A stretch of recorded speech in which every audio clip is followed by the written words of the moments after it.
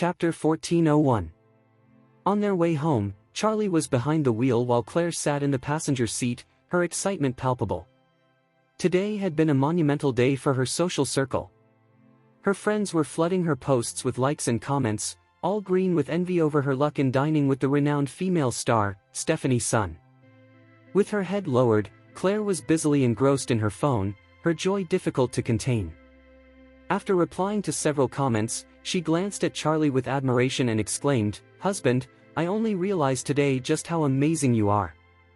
I never imagined that even a big star like Stephanie Sun would value your feng shui skills so much. Do you really have some hidden talent beyond just fooling around?" Charlie chuckled and replied, "I've never said feng shui is nonsense. You, along with your dad and mom, might think I'm just messing around. But feng shui is a valuable heritage passed down from our ancestors, and it follows strict principles." Claire nodded and said, "I know feng shui is an ancestral practice, and I believe in it. I just don't believe you can actually read it." Charlie asked curiously, "Why don't you believe I can read feng shui?" Claire replied, "Because I know you. As you said yourself, you grew up in an orphanage, and they don't teach feng shui there. After leaving the orphanage, you worked at a construction site until my grandfather arranged for me to marry you. After that, you've mostly been doing housework at home. I've never seen you seriously study feng shui." Charlie smiled and explained, "Feng shui is like academic research. While you were busy working, I spent my free time at home studying various things. The more you study, the more you understand." In truth, Charlie hadn't known much about feng shui until he obtained the apocalyptic book. His early training consisted mainly of Wing Chun, inherited from the Wade family's martial arts background. All his current abilities, medicine, alchemy, geomancy, and even mysterious metaphysical techniques, came entirely from the apocalyptic book. This was the greatest secret of his life, one he could never tell Claire and likely wouldn't tell anyone else either. Apart from the apocalyptic book, another major secret was his identity as the head of the Wade family. However, concealing this identity worldwide was nearly impossible, as the Wade family and its related forces were well aware of him. Only Claire and everyone else in Oris Hill remained completely in the dark. After arriving home, Claire continued replying to her social media notifications as she walked into the villa, clearly lost in her own thoughts. As Charlie parked the car and was about to get out, he received a voice message from Stephanie on WeChat. She said, "Charlie, my stomach hurts a bit. Can I take some Nova Diaz to ease it?" Charlie replied, "Daisy, if your stomach is uncomfortable, I can have Liam send you some. Don't worry, I'll make sure he brings enough. Will 10 boxes be enough?" Previously, Charlie had been cautious about distributing too much medicine since the launch of Nova Diaz had stirred quite a bit of controversy. But for Stephanie, he was willing to make an exception. Stephanie replied angrily, "Charlie, if my stomach hurts, shouldn't you come and deliver the medicine personally? I searched for you for so many years, and now I'm just asking for such a small favor. You're really disappointing me." Charlie sighed and said, "Daisy, aren't you laying the guilt on a bit too thick? In the end, you just need Nova Diaz. What difference does it make who delivers it?" Stephanie snapped back, "Who said I only want Nova Diaz? I want my fiancé back too. My stomach hurts, figure it out yourself. If you don't care about me, I'll complain to my dad. If that doesn't work, I'll tell your wife everything." Chapter 1402. Charlie felt embarrassed and blurted out, "Daisy, I already have a stable relationship with your sister-in-law. You can't interfere as a third party." Stephanie retorted furiously, "Third party? Wade, when I was only 4 or 5 years old, my parents already promised me to you. You and your wife have only been married for a few years." She continued angrily, "You disappeared for so many years. I never forgot you. I even kept the marriage contract from back then. It began in chaos and ended in abandonment. All these years, no matter who I met, I kept telling myself I would eventually find my fiancé. Now that I've finally found you, you dare call me a third party?" Stephanie's anger surged uncontrollably. Although she didn't want to dwell on Charlie's past betrayals, she instinctively yearned for his comfort. But being labeled a third party was the final blow, completely igniting her resentment. Earlier, while having dinner with Claire and chatting with Mrs. Wade, she had already been feeling low. Now, being called a third party despite holding a legitimate marriage contract with Charlie made her feel unbearably wronged. Through tears, she shouted, "Charlie! When you come to Eastcliff, I want you to read all the diaries I've written over the past 10 years. Start from the day you disappeared and read every single one. If you're not mentioned in them, I'll admit I'm wrong. You big pig. After all these years, you still treat me like this. Do you have any conscience at all?" Charlie felt a stab of guilt. Although countless people regarded him as a ruthless powerhouse, this girl dared to call him a pig without hesitation. Yet, he couldn't bring himself to feel angry. Instead, guilt overwhelmed him. Charlie was merciless toward his enemies, but he was deeply grateful to anyone who had shown him kindness, and Stephanie was no exception. Hearing her sobbing, he hurriedly said, "Daisy, I'm sorry. I shouldn't have said that. Please forgive me." Stephanie snapped, "Then what about my stomach pain?" Charlie replied without hesitation, "Wait there. I'll personally bring you the medicine." Stephanie asked, "Do you have Oracle Nova Dias with you?" Charlie admitted, "No, but I can go to the pharmaceutical factory to get it. I'll personally deliver it to your hotel. Is that okay?" Stephanie sighed softly and said, "Forget it. The factory is far, and it's already late. I don't want to trouble you. Even though I'm angry with you, I still care about you." At that moment, Charlie realized that Stephanie's stomach problem might not be something simple. While Nova Dias could relieve symptoms, it wouldn't cure the root cause. It was like throat lozenges, temporary relief without solving the real issue. Nova Dias was designed mainly for symptom relief. If Stephanie truly had deeper problems with her spleen and stomach, she needed proper treatment. With that realization, Charlie said firmly, "Stay at the hotel. I'll come over and give you a thorough treatment." Chapter 1403. Charlie wasn't very good at explaining to his wife, Claire, why he was going to see Stephanie. In the end, he simply told her that Liam had a temporary matter to attend to and that he needed Charlie's help. Claire didn't think much of it. She only reminded him not to stay out too late. After that, Charlie went back upstairs and took a bath by himself. Once he was done, Charlie got into his car and drove to the Shangri-La Hotel. Meanwhile, Stephanie was anxiously waiting for him in her luxurious suite, the presidential suite at Shangri-La. Coincidentally, this was the very room that Donald and his son, Sean, had once stayed in. The presidential suite at Shangri-La was famous for its extreme luxury and vast size, spanning hundreds of square meters. At that moment, however, Stephanie was the only one inside the enormous space. Her assistant, Sherry, was staying in a suite right next door. When Charlie rang the doorbell, Stephanie, wearing a satin nightdress, hurried over to open the door. The moment she saw him, her eyes lit up with joy. Still, she teased him playfully, "Oh? So you can put your wife aside just to come check on your childhood sweetheart fiancé?" Charlie laughed lightly and replied, "Didn't you say your stomach was uncomfortable? I came to help." "Humph." Stephanie snorted with a slight pout. "If you still have a conscience, then come in." She stepped aside to let him enter. After walking in, Charlie was startled by the sheer size of the presidential suite. He couldn't help asking, "Aren't you afraid staying alone in such a huge room?" "A little," Stephanie replied casually. Then she added, "Why don't you just stay here with me tonight?" Charlie cleared his throat and said seriously, "There should be boundaries between men and women. Besides, you're a public figure.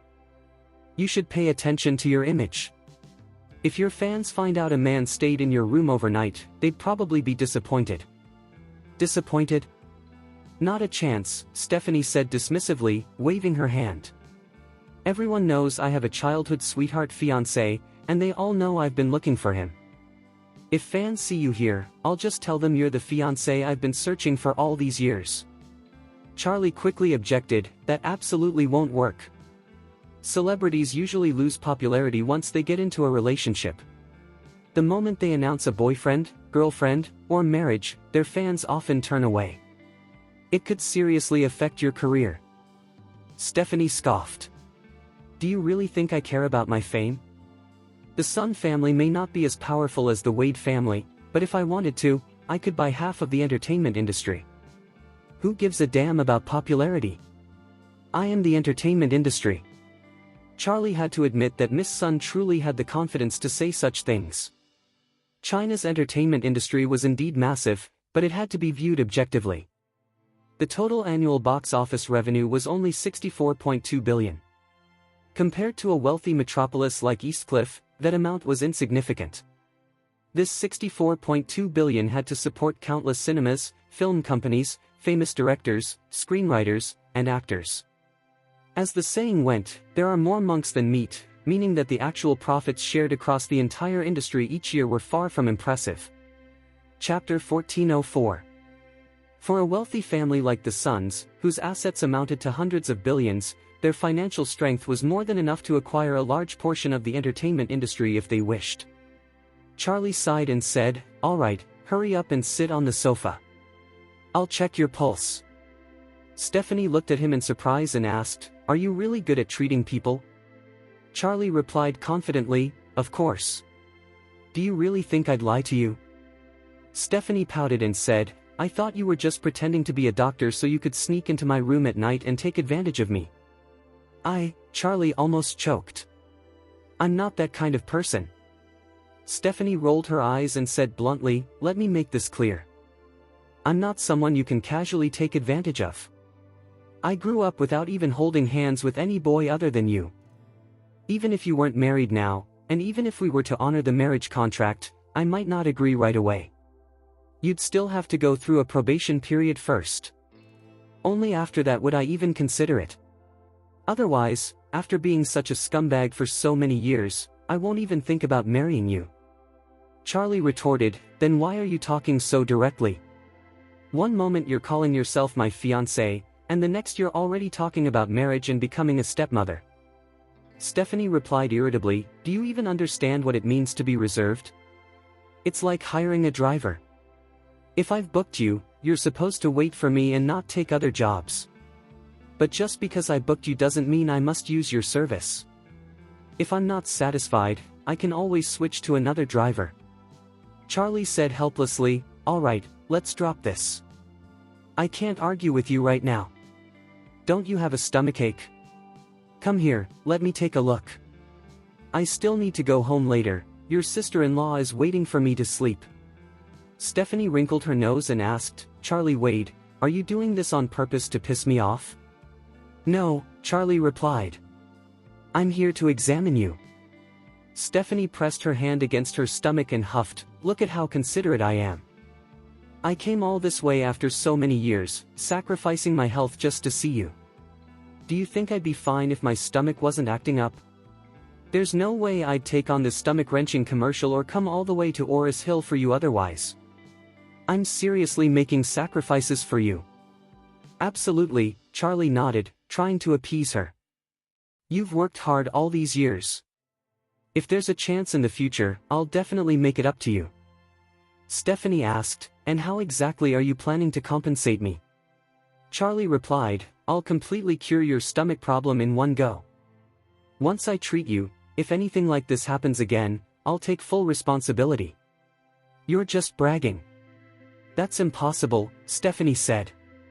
Even though she didn't believe him, she still sat down on the sofa beside him. Then she stretched out her right hand toward Charlie. Charlie gently placed his fingers on her wrist, appearing to check her pulse. In reality, he was channeling a small amount of Reiki into her body to assess her condition. Compared to Reiki, the essence of heaven and earth, ordinary medicine was insignificant. As the trace of Reiki entered her body, Stephanie immediately felt a warm and soothing sensation spreading through her spleen and stomach. Soon, she realized that the dull pain in her stomach had completely disappeared without her even noticing. Previously, she had suffered from pain, bloating, acid reflux, and a burning sensation that ruined her appetite. Now, all of those symptoms vanished in an instant. Chapter 1405. Stephanie felt a wave of relief wash over her as all the discomfort in her body vanished. Staring at Charlie in disbelief, she couldn't help asking, in Chinese medicine, pulse reading is only used for diagnosis, not treatment. How is it that after you checked my pulse, I feel completely fine? Charlie replied casually, there's an acupuncture point on your wrist that regulates the spleen and stomach. You thought I was just diagnosing you, but I was actually applying acupressure. Really? That's amazing! Stephanie exclaimed, clearly surprised. Charlie nodded and explained, it's similar to when you rub your temples to relieve a headache. My method just has a stronger effect. Feeling grateful, Stephanie said excitedly, Charlie, you're truly incredible.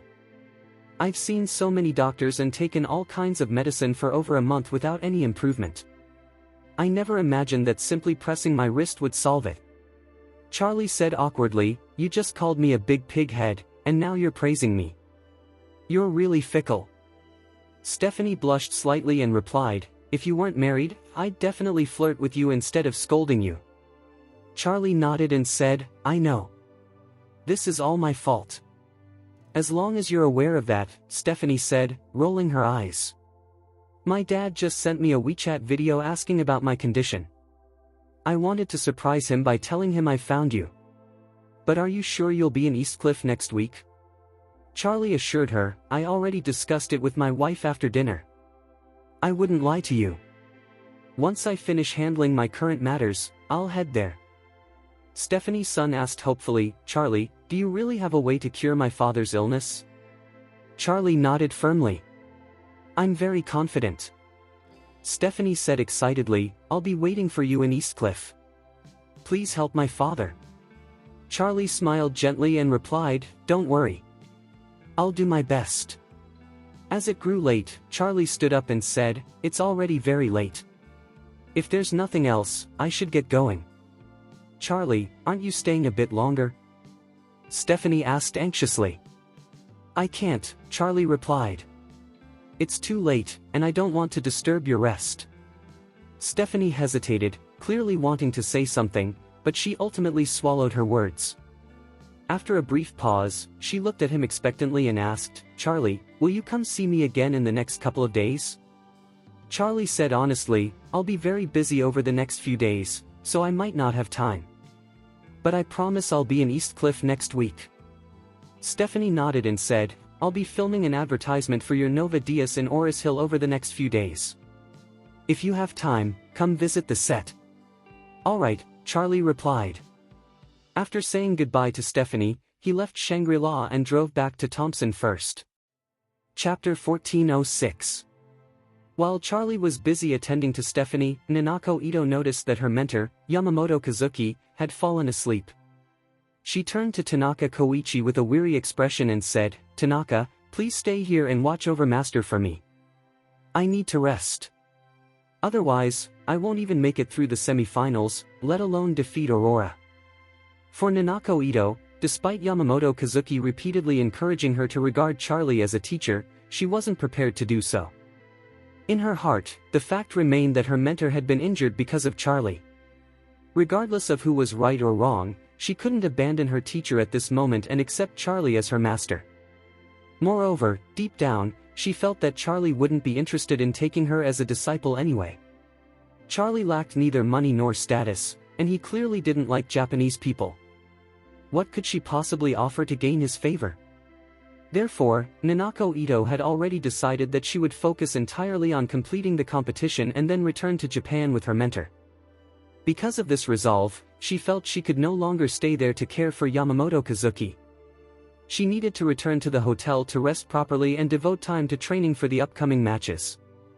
When Jiro Kobayashi learned that Nanako was returning to the hotel, he immediately said, Oh, Nanako, I was just about to head back to the hotel as well. Let's go together. Nanako Ito shook her head and replied politely, There's no need, Mr. Kobayashi. I'll just take a taxi. Jiro Kobayashi noticed that Nanako was deliberately keeping her distance from him, but he wasn't upset. He knew that a woman like Nanako Ito, rare as a precious gem, wouldn't be easily won over. In order to leave a good impression, Jiro Kobayashi decided to reveal an important piece of information. "Miss Nanako, let's go together. I just happened to be driving the car our branch purchased in Oris Hill." Before Nanako could refuse again, he added, "Actually, there's someone who can help Mr. Yamamoto. I know a person who has the ability to heal him." "Really?" Nanako Ito exclaimed, her eyes lighting up. "Mr. Kobayashi, are you serious? My master is in this condition. Can there really be someone in this world who can cure him?" Jiro Kobayashi replied calmly, "Miss Nanako, you've heard of Chinese medicine, haven't you?" "I have," Nanako nodded. "But from what I understand, Chinese medicine isn't very effective for serious conditions. It's usually better for treating minor issues like headaches or surface-level discomfort." She continued, "For example, acupuncture and cupping are popular among athletes around the world. Cupping, in particular, helps relax muscles and relieve pain. Even the famous swimmer Phelps used it during the Rio Olympics." Jiro Kobayashi nodded. "Those are only the most common applications of Chinese medicine. However, I've heard of extraordinary cases. There was once a famous doctor in Oris Hill who cured a patient suffering from severe paraplegia caused by a car accident, allowing them to recover in a very short time. Of course, Mr. Yamamoto's condition is somewhat different." Nanako Ito asked eagerly, "Are there really such incredible people in this world? Mr. Kobayashi, please tell me, who is this miraculous doctor?" Jiro Kobayashi smiled gently and said, "Miss Nanako, that's a long story. Why don't I drive us back, and we can talk on the way?" Realizing that Jiro Kobayashi was sincerely offering valuable information while also giving her a ride, Nanako Ito finally agreed. She nodded and said, "All right then. Thank you very much, Mr. Kobayashi." Chapter 1407. Jiro Kobayashi drove out of the hospital in a luxurious Mercedes-Benz sedan, accompanied by the quiet Nanako Ito. As they passed through the hospital gate, Nanako couldn't hold back her curiosity. "Mr. Kobayashi, who is this genius doctor you mentioned? Can you share his name with me?" Jiro Kobayashi nodded and replied, "Ms. Ito, to be honest, this brilliant doctor is Dr. Simmons. He is a renowned medical expert in China. Recently, he achieved a remarkable feat by curing high paraplegia, a condition previously deemed incurable in medical history." Nanako Ito, having always enjoyed good health, had never paid much attention to the medical field and was unfamiliar with Dr. Simmons. However, hearing Jiro speak so highly of him filled her with excitement. "Mr. Kobayashi, where can I find this genius doctor?" she asked eagerly. Jiro Kobayashi sighed, reflecting on the situation. Dr. Simmons operates a local medicine hall known as Serene Medical Clinic. However, he has a rather peculiar temperament and seems to harbor some bias against the Japanese. This makes it challenging for me to ask him to treat Mr. Yamamoto. Isn't money a solution to this problem?" Nanako inquired. Jiro shook his head. "If money were the answer, my eldest brother would not have met his demise in Oris Hill." Surprised, Nanako asked, "Mr. Kobayashi, are you suggesting that your brother was harmed by this genius doctor?" "No, that's not the case," Jiro quickly clarified. "My brother's death is connected to him, but it wasn't directly his fault." At that moment, Jiro Kobayashi found himself reflecting on the past. He thought, ultimately, my brother was a fucking idiot and a victim of his own choices. Although the person responsible for his death wasn't Charlie directly, they are certainly intertwined. He recalled how his brother had once coveted Dr. Simmons's miraculous medicine, believing he could steal it and return a hero. Unfortunately, his brother had been outsmarted by Dr. Simmons, who had manipulated the situation. In the end, even their shared father was caught in the crossfire of these events. Jiro's feelings were a mix of anger, gratitude, and a strange sense of relief. Meanwhile, Nanako was unaware of the depth of Jiro's thoughts and simply asked, "Do you know where the genius doctor's clinic is located?" "Yes," Jiro confirmed. "Would you like me to take you there now?" "Absolutely," Nanako replied enthusiastically. "I will do whatever it takes to persuade him to treat my mentor." Dr. Simmons had a structured routine. From Monday to Friday, he held consultations at Serene Medical Clinic, closing his practice on weekends to take breaks. He often traveled around Oris Hill with Zyla, sometimes offering free clinics and medications to elderly residents in rural areas.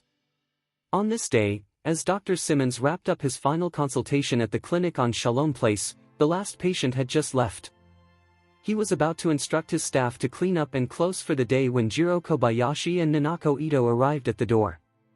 "Miss Ito," Jiro said before entering, "let's go in, but please, do not reveal my real name to him." Jiro was aware that his brother, Ichiro Kobayashi, had previously come to Oris Hill in an attempt to steal the miraculous medicine.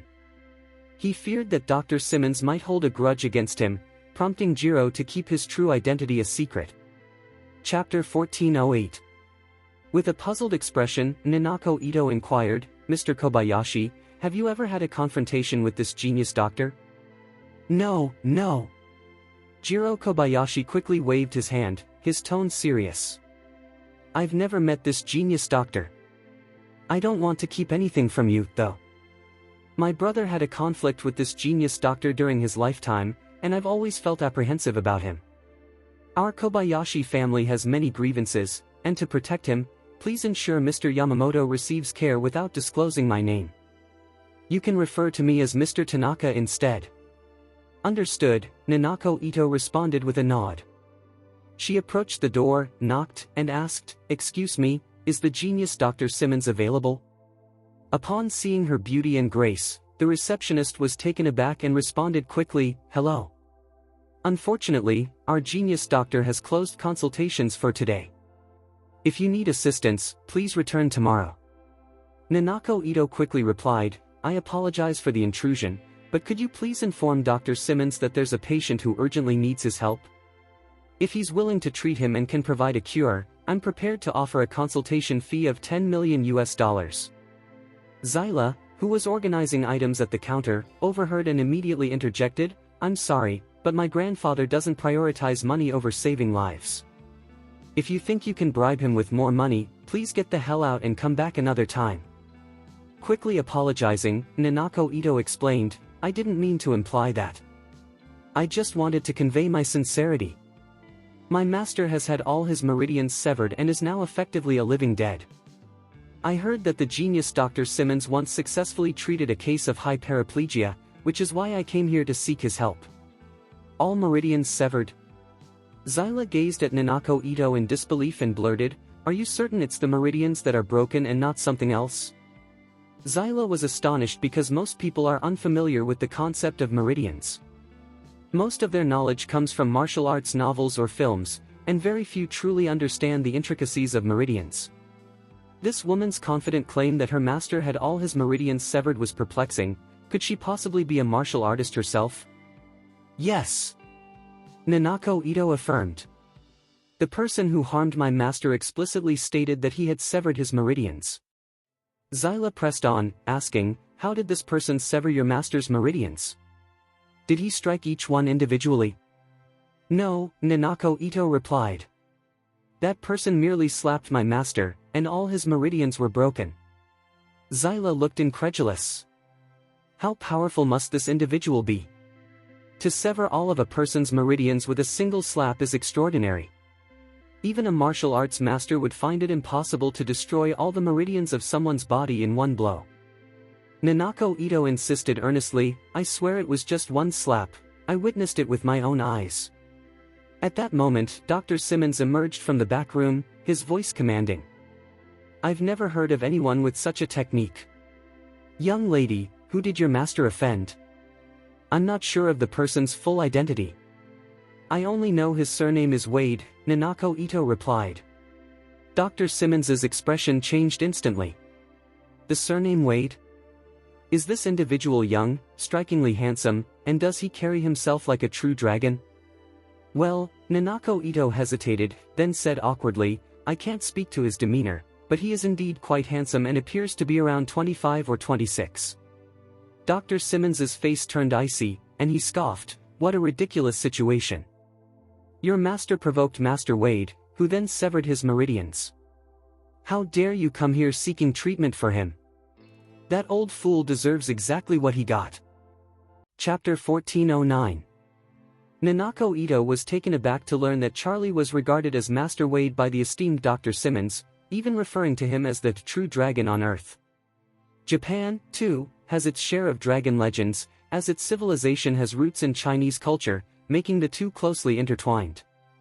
In Japanese tradition, dragons are revered as supreme beings, holding a status akin to that of deities. However, she couldn't fathom why this elderly doctor would label a young man as a true dragon. Unbeknownst to her, Charlie's profound impact on Dr. Simmons had completely reshaped the doctor's understanding, which had remained unchanged for decades. Dr. Simmons viewed Charlie's exceptional medical skills and unparalleled ability to refine medicine as unparalleled in his lifetime and in the entire world. This deep respect for Charlie stemmed from the significant benefits he had received from him, including a healing medicine and a rejuvenating pill that transformed his life. Such immense kindness was something Dr. Simmons would always cherish and never forget. At that moment, Nanako Ito noticed Dr. Simmons's growing anger. She quickly interjected, pleading, "It was just a moment of impulse that led my mentor to offend Mr. Wade. While he is certainly at fault, the consequences shouldn't be so severe. Please, show some compassion." Dr. Simmons waved his hand dismissively, his expression resolute. "Young lady, Master Wade has saved my life. I chose to remain in Oris Hill to open a clinic to treat the sick and help others solely as a way to repay Master Wade's kindness. Anyone who offends him becomes an enemy in my eyes. I am trying to be diplomatic here, and I do not wish to speak harshly to you, but I must ask you to leave. Don't make me throw your ass out." With tears in her eyes, Nanako Ito responded, "But a genius doctor like you is kind. You can't just turn away someone in need." Dr. Simmons replied, "A doctor's kindness is as heavy as a mountain, and I can stand with a clear conscience. There's no need for further discussion, I must insist you leave." He then turned to Zyla, saying, "Zyla, please see our guest out." Though Nanako Ito wished to plead further, Dr. Simmons had already turned away and strode back into the inner room. Before she could speak again, Zyla gestured for her to exit, saying, "Miss, please leave." With a heavy heart, Nanako Ito replied respectfully, "I apologize for the intrusion." She then turned and left, feeling defeated. Jiro Kobayashi had remained silent throughout, knowing better than to speak up. For him, flirting with girls was important, but staying safe was paramount. After all, his brother had encountered trouble at this serene medical clinic, and he had no intention of stirring up any shit. As they exited the clinic, Jiro Kobayashi gently advised Nanako Ito, "Don't take it too hard. This kind of hidden master can be quite peculiar. Let's head back to the hotel for a rest and return another day." There's a famous Chinese historical tale called 3 Visits to the Thatched Cottage, where a man visited Zhuge Liang 3 times before he agreed to come out of retirement. Perhaps we can take a similar approach with the Serene Medical Clinic. Nanako Ito shook her head, saying, "I saw the determination in the genius doctor's eyes. When he turned me down, he meant it without any hesitation. Even if I came back 3 times or 30, the outcome would likely remain unchanged. If there's a way to resolve this, it begins with Mr. Wade." Charlie? Chapter 14:10. Jiro Kobayashi suddenly felt a chill creeping down the back of his neck. He quickly exclaimed, "Miss Ito, you need to steer clear of that Charlie. He is incredibly dangerous, and you must limit your contact with him."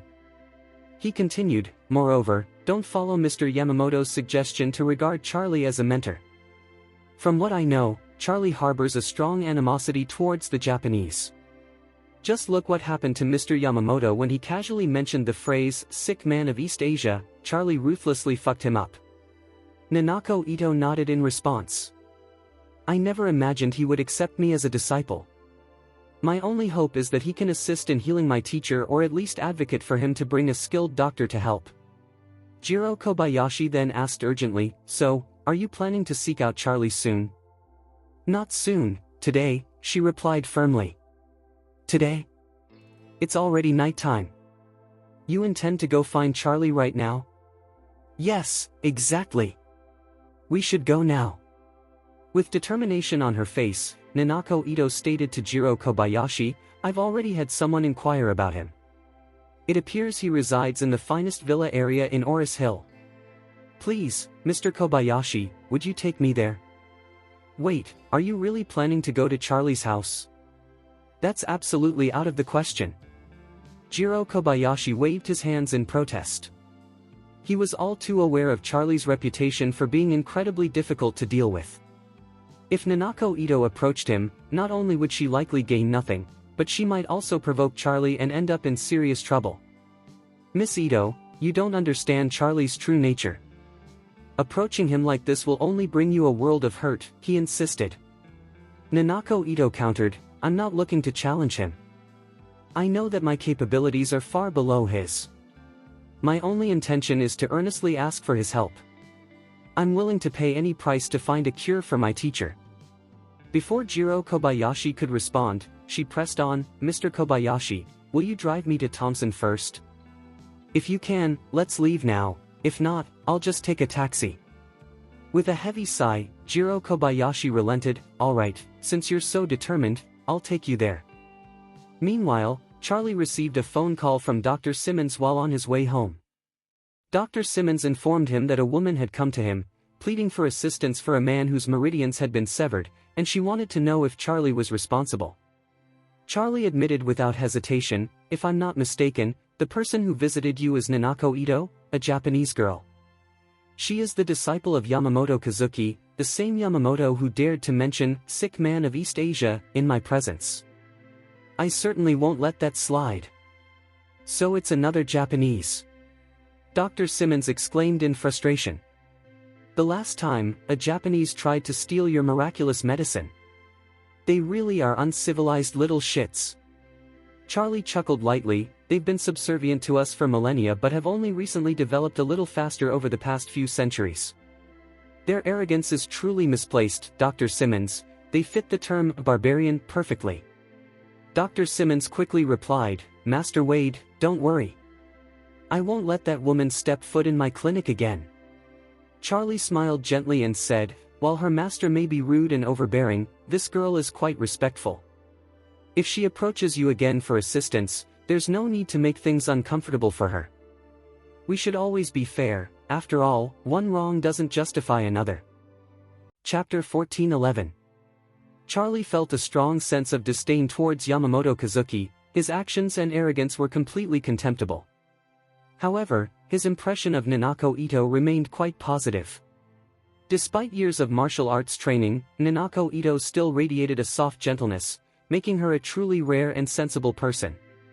Dr. Simmons, who had overheard Charlie, quickly responded, I know, Master Wade. Don't worry, if she visits again, I will do my utmost to treat her well. That's more than enough, Charlie replied. I'll be home shortly, so I won't keep you any longer. Understood, Master Wade. After ending the call with Dr. Simmons, Charlie drove into the Thompson First Villa area. As he neared his home, Charlie began to slow down. Suddenly, a figure darted out from the side, blocking his car. Charlie slammed on the brakes and, upon looking up, realized that the person in front of his vehicle was none other than Nanako Ito. He found himself puzzled. What the hell was this Japanese woman doing here? Nanako Ito possessed impressive strength for an ordinary person, which explained why she reacted so quickly. However, Charlie was curious about her purpose for coming to see him. At that moment, Nanako Ito stood in front of Charlie's BMW, silent but bowing deeply with a humble demeanor. Feeling exasperated, Charlie opened the door and stepped out of the car. He approached her and asked, Miss Ito, what brings you here? Nanako Ito lifted her head, her expression anxious. After a moment's hesitation, she suddenly knelt before him, pleading, Mr. Wade, please, I beg you to save my master.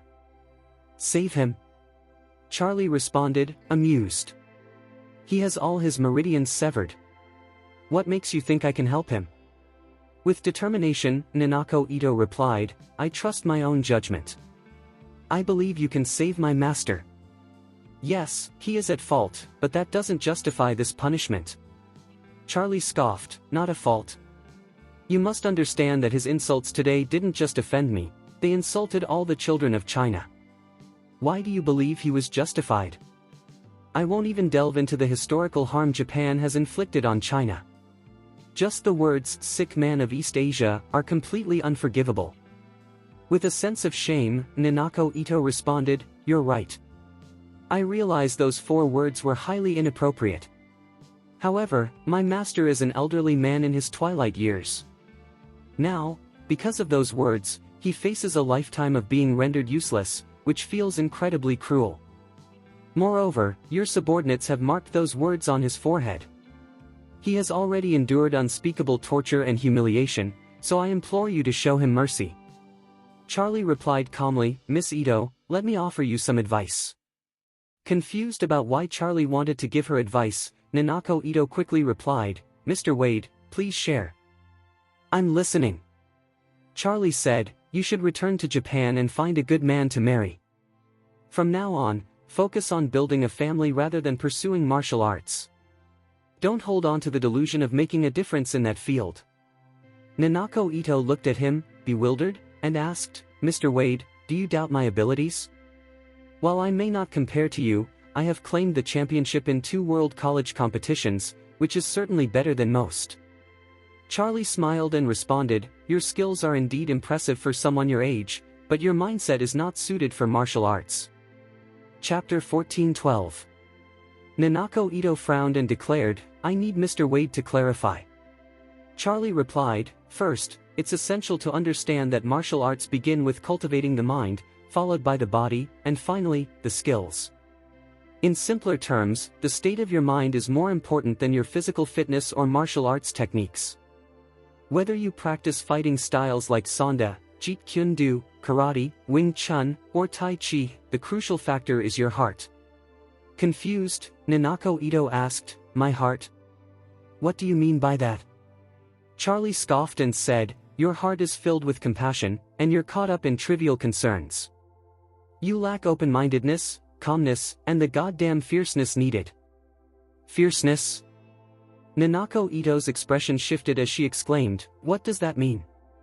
What do you mean by fierceness?" Charlie explained, "Fierceness refers to tenacity and a certain ruthlessness. For instance, if a wolf's companion is trapped by a hunter, the wolf will try to rescue it rather than plead with the hunter for mercy.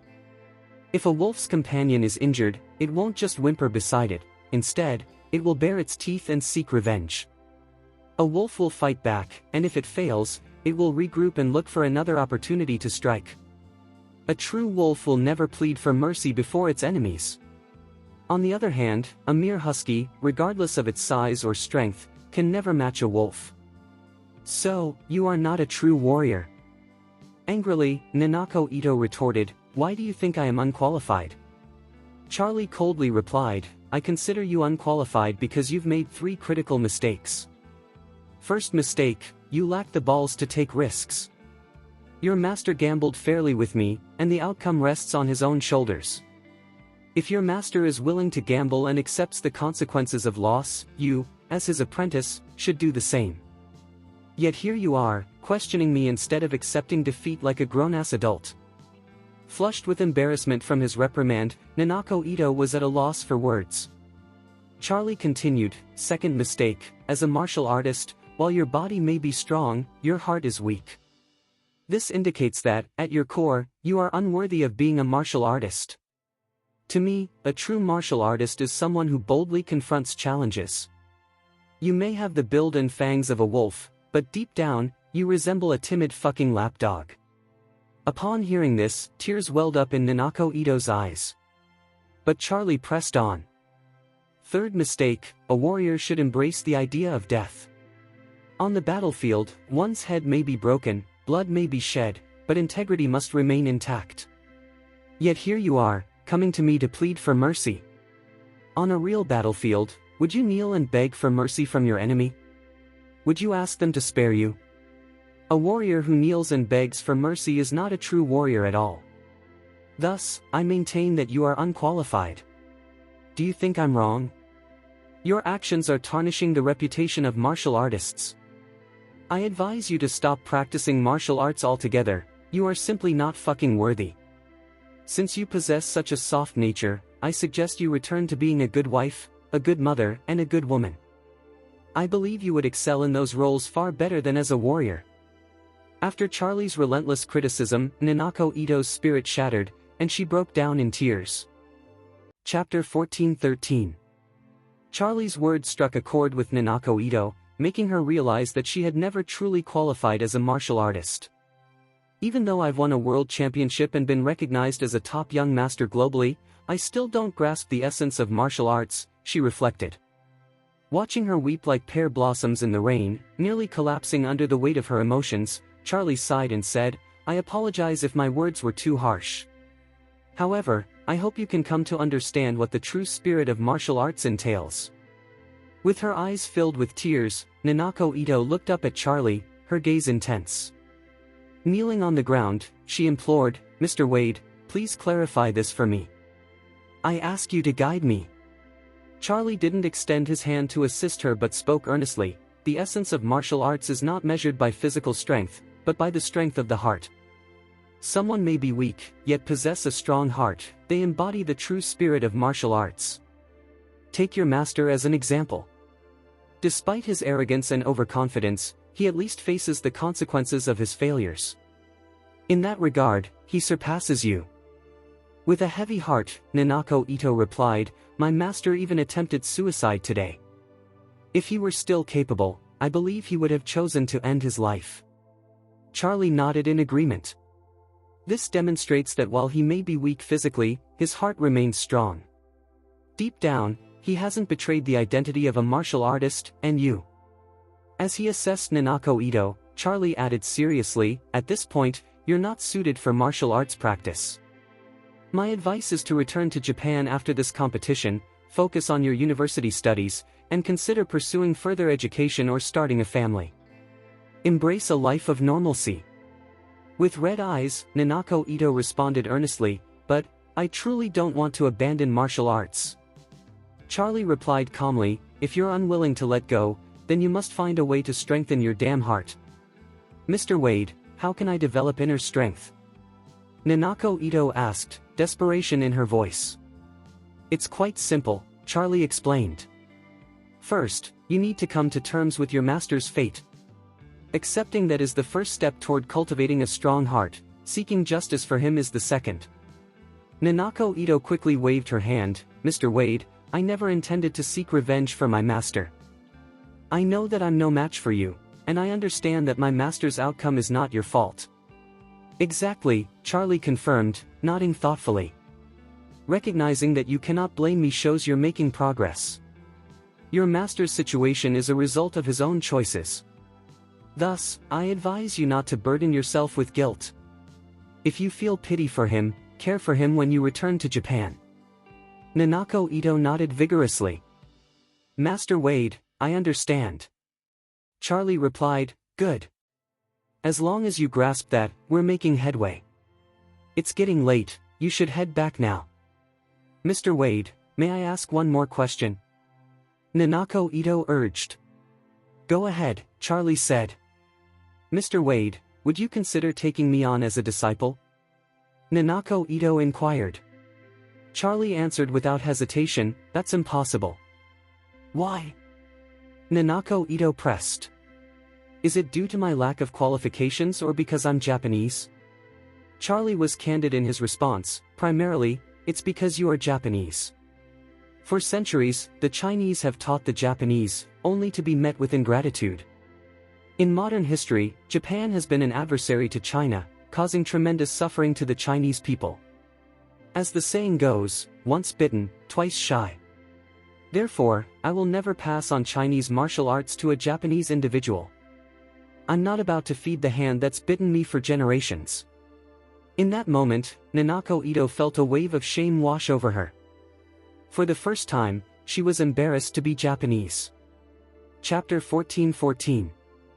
In a moment of urgency, she pressed her hands to the ground, lowered her head, and said, "Mr. Wade, Nanako sincerely apologizes to you and the Chinese people on behalf of all Japanese who have caused harm. I'm truly sorry. I vow to dedicate my life to repay Japan's debts." Charlie raised his hand, acknowledging her gesture. "All right, this may be an account that can never be fully settled. However, I appreciate your sincerity." After saying this, he reached out to help Nanako Ito up, adding, "You have 2 more matches ahead. Make sure to prepare well."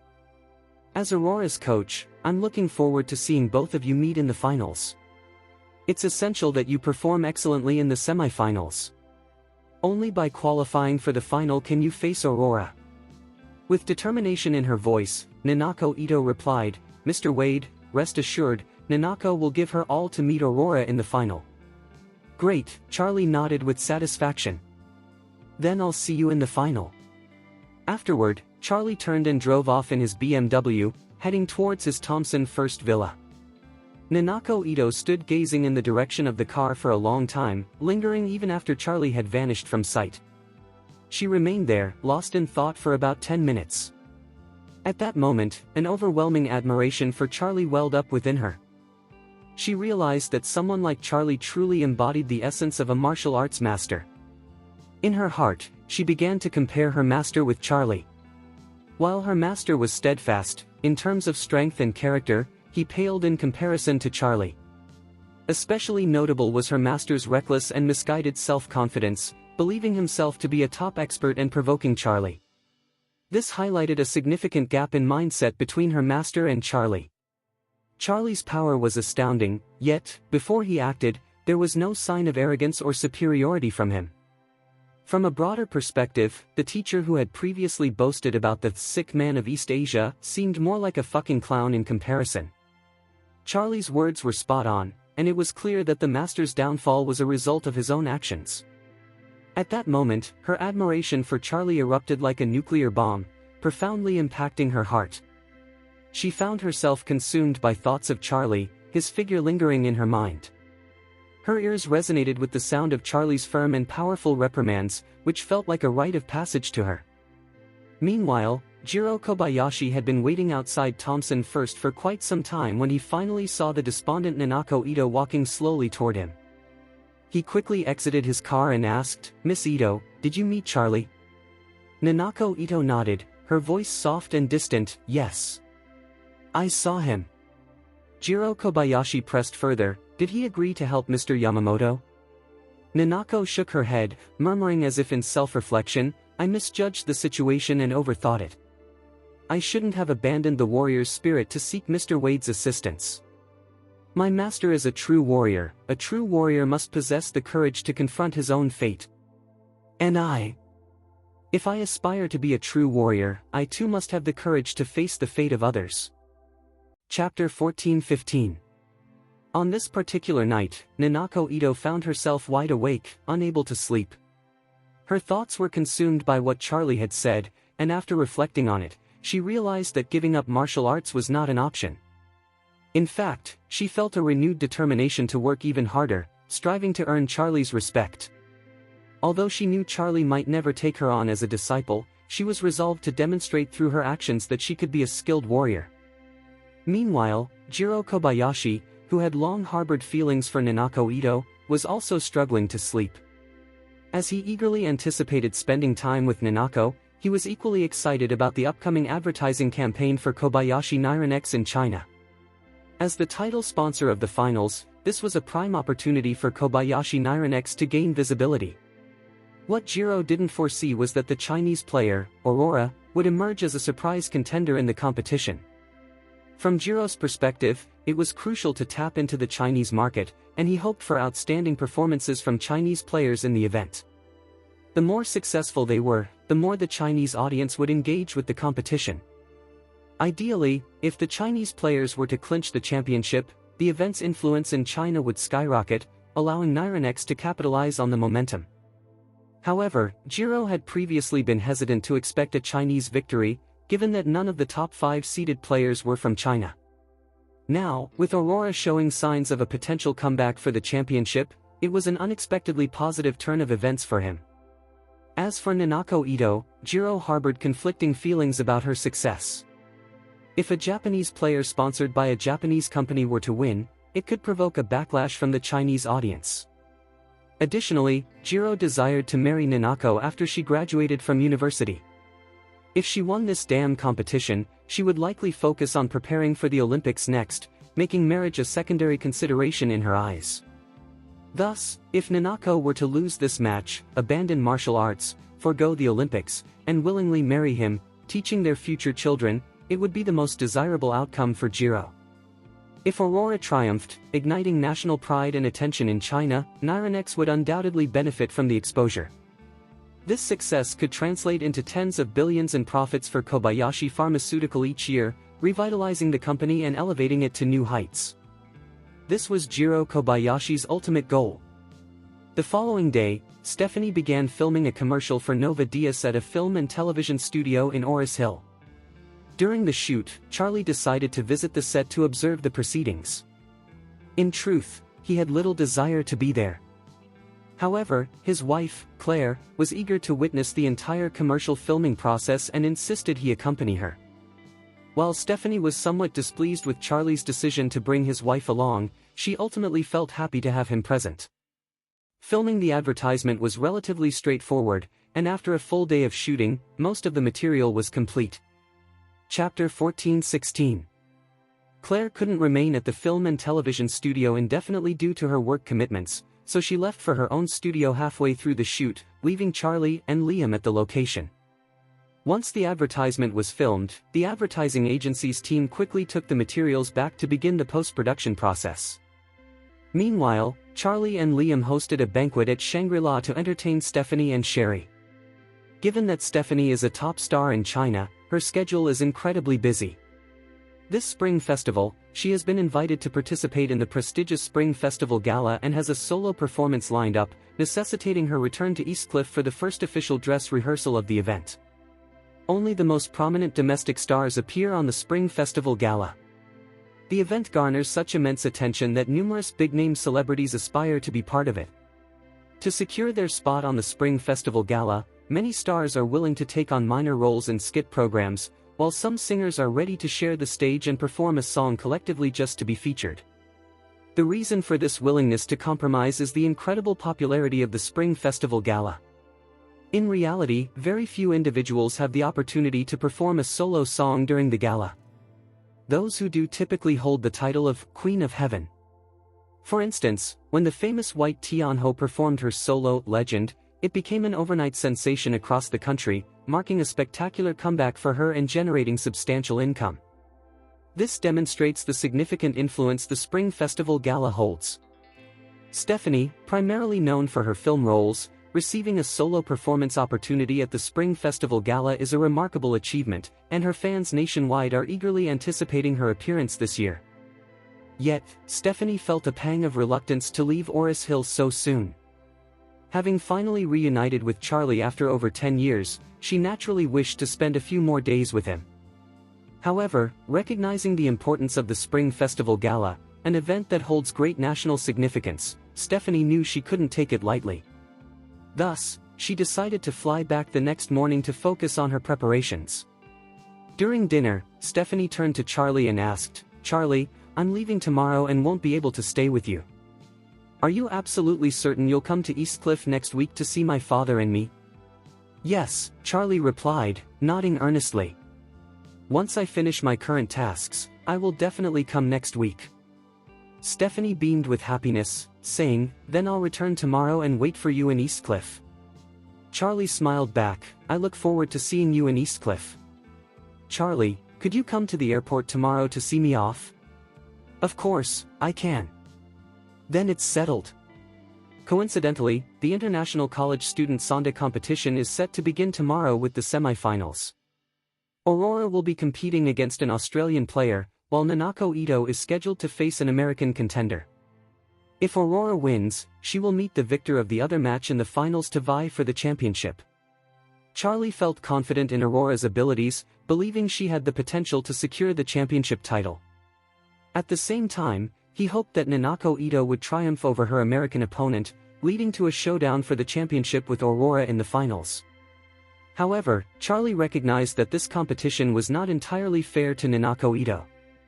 Originally, she had a strong chance to win the championship, but with Charlie's assistance in enhancing Aurora's physical prowess through Reiki and magical medicine, he essentially stole the title from right under Nanako Ito's nose.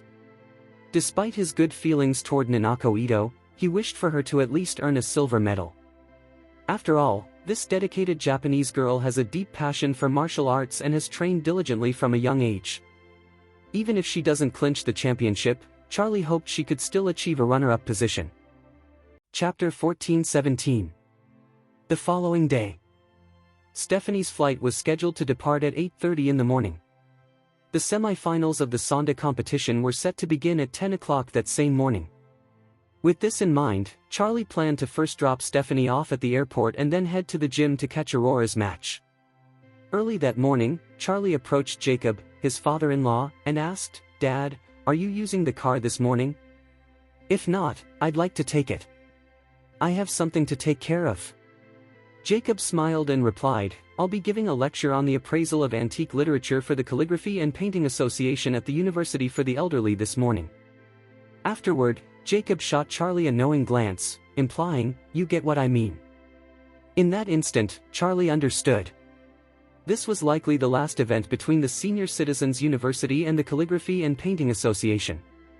Jacob was probably meeting with Matilda, and since his mother-in-law was unaware, he seized the chance to deepen his connection with her. Given that he was attending a lecture at the senior college, it was clear that his true intention was to see Matilda.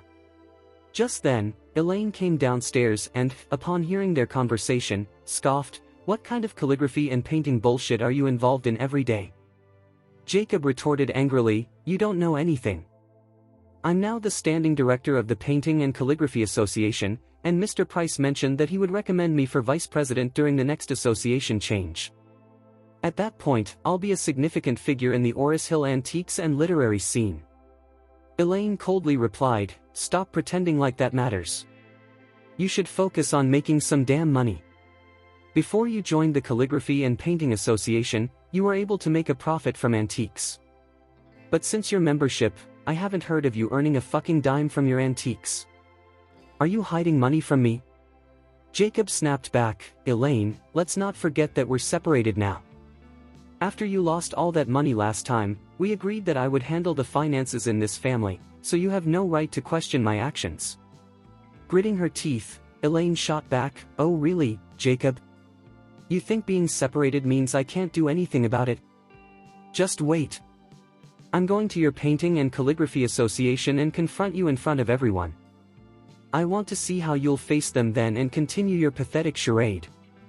With that, Elaine added, "One visit won't cut it. I'll make it a point to show up at your Calligraphy and Painting Association 20 or 30 times a month until you're satisfied." Jacob felt a wave of fear wash over him. He was well aware of Elaine's temperament. When she made a threat, she usually followed through. He had finally established a respectable position in the Calligraphy and Painting Association and was gaining some connections with Matilda. There was no way he could let Elaine jeopardize that. With her fiery personality and the fact that she had recently lost 2 front teeth, she was indeed stubborn. He couldn't allow her to embarrass him at the Calligraphy and Painting Association.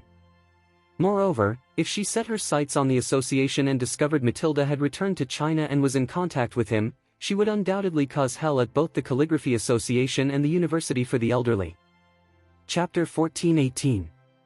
Jacob rushed to call for counsel and then turned to Elaine, saying, "You shouldn't try to fix everything with trouble, okay?" Elaine responded coldly, "You've claimed that this family is yours and that I have no right to interfere. If that's the case, then I won't cause any trouble. But how the hell am I supposed to establish my position in this family?" Jacob quickly admitted, "I misspoke. You absolutely have the right to take charge. Is this satisfactory?" Elaine replied triumphantly, "Since you acknowledge my authority, I'll take the reins now. Jacob, be honest with me, how much money do you have at the moment? You mentioned that the antique business was profitable." With a sad expression, Jacob said, "Profitable? Not at all. To be honest, I don't have a damn dime to my name right now, and the Calligraphy and Painting Association isn't bringing in any money. I used to make some profits selling antiques, but those days are gone. I bought a few cheap pieces of calligraphy and painting recently, but after selling them, I realized they weren't worth even $100, despite one costing me thousands." As he spoke, Jacob sighed regretfully, "I haven't been able to find Zachary lately. He used to help me sell things for a good price, but now it's like he's vanished off the face of the earth." Charlie found this amusing. In an effort to please him, Zachary had spent a fortune gathering a few worthless items from the old man, which was merely compensation. If this kept up, they would never amass billions of fortunes. It was clear to Charlie that Zachary was trying to avoid Jacob now.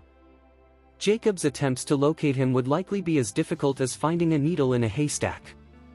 Elaine didn't buy his story and retorted, "Cut the crap, open up your mobile banking, Alipay, and WeChat wallets so I can see your balance." Jacob shot back angrily, "Why are you checking my accounts? When you lost all our family's money, I asked you to show me your balance, but you didn't. So why the hell should I show you mine now?" Elaine replied furiously, "Fine, if you won't show me, I'll grab my crutches and go to your painting and calligraphy association to make a scene. Elaine, always follow through on my threats." Fearful, Jacob quickly said, "All right, I'll show you." He proceeded to open his bank account, Alipay, and WeChat wallet one by one to show Elaine. After Elaine reviewed the accounts, disappointment washed over her. "Jacob, how did you manage this? Your bank card and WeChat combined only have $10,000. At 50 years old, this is all you have? Aren't you fucking embarrassed?" Jacob's face turned a mix of red and white as he replied angrily, "How can you even say that? This is everything I've saved up in my life, and you squandered it. How else could I end up so broke?" Elaine's expression flickered with embarrassment, but she quickly regained her composure. "As a man, it's your duty to provide for the family. Since we've lost our money, it's time for you to figure out how to earn some. Sitting around at that useless calligraphy and painting association won't help. Why don't you find a restaurant job and serve plates? You could earn $2,000 to $3,000 a month doing that." Jacob retorted, "Elaine, I'm a standing director of the Oris Hill Painting and Calligraphy Association. You want me to serve plates? What kind of standing director are you? If you're not making money, it's as good as worthless." Elaine yelled back, "Listen, once my legs heal and I'm able to go out, I plan to party with friends, play cards, eat and sing. You'll need to fund those activities. So, figure out a way to make money quickly, or I'll be on your ass every single day." Chapter 14:19. "You?" Jacob's eyes burned with anger. He felt utterly helpless against Elaine's cunning and relentless nature. This left him with a heavy realization: it's fucking frustrating when a skilled individual faces off against such unreasonable bullshit. At that moment, Charlie interjected, "All right, you two should stop bickering so early in the morning."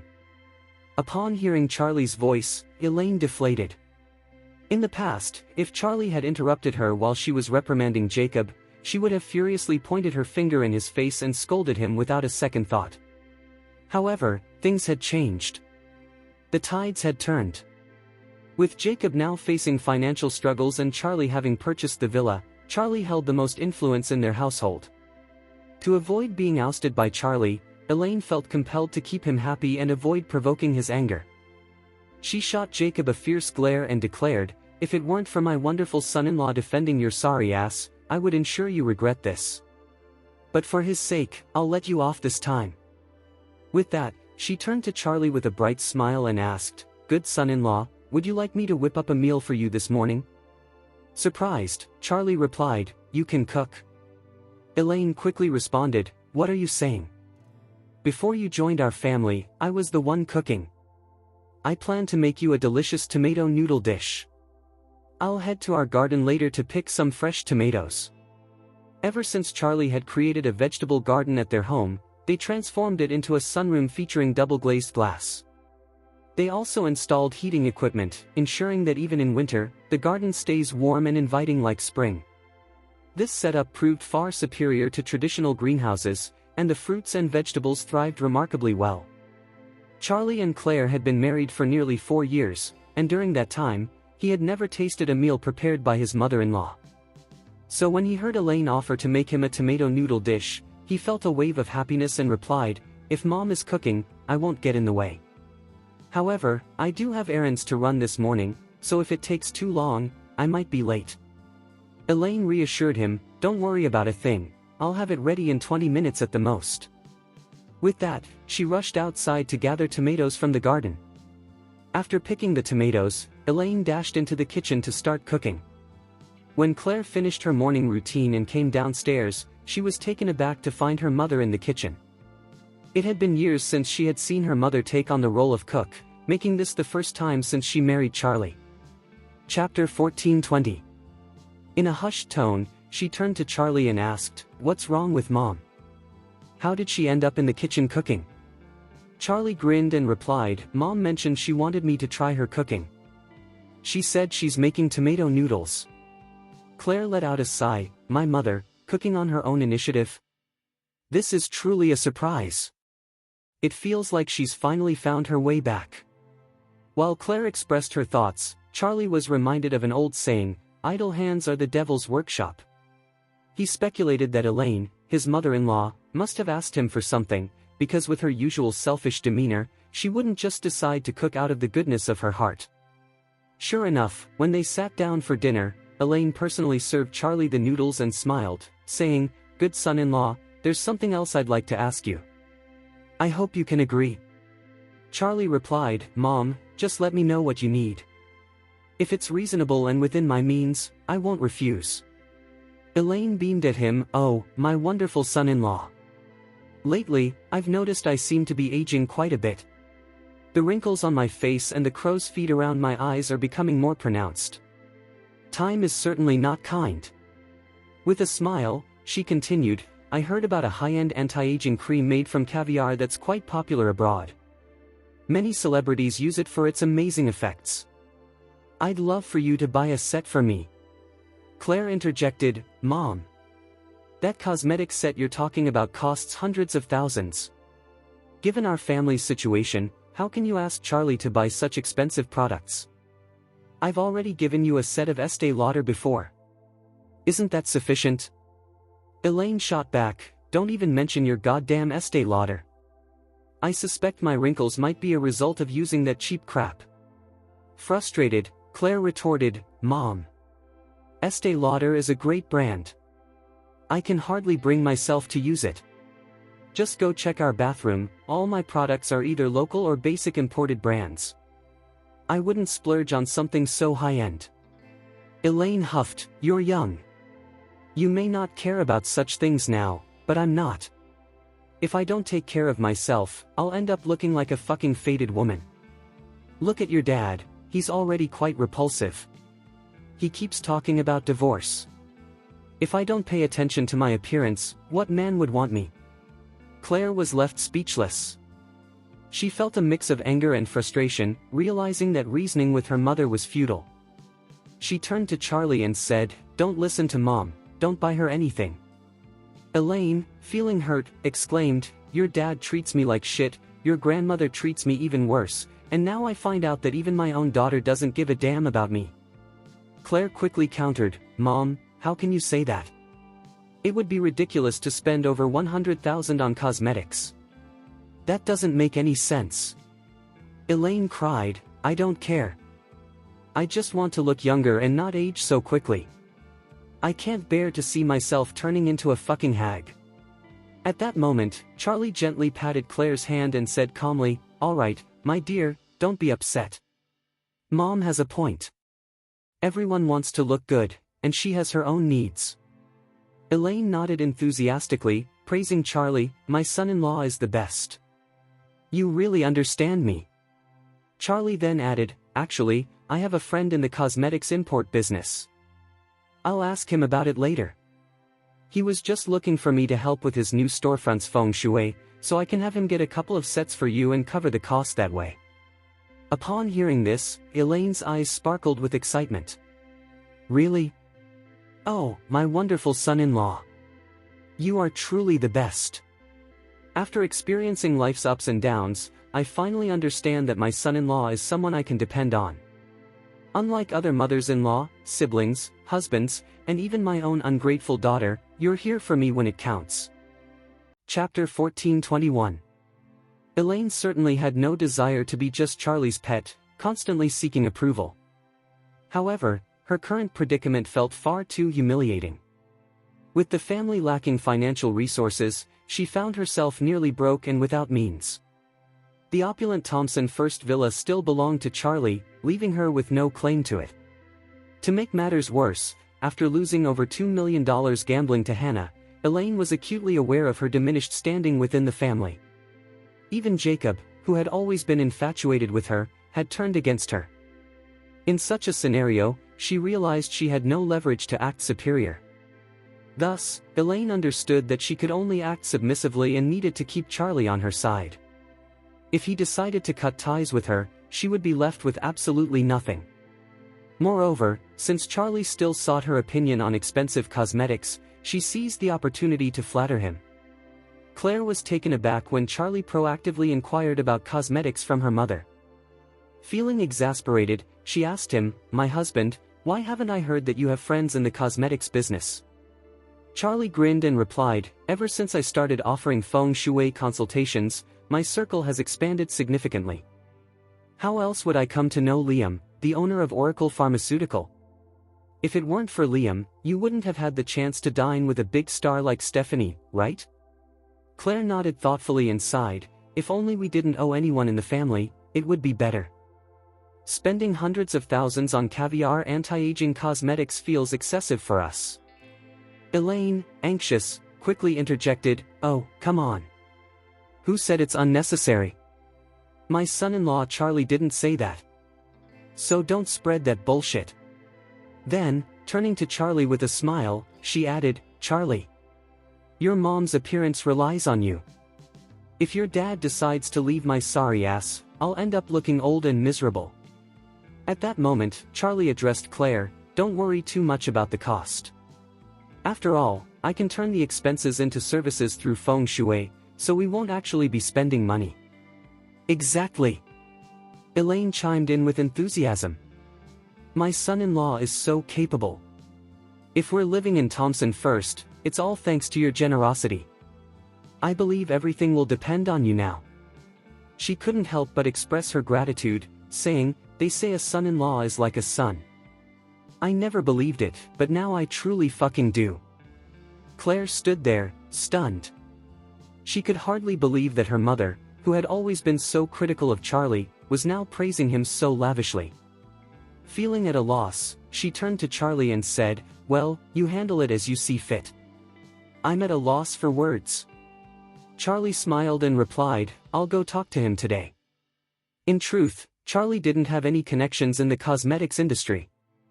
He had already made up his mind that after finishing his business today, he would purchase 2 sets of cosmetics as Elaine suggested, one for his mother-in-law and another for Claire. The reason for getting something for Elaine was her newfound respectfulness, which had pleasantly surprised him. What do men truly desire? Aside from the woman they love, isn't it about status and recognition? Charlie, as Master Wade, was respected by the upper class in Oris Hill, yet he had always been under Elaine's thumb at home.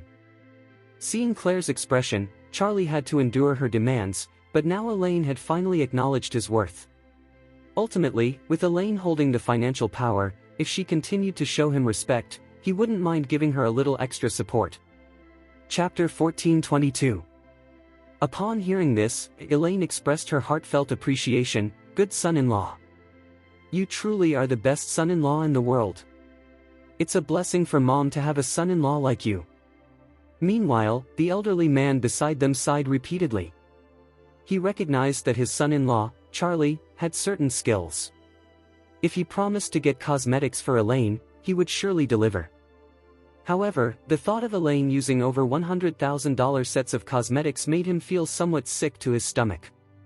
At that moment, Charlie turned to Jacob and asked, "By the way, Dad, are you using the car today?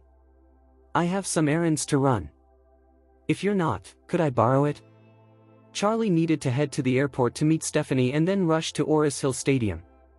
Not having a car would be quite inconvenient. Jacob quickly replied, "How about this? You can drive me to my elderly university later. They're having a working lunch there, so I won't be back for noon. I'll take a taxi to return after I finish my work in the afternoon."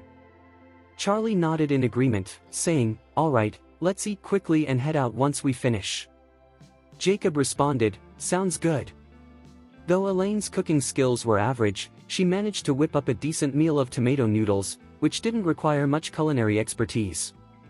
After finishing their meal, Charlie and Jacob hurriedly drove away. As Charlie pulled Jacob's BMW out of the driveway, Jacob commented, "Oh, Charlie, you really are foolish. Why would you promise that greedy bitch Elaine such expensive skincare? Just look at her, is she even worth it?" Charlie chuckled and replied, "Dad, it's just a few $100,000. It's not a big deal. Plus, I have friends who can help me get cosmetics easily." Jacob sighed, "Oh, what a goddamn pity." Charlie simply smiled and remained silent. To the older man, it felt like a waste for Elaine to use even a single dollar's worth of baby noodles. However, from Charlie's perspective, spending this little money was insignificant. He thought, it's not just about spending, he could easily call Isaac Cameron, Mr. White, or Mr. Quinton to help him acquire 10 or 20 sets. It was no trouble at all. The real advantage lay in how this small investment could win over his mother-in-law, making it an incredibly worthwhile endeavor. Jacob then hesitantly asked, "Hey, Charlie, can I, please?" Charlie nodded, "Dad, just tell me what you need. No need to be so formal with me." Jacob smiled, fidgeting with his hands, "If you have a way to get those cosmetics, could you get me an extra set?" Charlie replied curiously, "Dad, are you planning to use it yourself? It seems unnecessary, men find more flavor as they age."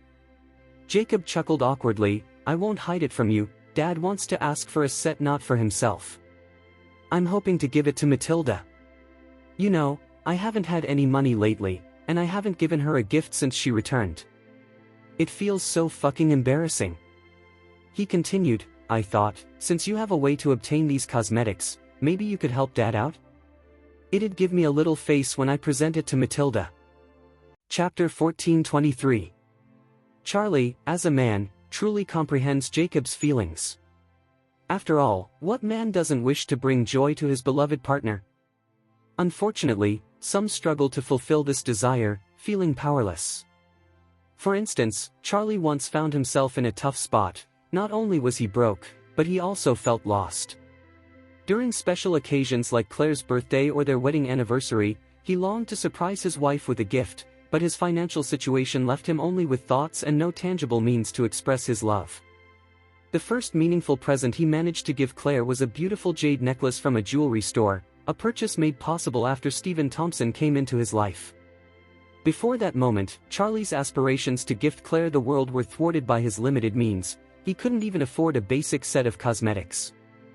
No matter Jacob's age, he remains deeply in love with Matilda, who has been absent from his life for over 2 decades. Naturally, he desires to present her with something special. Charlie completely understands this sentiment. With a generous spirit, he replied, "Sure thing, Dad. I'll prepare an extra set for you." "Fantastic!" Jacob exclaimed with excitement. "Good son-in-law, you're truly helping your dad out."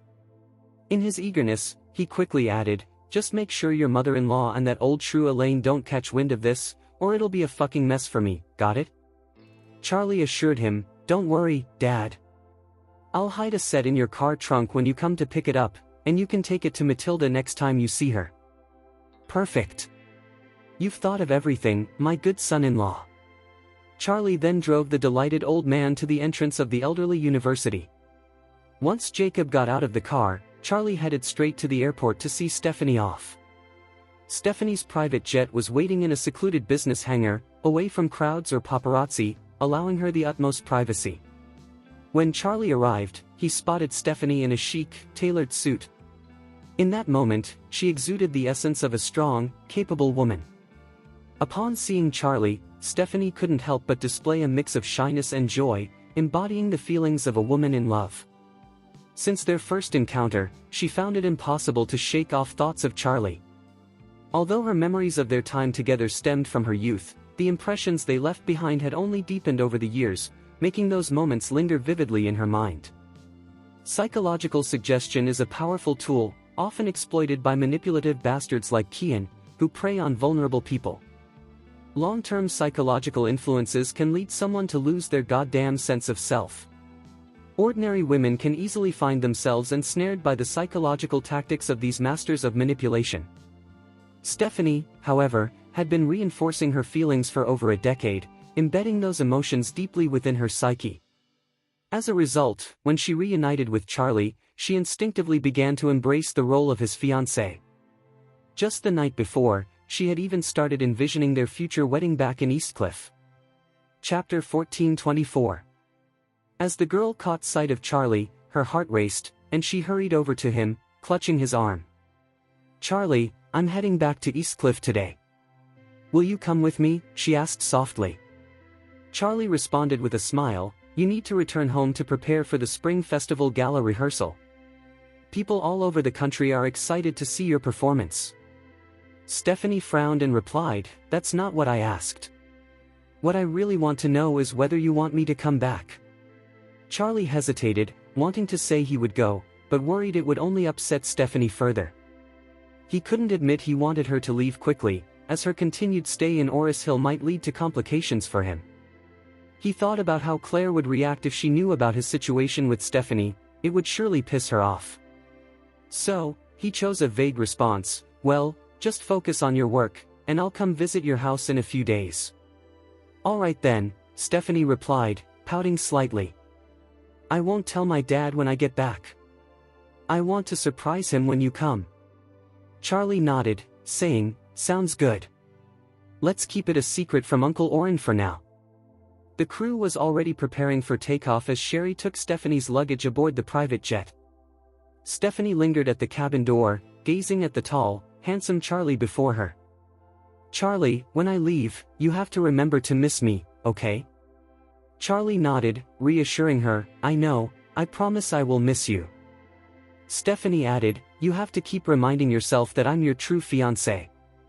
The other women are just passing through your life. Remember, my dad sees you as family, and you can't let him down." Feeling overwhelmed, Charlie replied, "Oh, I understand. But it's getting late, you should board the plane." Stephanie nodded, though reluctantly. "Well, I guess I'm off.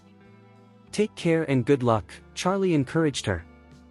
She bit her lip, mustered her courage, and leaned in to kiss him on the cheek. Blushing, she said, "This is your early reward." Surprised, Charlie asked, "Reward for what?" Stephanie grinned and replied, "A reward for remembering to miss me." With a blush still on her cheeks, she turned and walked back to the jet. As the cabin door closed, she waved goodbye to Charlie from the doorway. The aircraft engine roared to life, slowly moving out of the hangar. Charlie let out a sigh of relief and quickly headed back to the parking lot, driving straight toward the city center. Once on the road, he called Isaac Cameron. "Isaac, can you check if there's a high-end skincare brand that offers anti-aging caviar products?" Isaac responded, "Yes, there is such a brand available at Shangri-La. It's a top-tier skincare line, far superior to La Mer." Curious, Charlie asked, "Does Shangri-La really sell skincare products?" With a smile, Isaac explained, "Master, you may not know this, but Shangri-La has a large high-end shopping area within its hotel. They carry luxury brands like Hermès, Chanel, and Dior. This is a common trend among top hotels worldwide, offering guests everything they need for a lavish stay, including shopping without the hassle of leaving the hotel." Realizing the convenience, Charlie said, "All right, please order 3 sets of the caviar anti-aging cosmetics for me. Have someone deliver them to Oris Hill Stadium." Chapter 14:25. As Isaac Cameron rushed to purchase cosmetics for Charlie, Charlie had already made his way to the Oris Hill Gymnasium. Today marked the semi-finals of the tournament. In the previous match, Aurora garnered significant attention online by defeating Joanna with a single, stunning move, which propelled interest in today's game to an all-time high. The semi-finals attracted spectators from across the nation, leading to a surge of fans outside the Oris Hill Stadium, many of whom bought tickets at inflated prices just to witness Aurora's journey to the finals. Inside and outside the venue, advertisements for Kobayashi's Nyronex were prominently displayed. As the title sponsor, their branding was ubiquitous. A simple camera shot would reveal their ads in nearly every frame. Additionally, the TV broadcast of the game consistently showcased the Kobayashi Nyronex logo in the lower right corner of the screen. Even more impressive, several online streamers were present, broadcasting live to their audiences and further amplifying Nyronex's visibility. It was evident that Kobayashi's Nyronex had captured a substantial amount of attention. Jiro Kobayashi was thrilled by the overwhelming response. Initially, he had underestimated the game's potential to draw crowds, but he was pleasantly surprised that the naming rights, acquired at a low cost, had turned into a lucrative opportunity thanks to Aurora's spectacular performance. Upon his arrival at the gymnasium, Charlie headed straight to the players' lounge at the back. Inside, he found Aurora energetically warming up, accompanied by Mr. Quinton and Stephen Quinton. As Charlie entered, Aurora rushed over, beaming with excitement. "Master Wade, you're here." Charlie nodded and smiled, asking, "Aurora, how are you feeling today?" Aurora replied eagerly, "Master Wade, I feel fantastic. Don't worry, I'm determined to win this match." Charlie chuckled and said, "With your current skills, I doubt any fucking contender in this competition can match you. You should focus on making your performance even more spectacular." Aurora blushed slightly and inquired, "Master Wade, oh no, I mean Coach Wade, how can I make my game more beautiful?" Charlie responded with a calm demeanor, "It's quite simple, just like last time, aim to win with a single goddamn move." From Charlie's perspective, the ideal way to triumph in a contest between warriors is by securing victory in one decisive strike. While the thrill of a prolonged battle can be exhilarating, the duration often indicates that the competitors are evenly matched. Aurora's abilities currently far exceed those of her opponents, however, she does lack tactical experience. With more practice, her combat skills could significantly improve. Feeling a bit uncertain, Aurora was nonetheless encouraged by Charlie's faith in her. She nodded resolutely, declaring, "Coach, don't worry, I'll give it my all." Meanwhile, in another lounge, Nanako Ito sat wrapped in a blanket, her eyes closed. Both Tanaka Koichi and Jiro Kobayashi stood nearby, with Tanaka holding a mobile phone that was streaming video footage of Kazuki Yamamoto, who was lying in a hospital bed. On the other end, Kazuki Yamamoto remained silent, watching his student intently through the lens of Tanaka's phone. Worried about Nanako Ito's mental state, Kazuki Yamamoto observed her closely, hoping to provide support from afar. Chapter 1426. The arrival of Charlie completely changed how both the master and apprentice perceived their situation, delivering a significant blow to their spirits. Despite this, Yamamoto Kazuki remains hopeful that Nanako Ito will perform admirably. Even if she doesn't secure the championship this time, given her skills, achieving a runner-up position would still be commendable. However, if her performance falters, she might not even secure the runner-up spot. Fortunately, after reviewing the footage, he noticed that Nanako Ito appeared to be her usual self. Nanako is not the type to get overly excited. She typically remains calm before competitions, often closing her eyes to rest, just as she is doing now. As the time approached for her to enter the venue, Tanaka Hiroichi announced, "Miss, I will exit the venue in 5 minutes." Nanako Ito opened her eyes and nodded gently, acknowledging, "I understand." Tanaka continued, "Miss, I'm discussing the video with Coach Yamamoto. Is there anything else you'd like to ask him?" With that, he switched the camera to show Nanako Ito on the screen. Upon seeing the frail Yamamoto Kazuki lying in a hospital bed, Nanako Ito respectfully inquired, "Master, how are you feeling now?"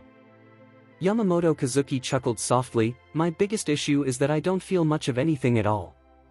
Feeling concerned, Nanako Ito quickly apologized, "I'm sorry, Master, that wasn't my intention." Yamamoto Kazuki smiled reassuringly, "It's alright, I've come to terms with my shitty situation."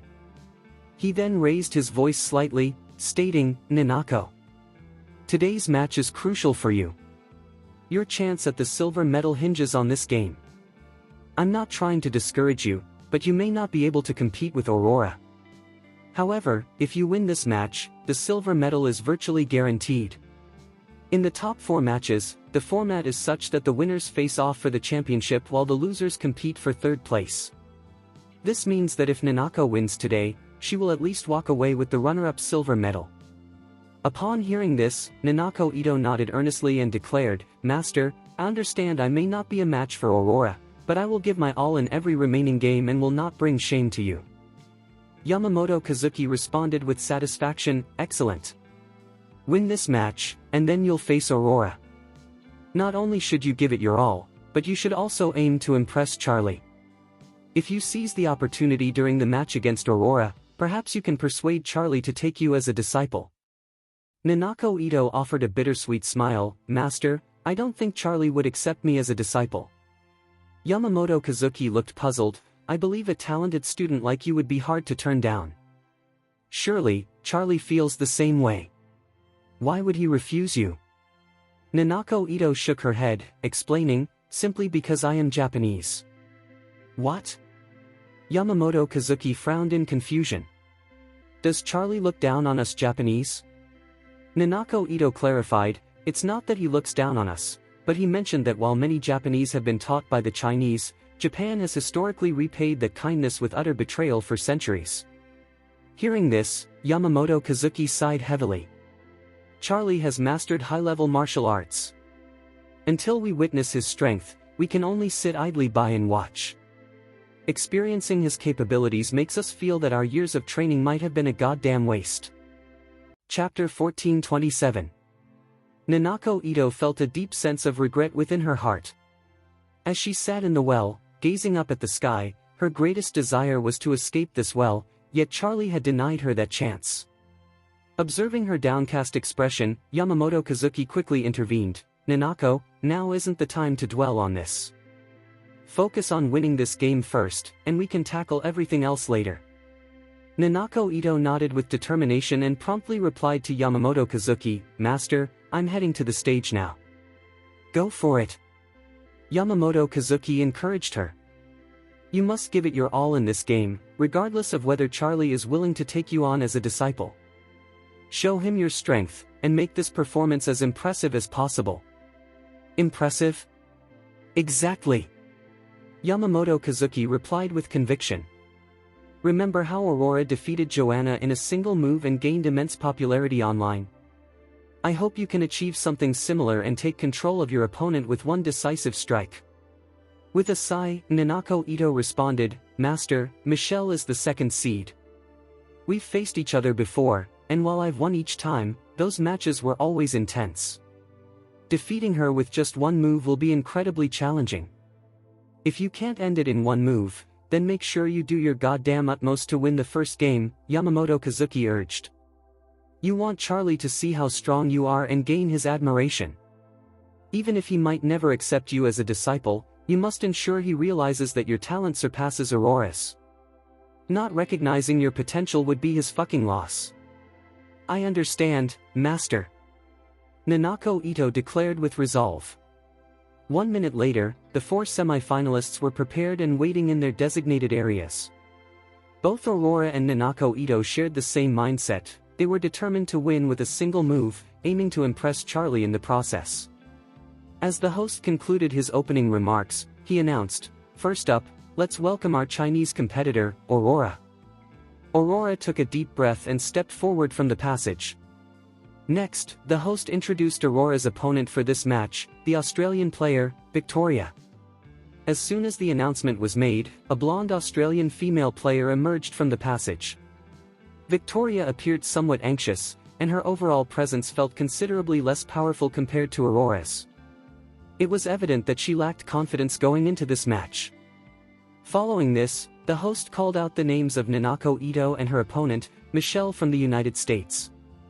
Both Nanako Ito and Michelle maintained their composure, their eyes reflecting a strong desire to win this match. Michelle, being the second seed in the competition, was nearly on par with Nanako in skill. After witnessing Aurora's previous performance, she understood that her chances of claiming the championship were slim. Thus, like Nanako, she hoped to win this match and secure the silver medal for second place. In fact, Michelle had a more pragmatic approach in mind. She believed that as long as she won this match, she could simply forfeit in the final against Aurora, admitting defeat without hesitation. This tactic would allow her to still earn the silver medal while mitigating any risk of injury. After all, Aurora had demonstrated overwhelming strength in her last match, and Michelle worried that if they faced off in the final, she might get hurt. Participating in numerous competitions each year means that losing one match isn't a major setback. However, being sidelined for an entire year due to injury would not be worth the sacrifice. Chapter 1428. At this moment, the 4 contestants have entered 2 separate arenas. One arena is positioned on the left, while the other is on the right, both surrounded by an enthusiastic audience. Today, every seat is filled, and the cheers, whistles, and claps from the crowd resonate endlessly before the match begins. Charlie stands behind Aurora in the ring, fulfilling the role of her coach in this sanda competition. The coach of Aurora's opponent is visibly anxious, glancing at Aurora on the ring and holding a towel in his hand, ready to throw it in at a moment's notice if his fighter is unable to continue. In the ring, Aurora fixes her gaze on her opponent, Victoria, her expression serious. Before Charlie helped her enhance her physical abilities, Aurora struggled against Victoria. The Australian fighter's height and physical prowess had made her a formidable opponent. However, now Aurora feels confident in her ability to defeat Victoria. Her mind races as she contemplates the best strategy to secure her victory. Meanwhile, in the other arena, Nanako Ito is wrestling with similar thoughts. Her focus is not on her opponent, Michelle, but rather on Charlie, who is coaching the other ring. Even though Charlie isn't looking her way at the moment, Nanako is convinced that if she performs exceptionally well, he will surely notice her. What does it mean to perform exceptionally well? She believes it means defeating Michelle in a single move, just as her master advised. At that moment, the referees in both rings simultaneously announce the start of the matches. Aurora locks eyes with Victoria, poised to exploit any weaknesses she can find. Victoria, feeling a sense of rivalry, is reluctant to make the first move and instead adopts a defensive stance, keeping a close watch on Aurora. In the other ring, as soon as the match commences, Michelle charges at Nanako Ito with a loud yell. For Michelle, the desire to defeat Nanako has been building, and recognizing her own limitations compared to Aurora, she channels all her energy into this match against Nanako. The American mindset in combat is typically aggressive, launching an all-out assault right from the start. Nanako finds herself dodging quickly, evading Michelle's relentless attacks. Although she feels the pressure, Nanako refrains from retaliating. She is determined to impress Charlie by defeating Michelle in a single decisive move, so she must wait for the perfect moment to strike. Aurora is now closing in on Victoria, skillfully maneuvering while looking for her opportunity to attack. However, Victoria remains cautious, continuously retreating to maintain a safe distance. As Victoria finds herself cornered by Aurora, an opportunity arises. Aurora seizes the moment and dashes toward Victoria with swift agility. Victoria, taken aback, positions her arms defensively, bracing for Aurora's impending assault. Aurora charges forward, and with a sudden leap, she extends her left leg before launching herself more than half a meter ahead, twisting in midair as her right leg sweeps toward Victoria. Chapter 1429. In the air, the sound of Aurora's voice pierced through the sky. Victoria's expression was one of shock. Having witnessed Aurora's match against Joanna, she knew just how explosive Aurora could be. With this kick, she feared she might be sent flying out of the ring, just like Joanna had been. In a split second, she retracted her right leg, positioning her left and right legs in a triangle shape against the ground to enhance her stability. With her arms raised in front of her, she braced herself to absorb Aurora's impending strike. However, she was not Joanna, and had no way of knowing just how powerful Aurora's kick truly was. Suddenly, a tremendous force slammed into her arms, and she heard two sharp cracks as both of her arms were broken from the impact. Overwhelmed by excruciating pain, she was unable to withstand the relentless force and, much like Joanna in her earlier match, was launched backward into the air. A wave of gasps erupted from the audience. No one could have anticipated Aurora's sheer, goddamn strength. Victoria's coach, witnessing the scene, looked horrified. He quickly tossed a towel into the air and rushed towards Victoria, filled with concern. Moments later, doctors took Victoria away, her face etched with pain, while Aurora celebrated her victory and advanced to the finals. The crowd erupted in cheers, marking an unprecedented achievement for Chinese players in the college sanda competition finals. Meanwhile, in a different part of the arena, Nanako Ito was being pummeled by Michelle from the United States. She stood still, allowing Michelle to land several blows to her face, leaving her with bruises and blood at the corners of her mouth and eyes, creating a dismal sight. Michelle couldn't understand why Nanako Ito was only defending and not fighting back. Seizing the opportunity, she continued to unleash a flurry of punches on Nanako. In Michelle's mind, Nanako must be in a weakened state, and she was determined to capitalize on this chance to claim victory decisively. Though Nanako felt sharp pain from her injuries, she resisted the urge to retaliate. In her mind, she reminded herself, I can't act impulsively. I need to win with a single, powerful move. I must impress Charlie. Michelle, unleash your full strength. I won't fight back. Not until I find your critical weakness. To me, you are not my enemy, you're merely a stepping stone to prove myself to Charlie. Unaware of Nanako's thoughts, Michelle felt she had finally found her chance for revenge. Having been defeated by Nanako numerous times in the past, today she aimed to triumph gloriously in front of everyone. With that thought in mind, she unleashed a barrage of fierce punches at Nanako. Meanwhile, the referee at the other side of the ring had already declared Aurora the winner. Aurora dashed off the stage in excitement and embraced Charlie, her joy palpable. Charlie gently patted her back and said with a smile, "Don't get too carried away just yet. You have another match in 2 days. Go take a shower and change your clothes." Aurora nodded eagerly, her admiration evident as she exclaimed, "Coach Wade, you better wait for me. Don't leave while I'm changing." Charlie replied, "All right, I'll be waiting." Feeling a sense of relief, Aurora bowed to the audience before heading back to the backstage rest area. Charlie turned his attention back to the thrilling battle unfolding in the adjacent ring. Chapter 1430. From a distance, he felt a wave of surprise wash over him. He never anticipated that Nanako Ito would be on the receiving end of blows from the American girl. She appeared so passive, unable to defend herself. Her once beautiful face was now marred with bruises and blood from relentless strikes, particularly a disturbing crack at the corner of her right eye.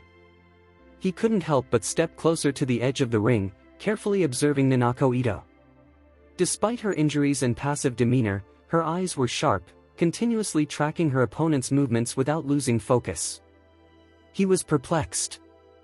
If Nanako Ito was so attentive to her opponent, why wasn't she fighting back? What the hell was she waiting for?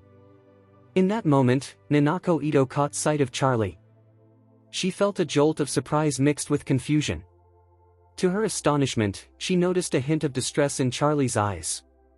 Deep down, she questioned, is that concern in Charlie's eyes for me? Is he worried about my sorry ass? In the next instant, a wave of self-deprecation washed over her. Why would he feel sorry for me? To him, I'm just a Japanese girl sitting idly, watching the world go by. My strength must seem as insignificant as that of an ant. Moreover, my fellow countrymen have harmed his friends, and my master has brought him humiliation. Even if I haven't wronged him, he's likely to harbor some resentment. So, it's clear that, despite any affection he may have for Michelle standing across from him, it's impossible for him to feel anything for me. But, the look in his eyes truly stings. Could it be that he really does give a damn about me? There's only one way to find out if he feels sorry for me. With that thought in mind, Nanako Ito intentionally allowed a gap in her defense during Michelle's attack. With a resounding boom, Michelle seized the moment and struck Nanako Ito hard on her right cheek, instantly leaving it bruised and bloodied. As Nanako Ito braced for the blow, her gaze remained fixed on Charlie.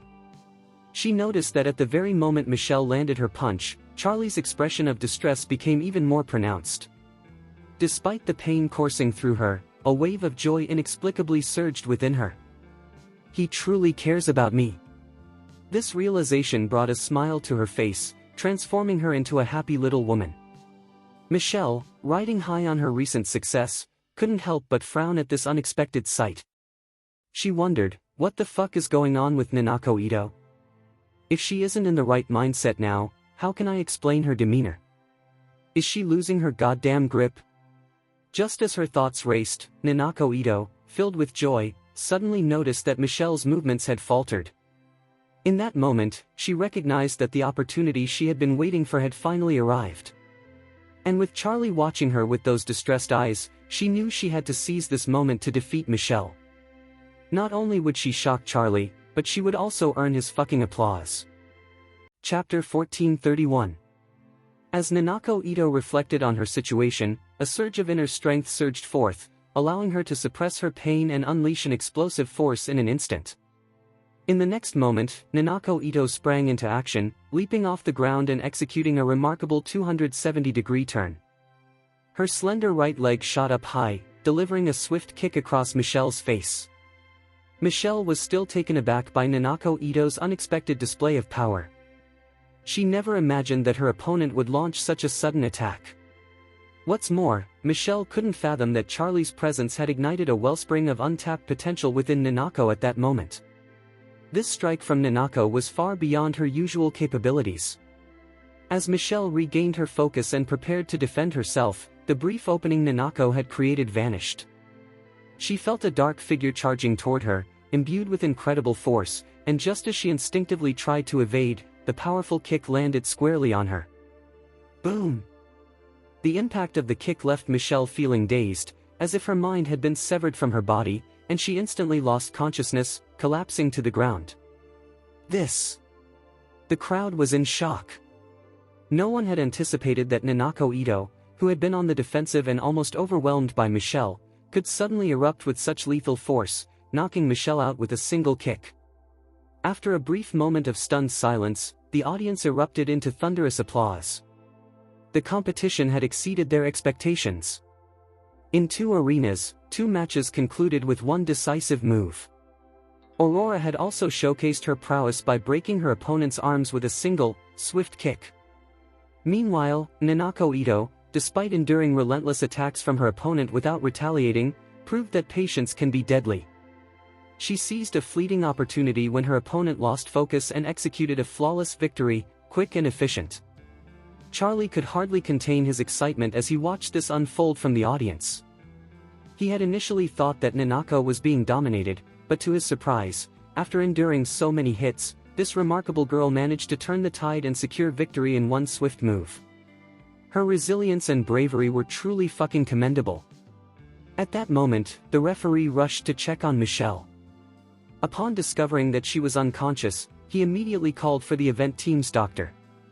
When the doctor assessed her condition and confirmed that she was indeed unresponsive and required immediate medical attention, several staff members quickly placed her on a stretcher and transported her to the hospital.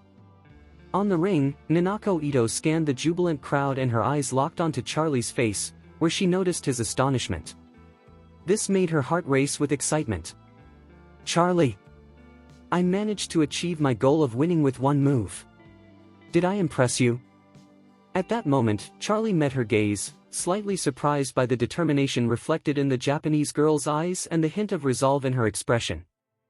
After a brief pause, he gave her a thumbs up from a distance. A few seconds later, he spread his thumb in a gesture of encouragement, waved at Nanako Ito, and then turned to leave. As she watched Charlie walk away, Nanako felt a wave of shock wash over her. But recalling the thumbs up Charlie had given her earlier filled her heart with a sweet sense of joy. Chapter 1432. With the microphone in hand, the referee announced, "I am pleased to declare the winner of this game to be the Japanese player, Nanako Ito. Today's competition was absolutely thrilling. Neither side wanted to back down. The 2 victors from each corner of the ring secured their spots in the finals with a single, decisive move. Among them, Ms. Aurora from China, after her stunning victory over Joanna from Brazil in the previous match, once again delivered an astonishing performance, winning with just one strike. It was truly breathtaking. Looking ahead, Ms. Aurora will face off against Ms. Nanako Ito from Japan in the finals in just 2 days. Meanwhile, the 2 competitors who fell short, Ms. Victoria from Australia and Ms. Michelle from the United States, will now battle it out for 3rd place, so stay tuned. The crowd erupted with excitement. To everyone's surprise, the Chinese players made it to the finals, showcasing flawless performances in both their matches. They have certainly emerged as the biggest dark horses of the tournament. Interestingly, both finalists are Asian women, and they are undoubtedly stunningly beautiful. Without a doubt, Aurora's fit and toned physique is sure to captivate many admirers. On the other hand, Nanako Ito exudes a gentle aura and softness that sharply contrasts with her fierce strength, making her an object of fascination for many. As these 2 gorgeous competitors vie for the championship, the final match promises to be a spectacular event. In the stands, Jiro Kobayashi could hardly contain his excitement. He never expected the matches to showcase such beauty. Clearly, this top 4 showdown has elevated the excitement of the event to new heights. As a result, Kobayashi's brand, Nyranex, is set to soar alongside it. Once Charlie left the gymnasium, Aurora changed into casual attire and exited with her father and younger brother. Spotting Charlie, she eagerly approached him to chat, but was soon surrounded by a swarm of journalists, creating quite a scene. Aurora is currently the most sought-after figure in Oris Hill, and the reporters were eager to delve deeper into her story. Feeling overwhelmed by the attention, Aurora began to feel anxious and found it hard to concentrate on the reporters' questions. Noticing this, Charlie sent her a message on WeChat, "Aurora, please go ahead with the interview from the TV station. This will benefit you in the future. I have something I need to attend to first." Upon reading Charlie's message, Aurora looked over the crowd, trying to spot him, only to see he had already walked quite a distance away. A sense of disappointment washed over her. However, recalling his advice, she decided to focus and patiently respond to the reporters' inquiries. Meanwhile, Charlie made his way to the parking lot, where he spotted Isaac Cameron's Rolls-Royce parked in front of his father's BMW. Seeing Charlie approach, Isaac quickly exited the vehicle and respectfully said, "Master, I have brought the cosmetics you requested. They are in the trunk. Please open it, and I'll place them directly inside for you." "Sure, please go ahead and put them in the car," Charlie replied, taking out his BMW key to unlock the trunk. Isaac promptly opened the trunk of the Rolls-Royce and retrieved 3 large, luxurious gift boxes. From their appearance, it was clear these boxes were of great value, surpassing even the opulent packaging of luxury brand Hermès, which typically starts at hundreds of thousands. Chapter 1433. The gift box is impressively sized, resembling a business suitcase, and features a luxurious yet understated black and gold design. Charlie couldn't contain his curiosity. "Why is the box so large?" Isaac Cameron quickly clarified, "Master, the gift set I selected is the most comprehensive and expensive option available in their collection. It costs $388,888 and includes all their products, featuring notably large quantities of their classic face and eye creams." Charlie responded with a nod, "I appreciate your effort." Isaac Cameron was quick to assure him, "Master, this should cover everything." Charlie acknowledged him with a hum, then added, "By the way, Isaac, I will be heading to Eastcliff next week. I need you and Don Albert to look after things here in Oris Hill, especially my wife. Make sure to have someone discreetly protect her. The Webb family is still around, and I suspect those bastards haven't given up yet." Isaac Cameron gasped, "Master, is your destination Eastcliff? Are you returning to the Wade family estate?" Charlie shook his head, "I have no plans to go back there right now." Isaac Cameron, looking puzzled, inquired, "Master, may I be so bold as to ask why you're going to Eastcliff? If you're not returning to the Wade family estate, you must be wary of Sam from the Kilgore family. I heard he's been recovering at home for half a month after his operation, and he harbors a deep goddamn grudge against you." "A deep grudge?" Charlie scoffed. "A young master from the Kilgore family dares to bark at me? I have my own serious matters to attend to in Eastcliff. If he lacks the sense to keep his distance and chooses to provoke me, he will fucking regret it." Isaac Cameron asked, "Master, should I inform the family so they can assist you there? It would make things easier." "No need," Charlie replied. "I prefer that the Wade family remains unaware of this trip, so I need you to keep it confidential." "Understood, young master." Charlie nodded and said, "Isaac, I have something to ask you." Isaac Cameron immediately responded, "Master, please feel free to ask anything." Charlie continued, "Do you know what happened regarding my parents' deaths back then?" Isaac Cameron hesitated, "Master, when your parents passed, I hadn't yet joined the Wade family. I was still studying. After graduation, I joined a company affiliated with the Wade family and gradually rose to become the spokesperson for Oris Hill. At that time, discussing your parents' deaths was strictly forbidden within the Wade family. The older members remained silent about it, so I never learned the details." Charlie frowned slightly, acknowledging the complexity of the situation. It seemed clear that there were hidden truths surrounding his parents' deaths, likely kept secret within the Wade family, information that was beyond Isaac Cameron's reach. Choosing not to delve deeper, Charlie instructed, "Isaac, remember our conversation and make sure to keep it to yourself. If the Wade family inquires, you must not disclose a goddamn thing." Isaac Cameron's expression turned serious as he assured, "Master, you can count on me. I won't breathe a word to anyone." Previously, before Charlie demonstrated his formidable powers at Gollum Mountain, Isaac would have naturally prioritized loyalty to the Wade family, viewing Charlie merely as a young master within that household. However, witnessing Charlie's extraordinary abilities changed everything. Isaac had come to respect and pledge his allegiance to Charlie wholeheartedly. In Isaac's eyes now, Charlie was his sole master. If Charlie instructed him to turn against the Wade family, he would do so without a fucking second thought. After parting ways with Isaac Cameron, Charlie drove away from Oris Hill Stadium alone. Instead of heading home immediately, he called his father-in-law, Jacob, asking, "Dad, where are you?" Jacob replied with enthusiasm, "Good son-in-law. I'm at a senior university. Our lecture went splendidly, and everyone is buzzing with excitement. You wouldn't believe the atmosphere here." Chapter 1434. Charlie nodded with a smile and inquired, "Is Matilda here?" "Absolutely." Jacob replied with a grin, leaning in to whisper, "Your Matilda is right next to me, and I'm teaching her how to appreciate Yen Jinqing's calligraphy." "Yes, Dad." Charlie responded cheerfully. "Have you studied Hemingway?" "Indeed," Jacob said with enthusiasm. "I'm not just focused on Hemingway, I've also explored the works of Gandhi, Aristotle, Socrates, and Confucius. Matilda and I have delved into each one." Charlie beamed and said, "Great. I'll need to learn more from you another time." Then he added, "By the way, Dad, I've already picked up the skincare products you wanted. Should I send them to you now or take them home? If Mom discovers there's an extra set, it could be tricky to manage." Charlie had asked Isaac Cameron to prepare 3 skincare products because he believed it was only fair to treat Elaine while also setting aside a set for his wife, Claire, and another for Matilda.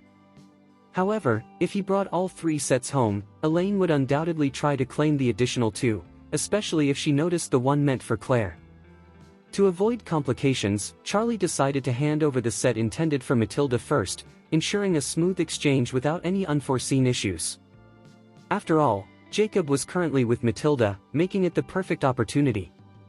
Upon hearing this, Jacob exclaimed excitedly, "Oh, my dear son-in-law, you're truly impressive. I just mentioned this morning, and you've already made it happen. Your efficiency is fucking incredible." Charlie smiled modestly, saying, "It's just a small task, nothing special.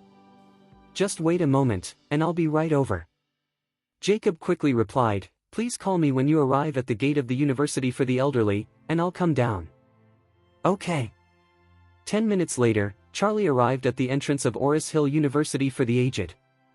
After parking the car, he called Jacob. Before long, Jacob dashed outside, leaned down to the window, and grinned, "Good son-in-law, where are the skincare products?" Charlie stepped out of the car, opened the trunk, retrieved a gift box, and handed it to him. "Dad, here it is. You can take it."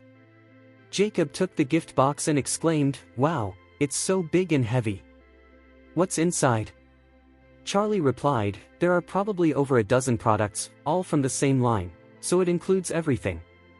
Jacob nodded appreciatively. With such a large quantity, it must be worth hundreds of thousands. Charlie chuckled and said, "Actually, this is the most expensive set from their collection, priced at $388,000. "What?" Jacob gasped, his eyes wide. "For just this gift box, nearly $400,000? That's enough to buy a BMW, and not just any model, a 5 Series. You could even get an Audi A6. Charlie agreed, "It's quite impressive." Jacob shook his head in disbelief. "Such fucking costly cosmetics? That bitch Elaine doesn't deserve to use them. Listen, son-in-law, why not keep this set for yourself and give her a more modest set worth over $100,000? You'd save yourself $200,000. After a brief pause, Jacob continued, "You could use that savings for something better than Elaine. How about we invest in a few antique calligraphy pieces to showcase in our home? They'll enhance our scholarly atmosphere and appreciate over time." "Sounds good, right?" Charlie joked back, "Well, it might be smarter to return this set and buy a high-quality imitation for a fraction of the price, saving $38,000. Jacob's eyes lit up at this suggestion. He slapped his thigh and exclaimed, "Great fucking idea, son-in-law. Return the expensive set and give her a fake instead. That'll teach the greedy cow." Chapter 1435. Charlie was well aware that Jacob was unhappy with Elaine. This discontent had built up over the years of their marriage. Particularly after Matilda returned to China, Jacob perceived Matilda as being a far better woman than Elaine, which intensified his dissatisfaction. He even contemplated divorcing Elaine, but she never provided him with that opportunity, leading to his growing resentment. Despite his feelings, Jacob was cautious, and Charlie believed he was too careful to act on his discontent. It was just a set of cosmetics, and Charlie thought it would be embarrassing for Jacob to prank Elaine with a counterfeit set. Even if Elaine discovered the truth, if Claire, his wife, found out that Jacob was gifting fake skincare products to her mother, she would surely be pissed. So, Charlie suggested to Jacob, "Dad, don't worry about it. Just send that skincare set to Matilda quickly." Jacob nodded and replied, "By the way, Charlie, I won't be home for dinner tonight. I have a dinner meeting with the senior college." Charlie responded, "All right, I'll head home first then." After that, Charlie drove back to the Thompson household alone. As he parked the car in the driveway, he noticed Claire's vehicle already there, indicating she had finished work. Charlie got out of the car and entered the house, carrying 2 sets of skincare products. He found Elaine sitting cross-legged on the sofa, engrossed in a TV show, while Claire was in the kitchen washing strawberries she had just picked from their garden. Upon seeing Charlie, Claire asked, "Where have you been, my husband? You left early and came back late." Charlie raised the 2 gift boxes and smiled, "I went to pick up skincare products for you and Mom. I also happened to do some feng shui." Honestly, Charlie didn't want to lie to Claire.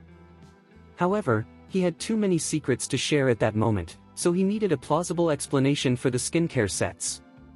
In front of his family, he portrayed himself as someone who could perform feng shui, so he decided to stick with that story. Upon seeing the 2 sets of caviar skincare products, Claire exclaimed, "Did you really go to do feng shui for cosmetics?" Charlie chuckled lightly, "I didn't just get 2 sets. I prepared one for you and one for Mom, so you both can enjoy this premium skincare." Before Claire could respond, Elaine sprang up from the sofa in excitement, barely remembering to put on her slippers, and rushed over, saying, "Oh, my wonderful son-in-law. Did you really get that caviar skincare for Mom?" Charlie nodded and handed her a gift box. Without hesitation, Elaine took the box and sat down on the floor, eagerly opening it. As she unveiled the large gift box filled with an array of cosmetics, her eyes lit up with joy. "Wow! So many items. This must be the most luxurious set they offer, right?" Charlie nodded with a smile, "You have a good eye, Mom. This is indeed their top-of-the-line set." Elaine's eyes gleamed with excitement as she exclaimed, "Oh my goodness, is this really the top platinum set? Wow! This must cost nearly $400,000, right?" Claire, astonished, asked, $400,000? Why is it so expensive?" Elaine quickly interjected, "You don't understand. The most basic set from this brand starts at over $100,000, and this platinum one is the most expensive. I need to take a picture and show the fuck off on social media." With that, she hopped back to the sofa on one foot and grabbed her phone. Chapter 1436. Claire pulled Charlie aside, voicing her concerns. "Mom mentioned this morning, why did you really buy her such pricey skincare products, a set costing $400,000? It's just too damn much. What's going on with our family?" Charlie grinned and replied, "Isn't there a special channel for that? You don't need to worry too much about it." Claire leaned in and whispered, "I'm worried that my mom will expect this in the future. If she keeps asking you for such costly skincare products, what will you do?" Charlie smiled gently. Haven't you noticed how much your mom has toned it down recently? Just think of it as a reward for her improved behavior, which might encourage her to continue this way. At that moment, Elaine had already taken out her phone and was excitedly filming a video for her social media. Look at the 2 sets of caviar skincare products my wonderful son-in-law bought me. They're all platinum. Together, they're worth at least $700,000. Charlie quickly interjected, Mom, those 2 sets aren't just for you, one is for you and the other is for Claire. Elaine looked distressed. But Claire is so young. She's naturally beautiful and has no goddamn wrinkles. Why would she need anti-aging products now? A simple moisturizer would be just fine. Charlie firmly insisted, no, originally, there were 2 sets meant for both of you. You can't take Claire's set as well. Though Elaine felt reluctant, she didn't dare to raise her voice against Charlie. She stopped complaining, and even if she disagreed, she didn't voice it. Instead, she nodded, albeit begrudgingly, and said, all right, Mom will listen to you. Claire and I will share these 2 sets of skincare products. Claire added, I'm not sure I can bring myself to use something so expensive. Elaine's eyes lit up, ready to comment, but Charlie quickly interrupted, my dear wife, if you're hesitant to use it, then I'll just take both sets back. Hey, don't you fucking dare! Elaine exclaimed in a panic. Claire, this is Charlie's kind intention. Don't be ungrateful. Claire wanted to respond, but Charlie handed her a set and said earnestly, if your husband gives you something, embrace it. When you finish it, I'll buy you more. Claire felt the depth of Charlie's love, which made her heart flutter, and she finally nodded in agreement. Seeing this, Elaine excitedly declared, I'm heading back to my room to wash my face and try it out. I can't wait to experience it. With that, she took the cosmetics and headed for the elevator to the 3rd floor. Claire watched her mother leave, letting out a helpless sigh. It seems that her mother's vanity would never change. Yet, at least her mom was treating Charlie better these days and was less aggressive at home, which made their living environment much more peaceful. Suddenly, Claire's phone rang. It was her mother, Elaine. Hey Mom, what's up? Claire answered. Elaine spoke hurriedly, Claire, come to my room. Just you, don't let Charlie come. What's wrong, Mom? Claire asked. I'll tell you when you get here. Elaine insisted. With no other choice, Claire told Charlie, Mom wants me to go. Charlie nodded without giving it much thought. Claire took the elevator to the 3rd floor and reached Elaine's room. As soon as she arrived, Elaine pulled her inside and quickly locked the door. Good girl. I suspect Charlie is cheating. What? Cheating? Claire frowned. Why do you think that? Why? Elaine exclaimed, pulling out a shopping receipt. Look at this. This receipt shows Charlie bought 3 of the same platinum sets. So why did we only receive 2? What happened to the 3rd one? It must have gone to some goddamn vixen outside. Chapter 1437. Claire instinctively felt skeptical about what her mother was saying. She firmly believed in Charlie's sincerity and couldn't fathom the idea of him being unfaithful. With conviction, she responded to Elaine, saying, Mom, you're overthinking it. Charlie would never cheat. Elaine raised her eyebrows in disbelief and challenged, impossible? Then explain why Charlie purchased 3 sets of skincare products but only brought 2 home. What happened to the other one? Claire suggested, maybe he bought them for a friend, or perhaps as gifts. Elaine replied, her tone dripping with disappointment, only someone as naive as you would believe that bullshit. Clearly, he bought those for a woman.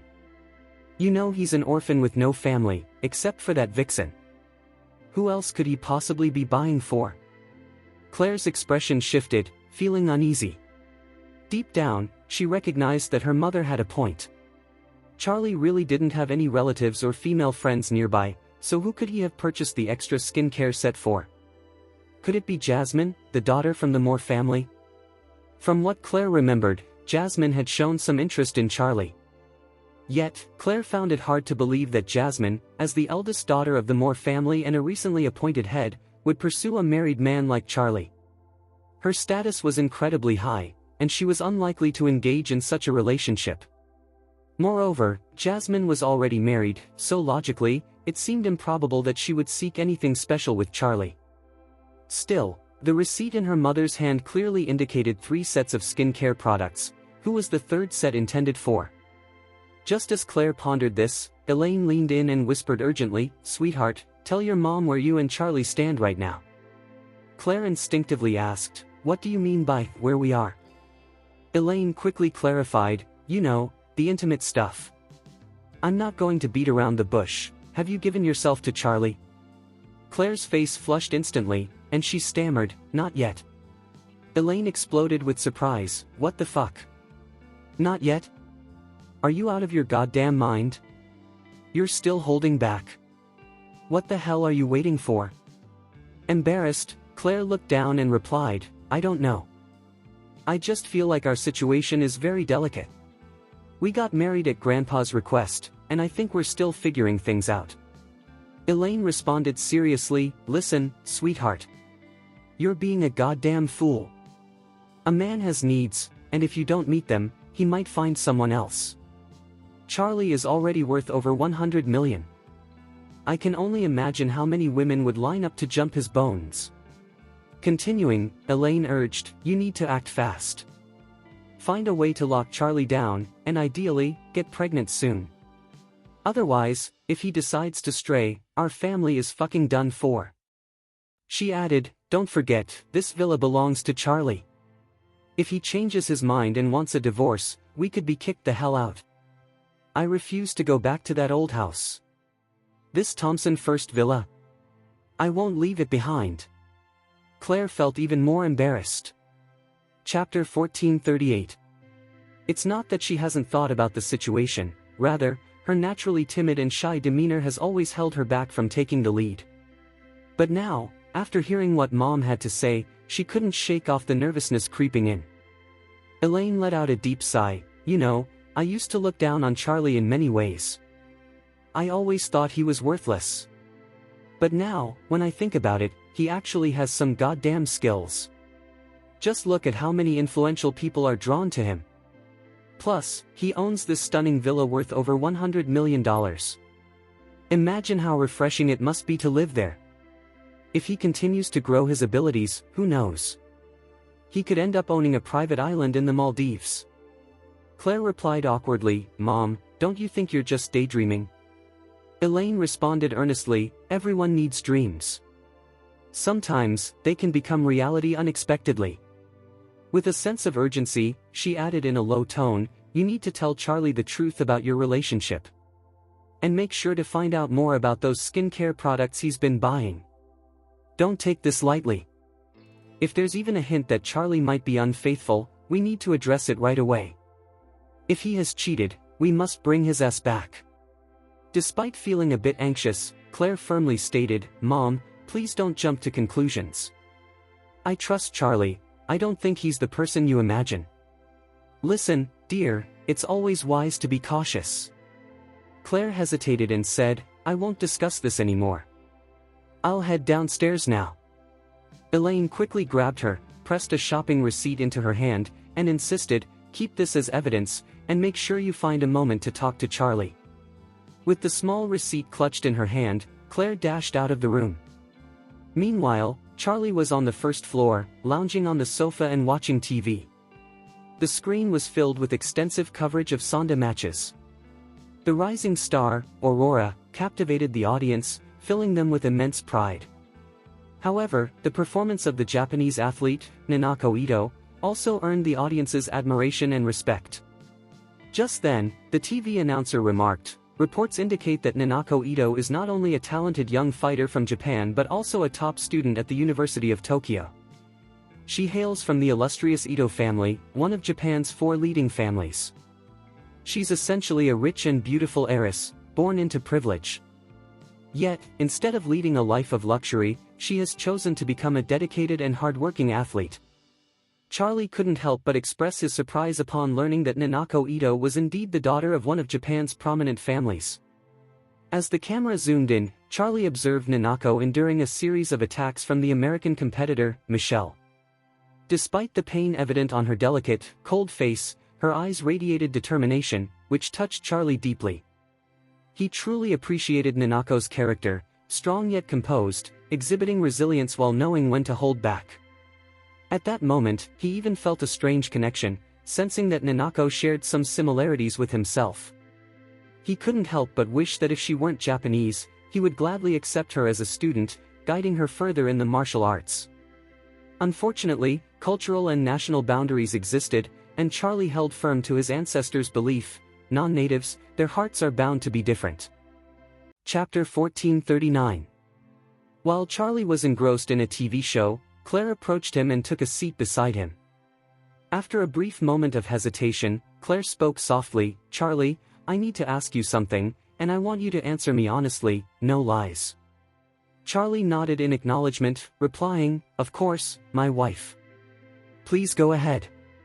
Claire handed him the shopping receipt, questioning, "Why are there 3 sets of skincare products listed here?" "It's not that I doubt you, but I would appreciate an explanation." Charlie was momentarily taken aback by the receipt but quickly realized it likely came from a gift box that Isaac Cameron had purchased. He glanced around and noticed that Elaine was not present, then whispered, "I'll be honest with you, my dear. Those skincare products were actually requested by Dad." "My dad?" Claire responded, surprised. "But he's an old man. Why would he want high-end skincare products?" Charlie gave an awkward smile and said, "I probably shouldn't have mentioned it, but since you're my wife, I can't keep secrets from you. However, you must promise me one thing: please don't confront Dad about this."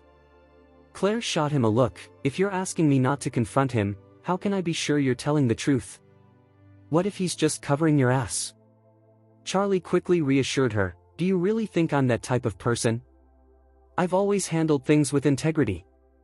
I wouldn't let Dad take the fall for me." Claire sighed, "All right, I promise not to confront him. Now, please explain what the hell is going on."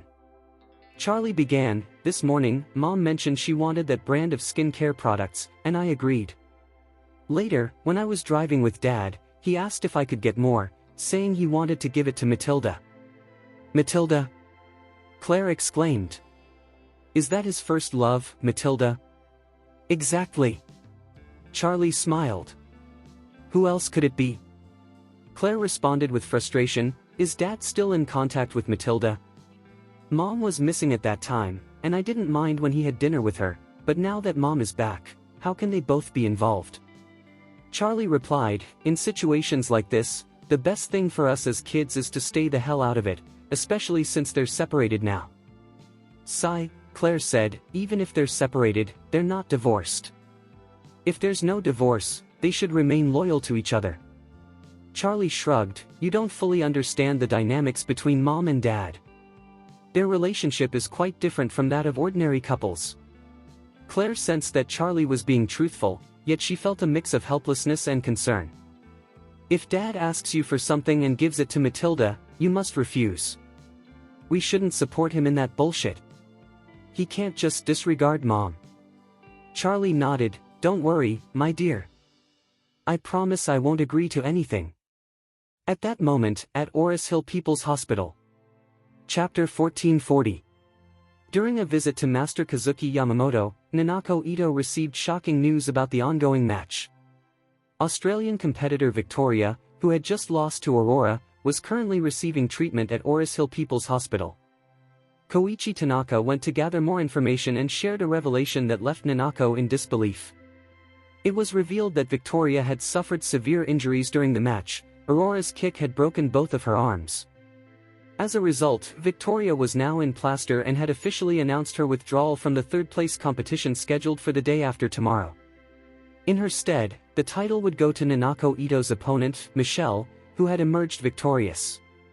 Furthermore, Victoria's situation was dire. She might not only withdraw from this competition but could also face the possibility of retiring from her career altogether.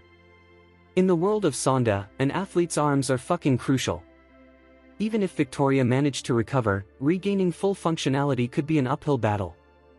The impact of such injuries on a professional athlete can be devastating, potentially ending their career. This news left Nanako Ito in a state of shock. While she was aware that Victoria had been injured during the match, she had no idea the extent of the damage. Victoria was a top-tier Sonda competitor, and Aurora's ability to inflict such harm showcased a level of strength that seemed almost superhuman. Although Nanako Ito was stronger than Victoria in terms of skill and experience, she knew that her physical fitness was slightly inferior to that of the tall Australian. If even Victoria couldn't withstand Aurora's attack, facing her in the upcoming match posed a significant risk for Nanako. After absorbing this information, Kazuki Yamamoto sighed and advised, "Nanako, I believe you should consider withdrawing from the match the day after tomorrow." Surprised, Nanako Ito responded, "Master, what do you mean? Why suggest that now? Didn't you say that true strength means never backing down without a fight?" Yamamoto Kazuki replied, "That's true under normal circumstances. But you've seen how powerful Aurora is. If you fight her, the likelihood of serious injury is high.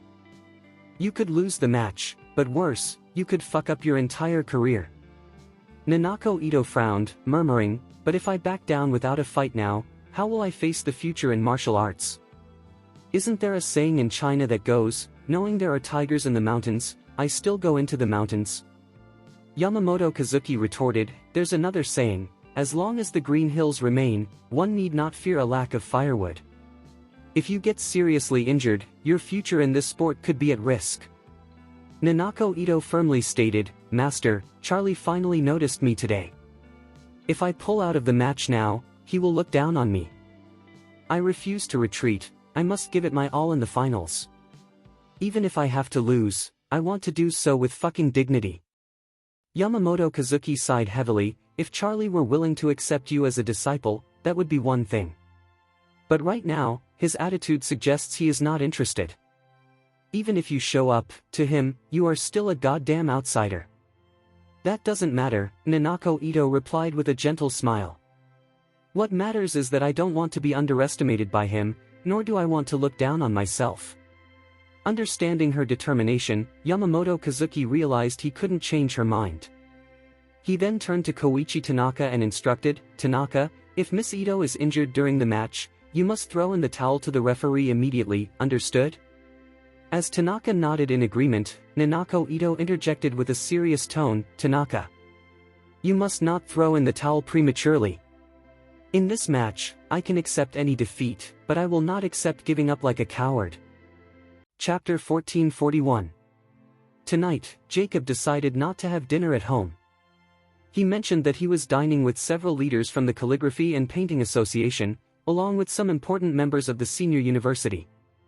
Just after 9 o'clock, Jacob reached out to Charlie. At that moment, Charlie was in the living room, enjoying a TV show with his wife. Elaine, his mother-in-law, was on the love seat, engrossed in her caviar anti-aging mask. She was scrolling through a short video platform, idly commenting, "That Japanese girl who came to Oris Hill for the fighting game really looks great." Charlie instantly recognized she was talking about Nanako Ito, and his phone buzzed in his hand without ringing. Seeing Jacob's name on the screen, he answered, "Hey, Dad." Jacob's voice was slightly slurred, and he chuckled, "Oh, my son-in-law, are you coming to pick me up from Heaven Springs? I had a bit to drink." Without giving it much thought, Charlie replied, "Sure, Dad, I'll be there." He then stood up and said, "Mom, Claire, I'm going to pick up Dad." He had a drink with some folks from the Calligraphy and Painting Association. Claire immediately chimed in, "Charlie, let me come with you to pick up Dad." Charlie, not thinking twice, nodded and said, "All right, you can drive your car." Elaine, overhearing that Jacob had been drinking, expressed her annoyance. "This old man is getting more and more out of control. Good son-in-law, don't bother picking him up. Let him find his own damn way back. When he gets home, I'll lock the door and not let him in, he can sleep in the fucking yard." Charlie shrugged and responded, "Mom, you and Dad shouldn't be so upset. We all live under the same roof.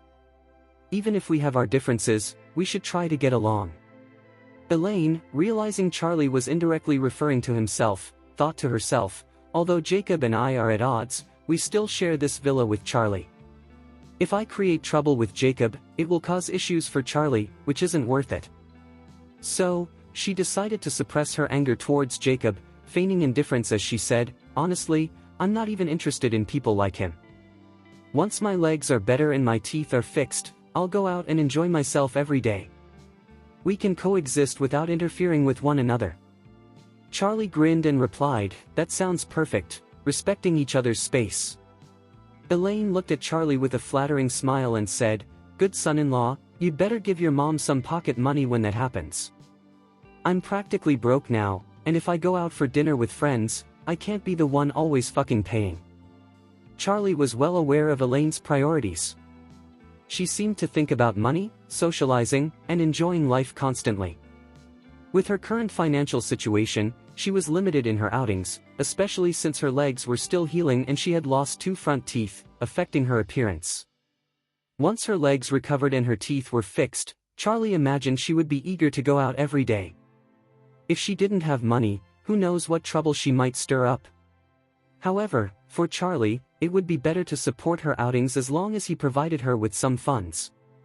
So he casually said, "Mom, once your legs heal and your teeth are taken care of, I'll give you $50,000 a month for pocket money." "Really?" Elaine's eyes lit up with excitement. $50,000 a month was indeed a substantial amount. In the past, when she had $2 million, she was hesitant to spend that much in a month. Essentially, Elaine's routine expenses consisted of occasional card games, shopping with her old friends, socializing, going out to eat, singing karaoke, and buying clothes and skincare products. $50,000 a month would certainly cover all that. Chapter 1442. She was filled with excitement and turned to Charlie, saying, "Good son-in-law, why didn't I realize before just how wonderful you are?" Charlie smiled silently. He understood that someone as shrewd as Elaine could be swayed by a monthly sum of $50,000, and if he'd known that earlier, he would have made that investment long ago. Elaine was solely focused on her desire to criticize Charlie, so she earnestly addressed Claire. "Oh, Claire, you know you're not getting any younger, and you've been married to Charlie for nearly 4 years now. I think it's about time for us to welcome some children into the family. Our big villa feels so empty, just imagine how lively it would be with a child running around." Charlie was taken aback by her words. Wow! His mother-in-law had truly opened her eyes to the influence of money. It appeared she had completely surrendered to financial temptation. It was hard to forget how she had often told Claire in the past that she should never get too close to Charlie. Charlie recalled a morning when Elaine burst into their bedroom, having had a nightmare that they were intimate, and she needed to confirm it to ease her fears. On another occasion, when Laureen invited Claire to a hot spring, Elaine insisted that Claire wear a gown and sleep in a separate room to ensure nothing untoward happened. Who would have guessed that her stance would shift so dramatically? So, he quickly agreed, saying, "Mom, you're absolutely right. Our family could definitely use a child. Actually, no, make that 2. Elaine chuckled and added, "If you ask me, you really need 3 children. At that point, I'll wholeheartedly support you in having them." Charlie grinned and replied, "All right, Mom. I'll do my best for you." Elaine quickly interjected, "Oh, my son-in-law, why are you two being so formal? Isn't it only natural for you to want children?" Charlie nodded and glanced at Claire, who was blushing, feeling a wave of happiness.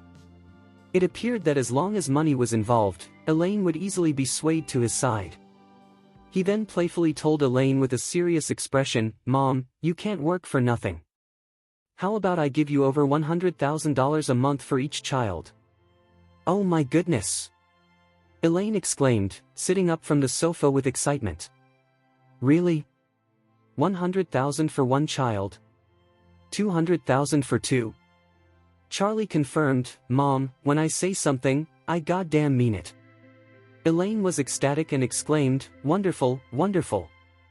Afterward, she turned to Claire, bubbling with excitement, "Claire, I know an experienced Chinese doctor who has a special recipe for twins. When the time comes, I'll make sure to get you some so we can try for both." Elaine was acutely aware that her monthly allowance of $50,000 was barely sufficient for her everyday needs. Upgrading her lifestyle would require more funds. However, circumstances had changed. After losing over $2 million to gambling, she struggled to manage the family's finances.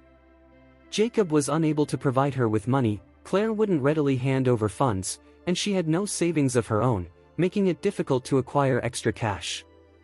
But if Claire really did manage to have twins with Charlie, her monthly allowance could skyrocket from $50,000 to an impressive $250,000. $250,000. That would truly allow her to live the goddamn life of luxury she desired. Chapter 1443. Claire was taken aback when Charlie initiated a financial campaign against his mother. In addition, she was surprised to see how effective this money campaign turned out to be.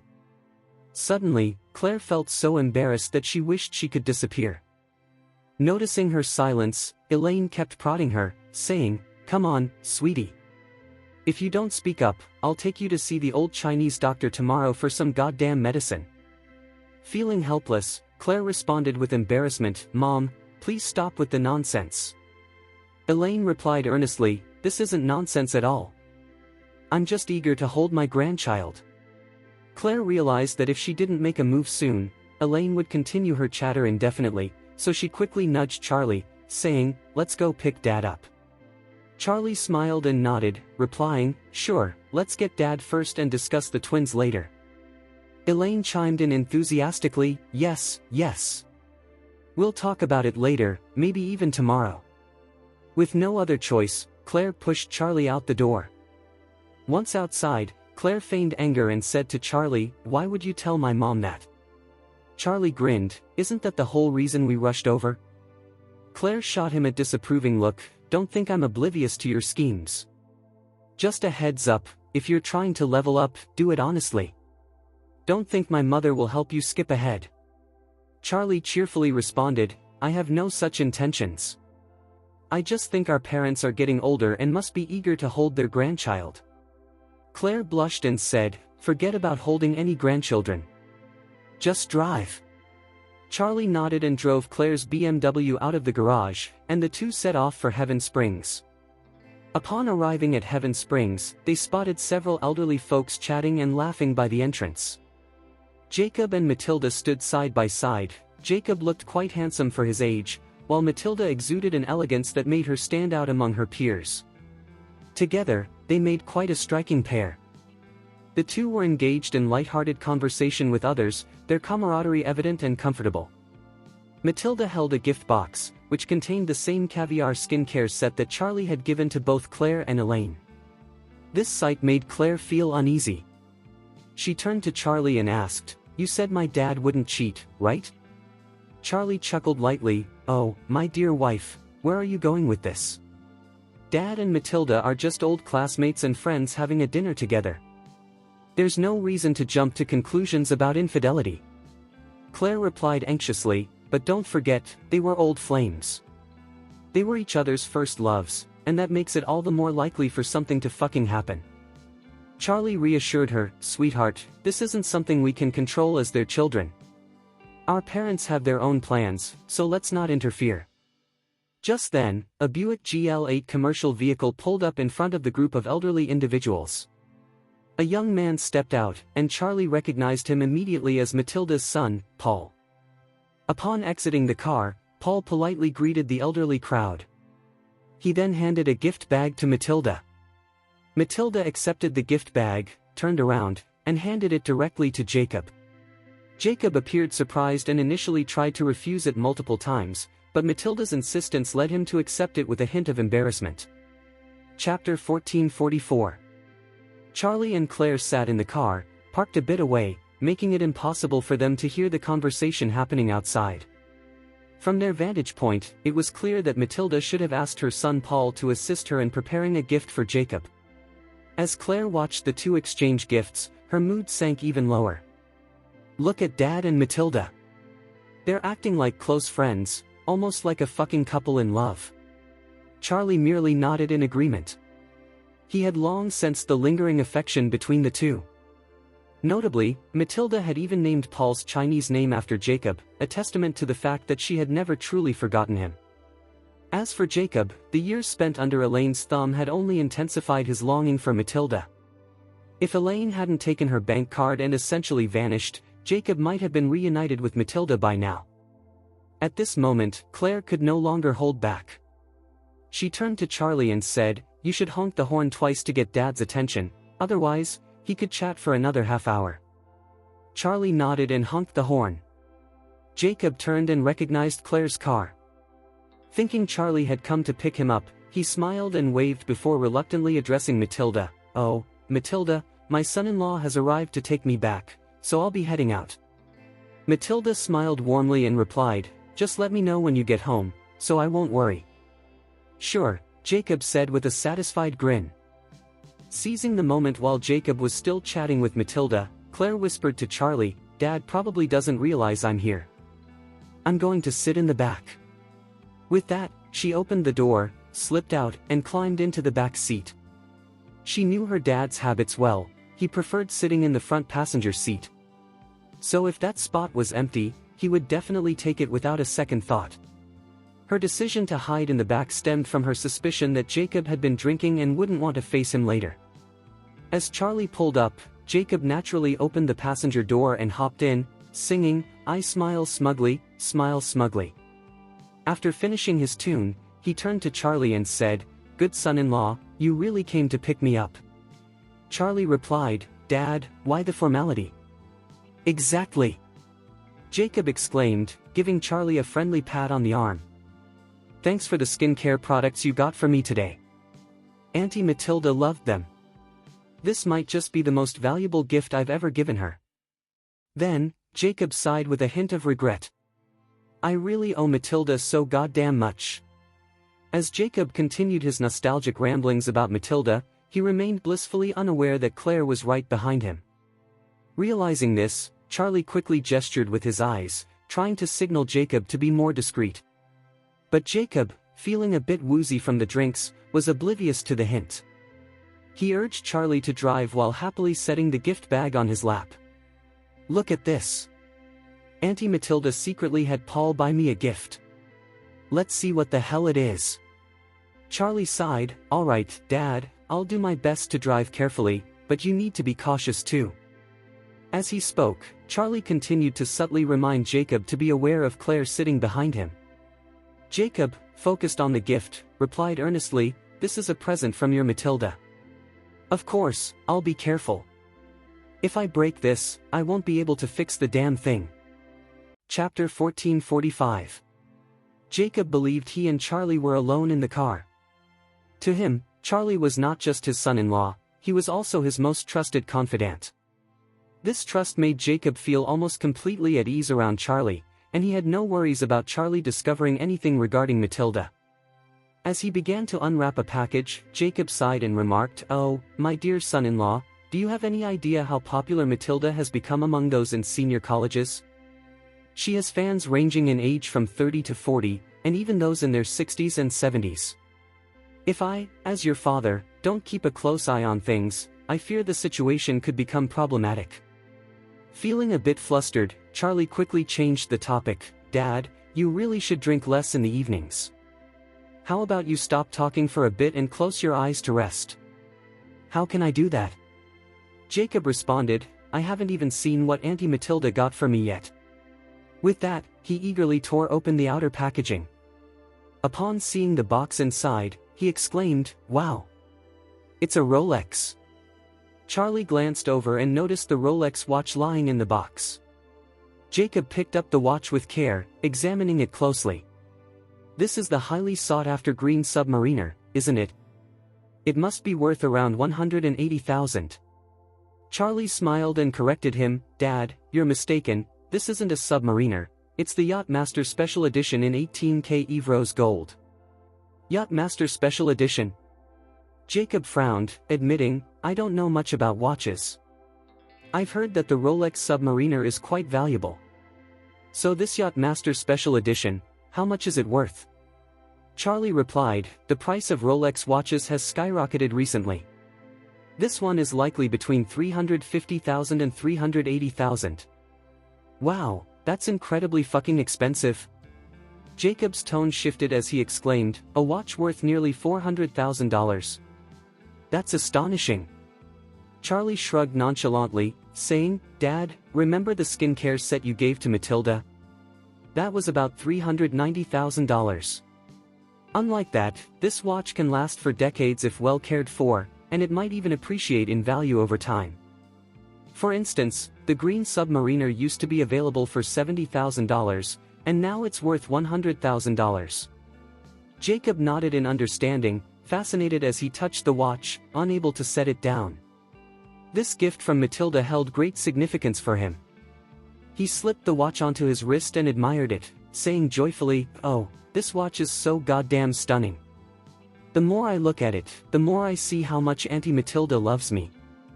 Who else would give me such an extravagant gift? My own fucking wife wouldn't even consider it, right, Charlie?" Charlie chuckled awkwardly, "Huh. Dad, if you've had too much to drink, maybe you should rest a bit." "Rest? What are you talking about?" Jacob replied. "I need to take some pictures with my phone and send them to Matilda to show her how great her taste is." As he said this, he quickly pulled out his phone. Just as he retrieved it, the phone rang. Jacob muttered, "Oh, it's Claire." "Charlie, please don't say anything silly. If she asks, you can't let her know that I'm talking to you about Matilda." Chapter 1446. Charlie extended his right hand to shield half of his face, feeling utterly at a loss on how to respond to his foolish father. At that moment, Jacob pressed the answer button and casually said, "Hey, Claire, I'm back with Charlie." From the back seat, Claire's furious voice pierced through, "Dad. You've really fucking let me down." Jacob gasped in shock, dropping the phone which slipped into a gap. Ignoring the phone, he turned to Claire in alarm, "CC Claire? What the hell are you doing in the car?" Claire shot back, "Why shouldn't I be in the car? If I weren't here, I wouldn't have discovered that you've been cheating." Jacob seemed to lose his composure, exclaiming, "Oh, don't start with that nonsense. When did I cheat?" Claire replied, "You and Matilda are exchanging such expensive gifts and sneaking around behind Mom's back. How is that not cheating?" Jacob quickly defended himself, "This isn't cheating. Matilda and I have always maintained a respectful distance, we've never crossed any lines. Besides, your mother and I are separated and have no feelings left. Divorce is just a matter of time. Even if it were cheating, it would be the start of a new relationship." Claire's face flushed with anger, tears welling in her eyes as she exclaimed, "How can you do this? I used to think you were a good father and husband. But now, I can't believe how far you've fallen. You've been with Mom for over 20 years. Even if love is gone, there should still be some family affection. You at least owe her that goddamn respect." Jacob insisted, "I'm not disrespecting her. If I were, I would have just reconciled with Matilda.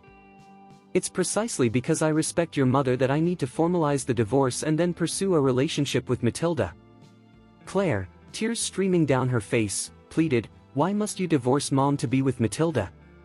Don't you realize how immoral this is? Does Matilda know she's being the other woman and ruining someone's marriage?" In a burst of frustration, Jacob retorted, "Matilda is not the other woman. Your goddamn mother is." Claire was taken aback, "Dad, what are you talking about?"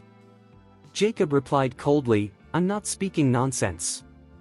I should have been with Matilda. If your mother hadn't interfered and taken me to a motel after I was drunk, Matilda wouldn't have left me." He continued, heatedly, "Claire, do you know how shameful your mother's actions were? She was Matilda's roommate and best friend. And I was her best friend's boyfriend. Yet she chose to sleep with me while I was intoxicated, then bragged to Matilda, forcing her to move away. After that, your mother got pregnant with you and coerced me into marrying her. She's the one with no fucking morals." Claire was left utterly speechless. She had heard from her mother about Dad's first love, but whenever Mom spoke of it, she called that woman a vixen without explaining what truly happened. For a long time, Claire believed her parents had a normal love story, with only a few bumps along the way.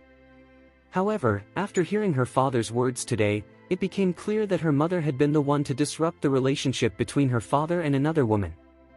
This revelation completely shattered her understanding of her parents' love and relationship over the past 20 years. Chapter 1447. Claire found herself momentarily speechless, utterly taken aback by the revelation. Meanwhile, Jacob, seated in the co-pilot's seat, was overwhelmed with emotion, tears streaming down his face as he choked out, "Back then, your mother and I had no real emotional connection. To be honest, I hadn't even spoken to her before I got drunk that night. We barely exchanged a few words. You have to understand that your Matilda is far superior to your mother in every way. No normal man would choose your mother over Matilda." I was completely fucking backed into a corner. With a heavy heart, Jacob gazed out the window and continued, "Initially, I had envisioned a future after graduation with your Matilda. We planned to study in the United States together. You must know that going abroad was all the rage back then, everyone was eager to leave. We thought that if life in the US suited us, we would marry and settle there, becoming high-end talent immigrants. Our plan was crystal clear, full of promise. But what happened? Because I drank too much at that party, your mother took advantage of the situation and drove Matilda away, shattering my happiness and derailing all my life plans. Do you know why I felt lost and unmotivated for all these years? I sit at home day after day, and it's hard to see the accomplishments of a university graduate in me. It's because your mother disrupted my path right from the start, leaving me without direction or the goddamn motivation to succeed." Overwhelmed by his emotions, Jacob broke down in tears, lamenting, "This is my life, once ruined, it can't be fixed. And what about you? All you see is your mother's perceived suffering. Have you ever considered how I've lived these past 20 years? What about my fucking feelings?" Claire silently cried, realizing just how deeply her father had suffered over the years. The life he had envisioned had been completely altered by her mother's interference. Her father and Matilda may have had the chance to study in the US, get married, and become influential figures in society. Instead, after marrying her mother, he became a figure of disappointment in her grandmother's eyes, viewed as someone who couldn't contribute. Eventually, Jacob surrendered to the circumstances and adopted a laid-back lifestyle. While part of this was due to his own lack of ambition, it was largely a result of her mother's meddling. Truthfully, Claire recognized that her mother had ruined Jacob's life. She turned him from a vibrant college student into a disenchanted, middle-aged man. In the last 20 years, her father must have felt immense frustration, yet he had never voiced these feelings to her. Moreover, her mother's domineering personality meant that Jacob likely found it impossible to confide in her, leaving him with no one to share his grievances with. Those feelings must have festered inside him for 2 decades. As Claire contemplated this, her heart ached for her father. With tears in her eyes, she comforted him, "Dad, please don't cry. I apologize for not understanding the situation. I wrongfully blamed you. I'm so sorry." Jacob wiped his tears and sighed heavily, "Hey. I didn't want you to apologize. I just needed you to understand." Claire nodded, feeling a wave of relief, and replied, "I won't meddle in your affairs anymore. I just hope you can manage these relationships better." Now that Claire knew the whole story, she understood she couldn't stop her father from reaching out to Matilda. However, as Elaine's biological daughter, she felt torn. Out of respect for her mother and their family dynamics, she couldn't openly support her father's pursuit of Matilda. So, she decided the best course of action was to step back from her parents' complicated relationship. Whether it was the past grievances or the current entanglements, she hoped to remain uninvolved. Jacob never expected his daughter to take such a balanced approach, offering him understanding without interference. This was more than he had hoped for, and he expressed his gratitude, saying, "Oh, Claire, your support means the fucking world to me." Claire sighed softly, adding, "Dad, about the watch Matilda gave you, please don't wear it at home. We wouldn't want Mom to see it and ask questions." Chapter 1448. Understood. Jacob exclaimed with enthusiasm, adding, "I'll never wear this watch at home again." Charlie, who had been silently observing, felt a sense of relief for Jacob upon hearing this. Being an older man has not been easy for Jacob. In truth, his tolerance for Elaine over the years has primarily stemmed from his love for Claire. If it weren't for his daughter, Jacob might have struggled to endure the situation. This demonstrates that despite everything, his role as a father is significant, as his love for Claire remains strong. Moreover, even when faced with Claire's inquiries, he never disclosed the hardships he endured for 2 decades with Elaine, showcasing the depth of a father's love. Back at Thompson First, as Charlie prepared to drive into the community, he spotted Nanako Ito standing at the entrance, clad in a hood. Though her face was obscured, Charlie recognized her by her figure, hairstyle, and presence. As he drew closer, Nanako instinctively stepped aside, but upon noticing Jacob and Claire in the car, she hesitated. Aware that his wife and father were present, Charlie couldn't stop to greet her or inquire about her presence. Instead, he decided to drive in and think of a reason to step out later.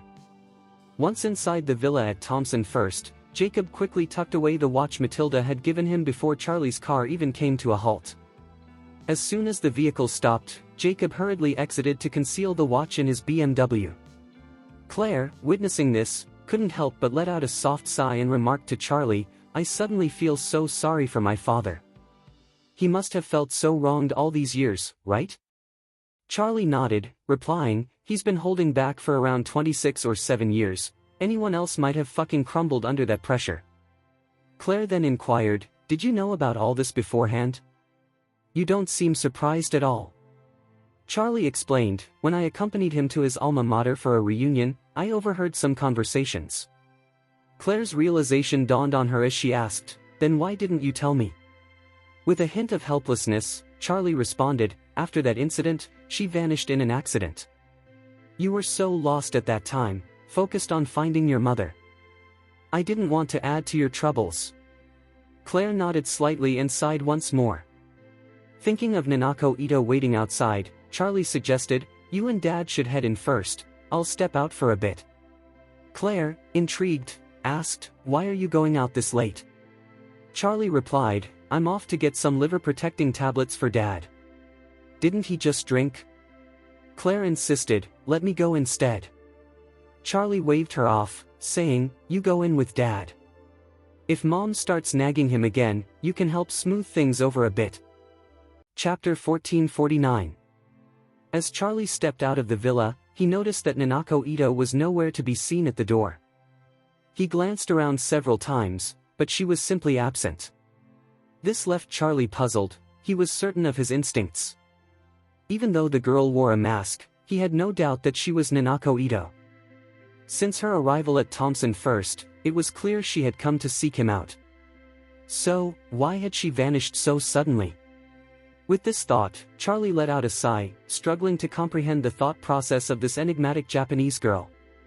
Meanwhile, Nanako Ito was tucked away in a nearby milk tea shop, watching Charlie from a distance. Noticing that Charlie appeared slightly dazed, she felt an unusual flutter in her heart. She had indeed come to see him tonight. With the finals approaching, she was aware that defeating Aurora would be a formidable challenge, and the possibility of injury loomed over her. Both her master and family had expressed concerns about her participation in the finals. Nevertheless, she believed that a true martial artist must possess not only strength but also unyielding willpower. Thus, she resolved to compete, fully prepared for the possibility of injury. To support her, her father arranged for a special plane and a top-tier Japanese medical team to be present at the finals. If Nanako were to sustain an injury during the match, they would provide immediate assistance and transport her to Tokyo for treatment within 3 hours. Given this arrangement, she realized that once on the field, she likely wouldn't have another opportunity to see Charlie. This prompted her to come by and catch a glimpse of him one last time. However, as she waited outside Thompson First, she spotted Charlie's car returning and noticed a stunning woman seated in the back. It struck her that this must be Charlie's wife. At that moment, a wave of disappointment washed over her, and she felt it was inappropriate to intrude on a married man's life, leading her to consider returning to the hotel. Yet, even as she contemplated leaving, she was compelled to find out if Charlie had noticed her or would come out to see her. So, she ordered a cup of milk tea and settled into her seat. Nanako's feelings towards Charlie were quite complex. On one hand, she felt resentment because he had defeated her mentor, deeming him somewhat ruthless. On the other hand, she admired his incredible strength, regarding him as a true martial arts master. Additionally, his harsh words from their last encounter left her feeling embarrassed, as his presence seemed to affect her aura and inner strength, causing her heart to soften whenever he crossed her mind. Unbeknownst to her, this softness was closer to a crush mixed with goddamn admiration. Having undergone a rigorous aristocratic upbringing, Nanako prided herself on her strong psychological resilience. Yet recently, thoughts of Charlie made her heart race, leaving her breathless. Even in his absence, she felt nervous, her heart fluttering like a startled deer. At that moment, watching Charlie from afar only intensified her rapid heartbeat. Moreover, witnessing a hint of regret on his face brought her unexpected joy. Just as in the ring, when she caught a glimpse of concern in his eyes, it filled her with a sense of satisfaction. Chapter 1450. In a rush, she turned to her boss and said, "Boss, could you please add another cup of milk tea?" The boss replied, "Miss, we're about to close, and the clerk has already finished work. I can't make any milk tea right now, sorry." "Alright," Nanako Ito said with a resigned nod. Just then, she spotted Charlie approaching the right side of the entrance to Thomson First's first product. Instantly, she grasped her milk tea and dashed outside. Charlie, thinking Nanako had already left, decided to visit the pharmacy to pick up a box of liver-protecting tablets for his elderly relative to aid in his recovery. Upon arriving at the pharmacy, Charlie noticed a large poster displayed at the entrance. It featured the stunning Stephanie, who was showcasing Oracle Nova Dias. Beneath her image was a slogan she had written, "New Chinese medicine, new domestic products, I trust Oracle Nova Dias." Her autograph was positioned below the slogan. As Charlie entered the drugstore, he observed several customers eagerly speaking with the salesperson. "Hey, can I get a box of the Oracle Nova Dias that Stephanie endorses?" one man exclaimed. "I'd like a box as well," another chimed in. "Me too," added another customer. With a grin, the salesperson responded, "I assume you're all collecting them, right?" "How did you know?" one of the men asked, surprised. "Are you a fan of Stephanie too?" "Absolutely," the salesperson replied. "I'm a big fan of Stephanie. I bought a box of Oracle Nova Dias today, and most of the customers here are fans as well. This is her first time endorsing a real product, making it quite fucking collectible."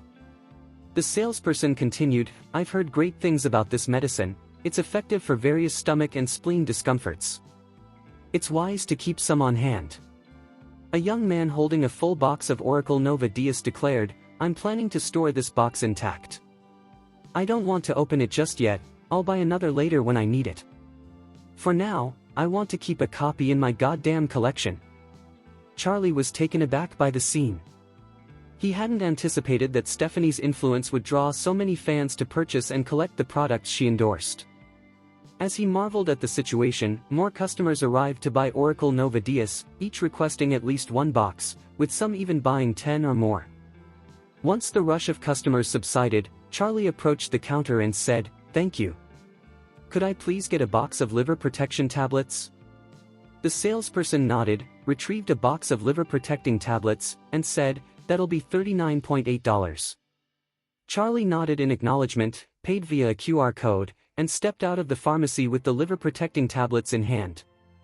As he exited, Charlie examined the ingredients of the liver protection tablets, reflecting on how many men frequent bars and consume alcohol, which can harm the liver. He thought that liver protection medications could have a significant market demand. He recalled that many classic prescriptions had been lost in the apocalyptic book, including those for stomach powders and liver protection. Once Oracle Nova Dias gained popularity, he could consider launching Oracle Liver Protection tablets. Lost in thought, Charlie was suddenly jolted back to reality as someone rushed past him. Instinctively, he prepared himself for a defensive reaction. But as he focused, he realized it was Nanako Ito, wearing a hood and with bright, moon-like eyes, standing right in front of him. Surprised, he hadn't expected to see her again after he assumed she had left. At that moment, Nanako felt a mix of shyness and nervousness. Looking directly at Charlie, she found herself at a loss for words. In a fluster, she handed him the milk tea she was holding and smiled, saying, "Charlie, please enjoy this milk tea." Chapter 1451. In fact, Nanako Ito was momentarily at a loss for words. Once she gathered her thoughts, she handed Charlie a cup of milk tea. Charlie, though slightly taken aback, hadn't had a sip of water since going out to fetch his father-in-law, and he was feeling quite parched. As a result, he instinctively accepted the drink, smiling as he said, "Thank you, I'm really thirsty." With that, he bent down and took a substantial gulp through the straw. It was at this moment that Nanako Ito realized, oh no. I've already taken a few sips from this cup of milk tea. Even if it was just a few sips, I've already consumed it. How embarrassing. Does that mean I just kissed Charlie indirectly? Unaware of Nanako's earlier consumption, Charlie continued sipping the milk tea and asked, "Miss Ito, what brings you here so late?" Nanako Ito felt an overwhelming sense of shame. Having undergone 20 years of strict education, she understood the significance of the phrase, "Men and women should not touch when giving or receiving items." This moment felt like the closest she had ever come to indirect physical contact with a man. Her heart raced with a mix of nervousness and anxiety, yet there was also a flicker of excitement. As she floundered in her thoughts, Charlie inquired, "Why are you here?" Nanako Ito stammered nervously, I'm just passing by, oh no. At a loss for how to fabricate a convincing lie, she found herself completely flustered. Charlie, noticing her distress, smiled reassuringly. "There's no need to be so tense around me. Just speak your mind." Taking a deep breath, Nanako nodded slightly and said, "I just wanted to see you. I'm worried that after the game, I might not have another chance." Curiously, Charlie asked, "What? Are you going back to Japan after the game?" "Yes," Nanako Ito replied, unable to meet his gaze, her voice barely above a whisper. "My father has already booked the plane. I'll leave right after the game." Charlie pondered aloud, "But you're in the finals. Even if you lose, you'd still be the runner-up. Don't you want to stay for the awards ceremony?" With a bittersweet smile, Nanako replied, "As the top seed, I wouldn't have the fucking face to stay if I don't win the gold medal. It would be too embarrassing to attend the runner-up ceremony." Charlie gave a gentle smile and said, "Remember, martial arts is not solely about winning. The essence of martial arts lies in the journey of self-improvement." "Self-improvement?" Nanako Ito asked, a hint of confusion in her voice. "Charlie, what do you mean by fighting with oneself?" Charlie responded calmly, "The ancestors of our Chinese people are quite different from those of any other nation. Our forebears have never favored bullying or aggression. Throughout history, our ancestors in China have focused on safeguarding our homeland, striving to prevent foreign invasions. Even during our most prosperous times, when various nations sought to conquer, we never invaded any country, including Japan." Chapter 1452. Charlie found himself unsure of the expression he had shown to Nanako Ito at that moment. Without a mirror, he couldn't see his own eyes, but he vividly recalled his emotions. At that time, witnessing her being overwhelmed by her opponents filled him with genuine concern. Reflecting on this, he realized that Nanako must have seen his worried expression, right? With this thought in mind, he felt a twinge of embarrassment. He sighed and earnestly advised, "Don't be reckless in the future. While it's great to give your all in the game, don't endanger yourself just for the sake of a little obsession." When Nanako Ito heard Charlie's caring words, her heart raced with excitement, and she nodded, responding, "I understand." Charlie looked at her closely, noting the bruises and scars at the corners of her eyes. He couldn't help but stress, "In your next match against Aurora, please prioritize your safety. If you feel you can't compete with her, don't hesitate to admit defeat. There's no shame in that. Aurora's strength has indeed surpassed yours significantly, and being overly aggressive could lead to serious injury." Nanako Ito listened intently and gently nodded, then asked, "Charlie, I have a question that's been weighing on my mind for a while. I'd really like to clarify something with you." Charlie replied casually, "Go ahead and ask. If I can answer, I won't keep any information from you." Nanako Ito quickly said, "My teacher and I have been studying Aurora's matches closely. I've watched numerous videos of her past performances, and it seems like her strength has suddenly skyrocketed, far beyond what typical training can achieve. So, I need to know, what caused this rapid improvement? Is it linked to you in any way? Charlie smiled and teased, what if I told you it has nothing to do with me? Nanako Ito shook her head, insisting, I'm sorry for being blunt, but if you claim it has nothing to do with you, I can't believe that. Charlie nodded, admitting, you're correct, it is indeed related to me. Nanako Ito expressed her gratitude, saying, thank you for your honesty. As they conversed, they had already reached the entrance of Thompson First. Charlie looked at her and said, all right, make sure to get some rest and prepare for your upcoming match. Though a bit reluctant, Nanako nodded obediently, placing her hands together and bowing deeply, thank you for your guidance tonight. Charlie smiled, nodded, and waved goodbye, saying, thanks for the milk tea, I'm heading in now. With that, he stepped through the doorway of Thompson First. Nanako Ito lingered for a moment, watching until his figure disappeared completely, then sighed and turned to leave. Meanwhile, at the Oris Hill International Hotel, Jiro Kobayashi had just finished a shower in his room. He poured himself a glass of whiskey and settled onto the sofa in front of the floor-to-ceiling windows, taking in the night view of Oris Hill with satisfaction. The source of his good mood stemmed from the record-breaking attention the Oris Hill International Sonda competition had garnered in China, which, in turn, had caused Nyronex's popularity to soar. Chapter 1454. Feedback indicates that Nyronex's sales volume skyrocketed 7 or 8 times, far surpassing expectations. Looking ahead, Kobayashi Pharmaceutical is poised to make significant strides. In this moment, he felt invigorated and couldn't resist indulging in a few more shots of strong liquor. After downing those few sips, a warmth spread through his stomach. However, shortly after, he began to feel some discomfort. Jiro Kobayashi's expression shifted slightly as he quickly reached for his own Kobayashi stomach powder. It's important to note that Jiro Kobayashi has secretly struggled with stomach issues for some time. His love for strong drinks has contributed to lingering troubles that have long taken root in his stomach. Last year, his condition worsened, prompting a doctor to advise him to cease drinking. To address his stomach problems, he turned to his professional pharmacy knowledge, delving into numerous classical Chinese medical texts and conducting extensive research. This led to the creation of his remedy, Nyronex. Kobayashi stomach powder has proven to be an effective daily remedy for alleviating stomach discomfort.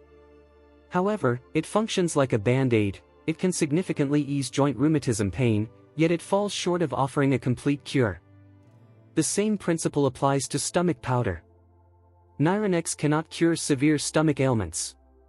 It's akin to a scenario where an individual's knee cartilage is severely damaged and causes constant pain. In such instances, applying a band-aid might temporarily relieve discomfort, reduce swelling, or lessen inflammation, but it will never restore the damaged knee cartilage.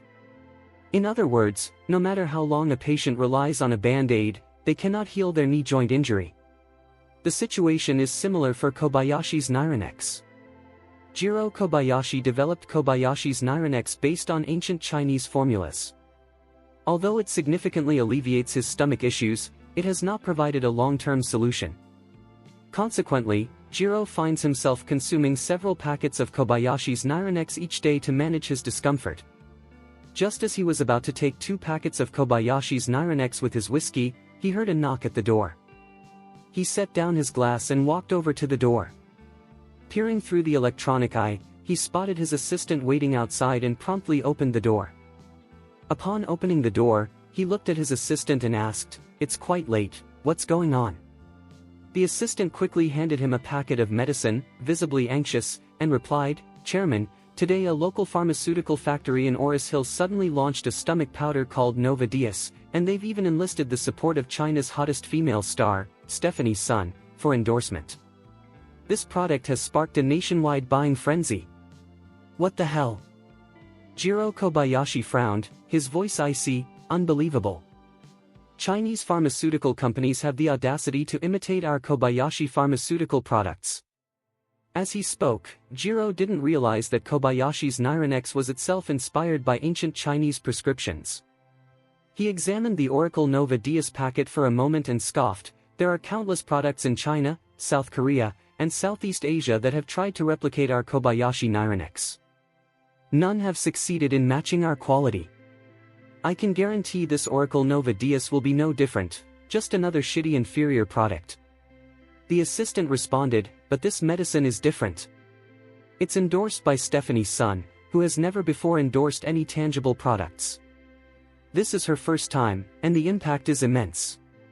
Her fans are already demonstrating incredible purchasing power. Chapter 1455. Upon hearing the assistant's words, Jiro Kobayashi couldn't help but focus intently.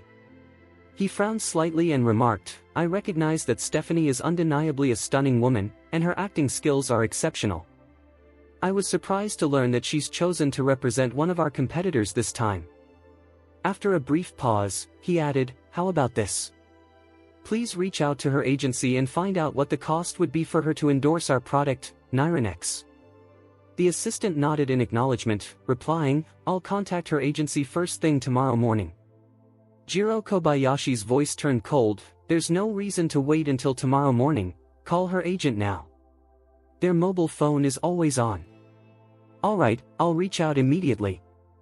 Feeling irritated, Jiro Kobayashi returned to his room. He was acutely aware that in today's market, regardless of what he was selling, the idol effect was a major concern. Many ardent fans often overlook the quality of an endorsement. If their idol is behind it, they will rush to purchase, often in large quantities. Moreover, the intense purchasing behavior exhibited by fans tends to be very exclusive. When they opt for a product endorsed by their idol, they often disregard all other similar products. This situation could easily allow Oracle Nova Dias, with Stephanie's endorsement, to capture a significant portion of consumers from Nyronex. As this thought crossed his mind, Jiro Kobayashi's expression darkened. God damn it! Originally, he had aimed for Nyronex to capitalize on the Sonda competition to gain traction across China, but now it seemed like his plans were falling apart. While he was engulfed in frustration, Jiro felt another pang in his stomach. If the assistant hadn't interrupted him, he would have already taken 2 packets of Nyronex. Now, he instinctively reached for his Nyronex, but then noticed the Nova Dias in his hand, prompting him to think, perhaps I should take this chance to personally try out Nova Dias. After all, I've been a loyal user of Nyronex for a long time, and my stomach can easily gauge the quality of a product. If I find that this medicine is inferior to Kobayashi's Nyronex, then I won't have to worry about its competition.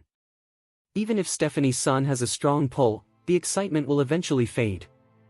Once the hype dies down, everything will depend on the actual effectiveness, right? In that case, this Nova Dias powder will become obsolete due to its ineffectiveness. With this in mind, Jiro Kobayashi settled into his soft sofa, opened the Nova Dias package, and retrieved 2 small bags from inside. Typically, when his stomach was upset, he needed 2 packets of Nyronex for relief. Thus, he instinctively took out 2 packets of Nova Dias, planning to start with the same dosage. However, he soon reconsidered, deciding it was wiser to begin with just 1 packet. If it didn't work, he could always take another, and if that was ineffective too, he could increase the dosage as needed. After all, this medicine was primarily for health maintenance, made from non-toxic ingredients, so he could safely try a few more packets without concern. Jiro Kobayashi felt that it would be ideal if this Oracle Nova Dias proved ineffective, even after taking 10 packets. In that case, the product would be completely discredited. Determined, he tore open one of the packets, poured the powder directly into his mouth, and followed it with a gulp of whiskey. Chapter 1456. When Jiro Kobayashi decided to take Nova Dias, he did so without a hint of worry. He assumed that this new medication would be significantly worse than his own, Nyronex, but he figured its severity would only be revealed after he tried a pack. However, in an instant, his expression shifted to one of concern. Upon consuming Nova Dias, Jiro Kobayashi felt a soothing warmth radiating from his abdomen. This gentle warmth was reminiscent of a spring rain, tenderly enveloping his stomach. It provided potent relief and analgesic effects, leaving him with a comforting sensation. As a result, the discomfort in his stomach vanished almost instantly, making him feel extraordinarily at ease. When he had taken his own Nyronex, he had experienced a similar comfort, but the effects were nowhere near as impressive. What the fuck makes Oracle Nova DS so effective? It's unbelievable. Even when I take 2 packets of Nyronex, I don't feel this good. What is this miraculous medicine? What kind of goddamn formula did they use? As these thoughts crossed his mind, Jiro Kobayashi felt a chill run down his spine, and beads of cold sweat formed on his forehead. Kobayashi's Nyronex was intended to be his company's key product in their global expansion. He was not prepared to see his flagship product overshadowed by a formidable competitor just after its launch. If he didn't take action, Nyronex would essentially be rendered obsolete in light of the impressive effects of Oracle Nova DS. Feeling flustered and anxious, Jiro kept reassuring himself, pondering, could it be that Nova DS has a short-lived effect? If it fades quickly, then perhaps Nyronex can still have its moment. With that thought, Jiro Kobayashi resolved to wait. He decided to monitor whether his stomach discomfort would return soon.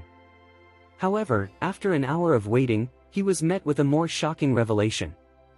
The effects of Oracle Nova DS had not diminished at all. He still felt invigorated, as if he were basking in a hot spring during winter.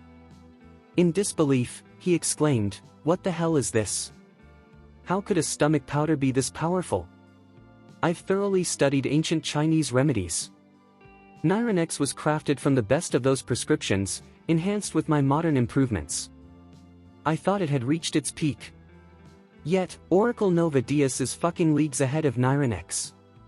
In that moment, Jiro Kobayashi felt immense comfort in his stomach, but his heart was heavy with despair.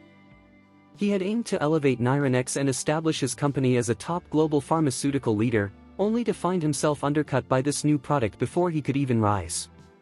It was simply unacceptable.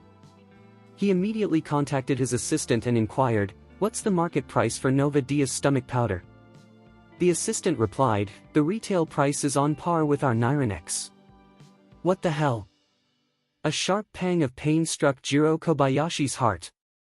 He couldn't help but snap in frustration, it's obviously targeting our Kobayashi stomach powder. Fuck you, Oracle Pharmaceutical. Chapter 1457.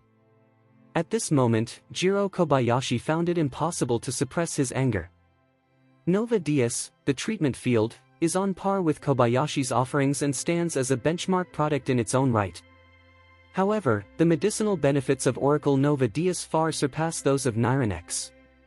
To make matters worse, the packaging, net content, and retail price of Oracle Nova DS mirror those of Nyronex.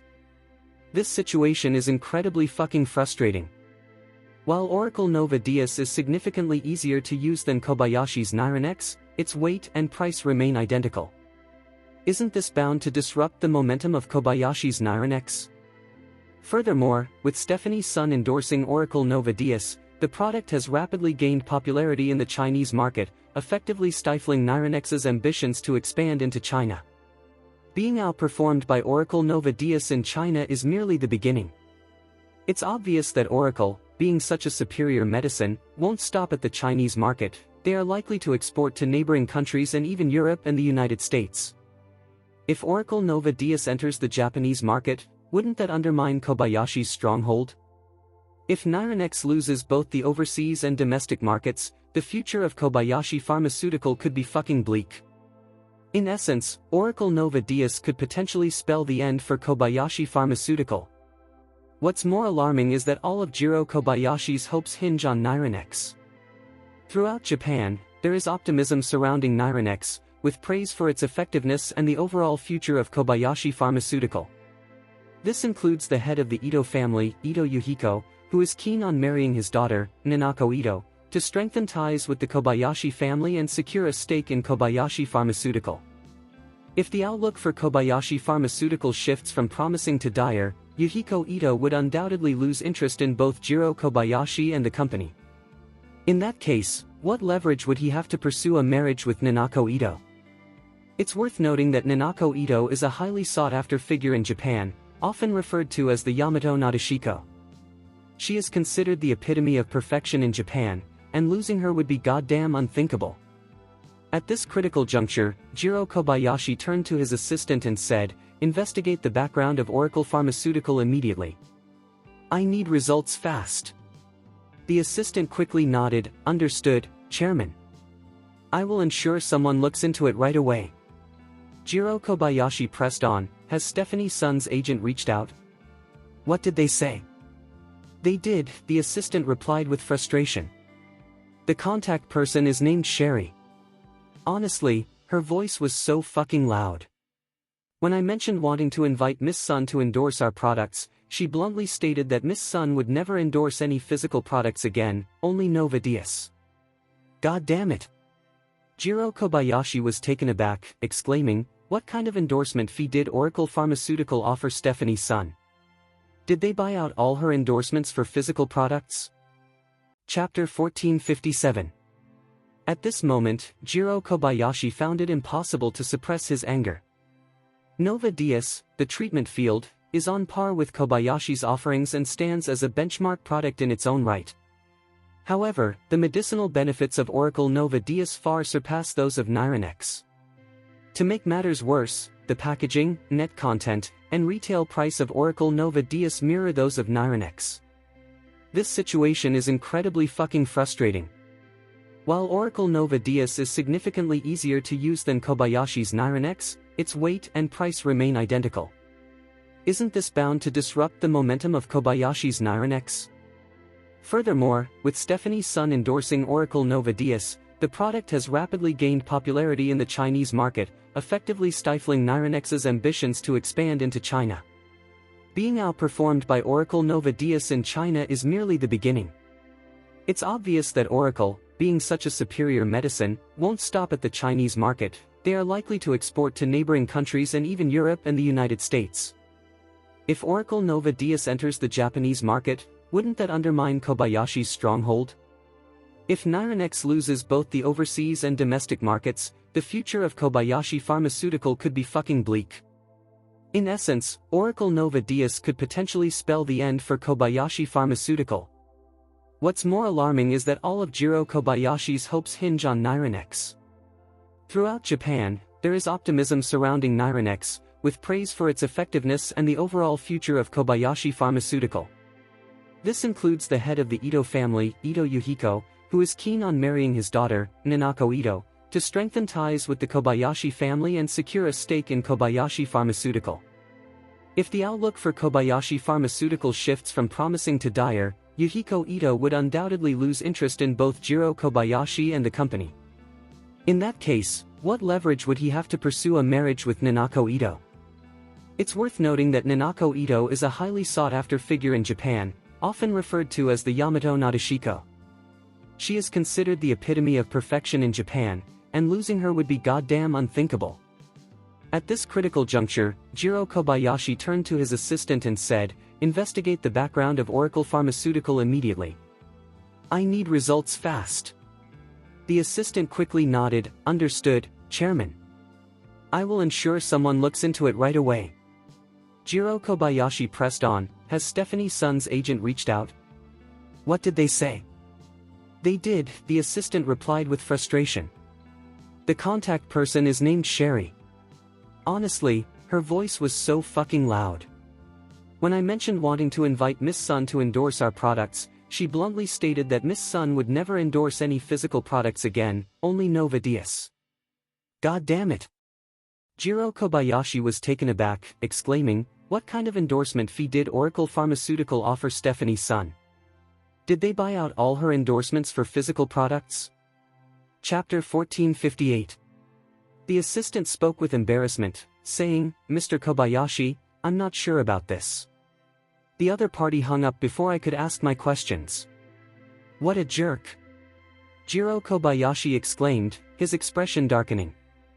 If that's the case, then I'll have to come up with a plan to deal with Oracle Pharmaceutical. I absolutely need to acquire their formula patent. The assistant cautiously inquired, "Mr. Kobayashi, is this medicine truly effective?" Jiro Kobayashi sneered, "Effective? This medicine is at least 10 times better than Kobayashi's Nyranex."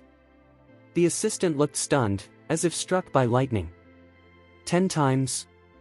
That's an enormous difference. Jiro Kobayashi nodded gravely. You must not share this information with anyone. If we can obtain the prescription for Nova Dias, we can turn the tide and elevate our company to new heights. But if we fail to secure it, Kobayashi Pharmaceutical will be in serious trouble. Upon hearing this, the assistant couldn't help but ask, Mr. Kobayashi, such a valuable prescription is a goldmine for everyone. Do you think Oracle Pharmaceutical will agree to sell it to us? Jiro Kobayashi clenched his teeth. This is a matter of life and death for Kobayashi Pharmaceutical.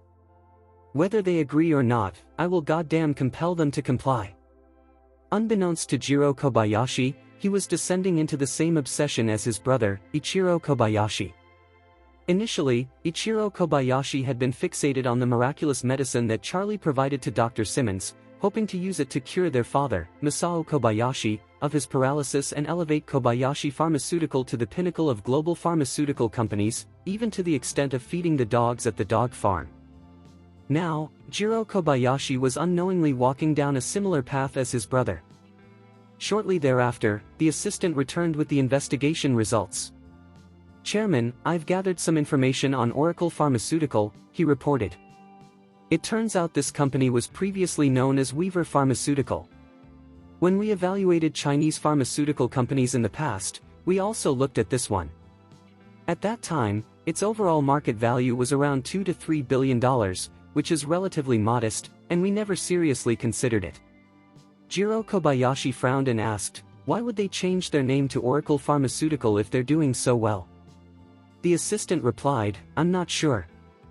However, after the name changed to Oracle Pharmaceutical, their shareholder structure also shifted. Previously, the Weaver family owned 100% of the shares, but now they only hold 20%. The remaining 80% is held by a mysterious individual. Mysterious individual?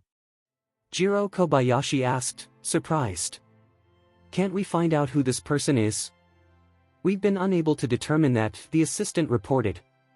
The equity structure is backed by top lawyers who are concealing the key information about the major shareholders. It's impossible to trace who owns the 80% of the shares. President, I believe this situation is quite complex, and the major shareholder could have significant influence. We must proceed with caution.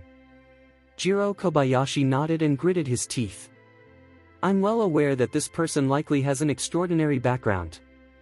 However, we can't afford to worry about that right now. Kobayashi Pharmaceutical must rise quickly, and I will not allow Oracle Pharmaceutical to stand in our fucking way. The assistant quickly asked, Mr. Kobayashi, what are your instructions? Tomorrow morning, we will head to Oracle Pharmaceutical. Jiro Kobayashi declared. The assistant responded, Chairman, Miss Nanako will be competing in the finals tomorrow morning. Won't you be attending to support her? Jiro Kobayashi waved his hand dismissively. The most important task right now is to take down Oracle Pharmaceutical. If I can't conquer Oracle Pharmaceutical, I won't be able to support Nanako. But once we secure Oracle Pharmaceutical, then Nanako will ultimately be within my grasp. The assistant nodded in understanding. Mr. Kobayashi, I see your point. Also, we need to reach out now and mobilize a group of experts from China to bring them to Oris Hill by noon tomorrow. If the head of Oracle Pharmaceutical proves to be tough, we can let these experts handle the situation. Chapter 1459. The following day arrived. Jiro Kobayashi set out early in the morning, headed for Oracle Pharmaceutical. Meanwhile, Charlie, after enjoying breakfast prepared by his mother-in-law Elaine, borrowed his father-in-law's old car and drove to Oris Hill Stadium. It's worth mentioning that since Elaine softened her approach, life at home for Charlie has become significantly more pleasant. After hearing Charlie mention that Claire had requested a large sum and asked for help with the child, Elaine changed her tactics. She began to flatter Charlie and simultaneously encouraged Claire to consider having a baby sooner. Having been married to Jacob for many years, Elaine's cooking skills had never seen much improvement. She had always managed to get by without truly honing her culinary abilities. However, now she was actually taking the time to study recipes on her phone, determined to win over Charlie as her son-in-law so she could secure a comfortable future. Elaine had come to realize something important. Despite being an orphan with no connections, Charlie possessed a unique talent for feng shui. She believed that this family was destined for financial success. Plus, they lived in the luxurious Thompson First Villa, valued at over $100 million, certainly a source of immense satisfaction for her. Thus, for Charlie, Elaine's only goal was to please him, without any goddamn ulterior motives. This change took both Claire and Jacob by surprise. Neither of them anticipated that Elaine, who had always stood firm in her ways at home, would start to show such deference to Charlie. Of course, both Claire and Jacob understood that Elaine's motives were driven by financial interests. They knew her fucking behavior all too well. Yet, this was not necessarily a bad thing, as it meant fewer conflicts at home. As Charlie arrived at the stadium, he found it already bustling with excitement. Today's final was garnering nationwide attention. People from all over the country were eager to see if the underdog, Aurora, could continue its surprising streak and claim the championship title. When Charlie made his way backstage, Aurora had already arrived early. Upon seeing him, she felt a mix of shyness and joy, wrapping her arms around him and asking softly, "Master Wade, do you think I can win today?" Charlie nodded earnestly and replied, "I believe you will definitely win." As he spoke, he couldn't help but think of Nanako Ito. It was true that Nanako had previously outperformed Aurora, but now Aurora had significantly surpassed her in strength. Thus, Charlie felt confident in Aurora's chances. However, he did have a lingering concern about the possibility of Aurora inadvertently injuring Nanako during the match. To be honest, Charlie had developed a favorable impression of Nanako Ito.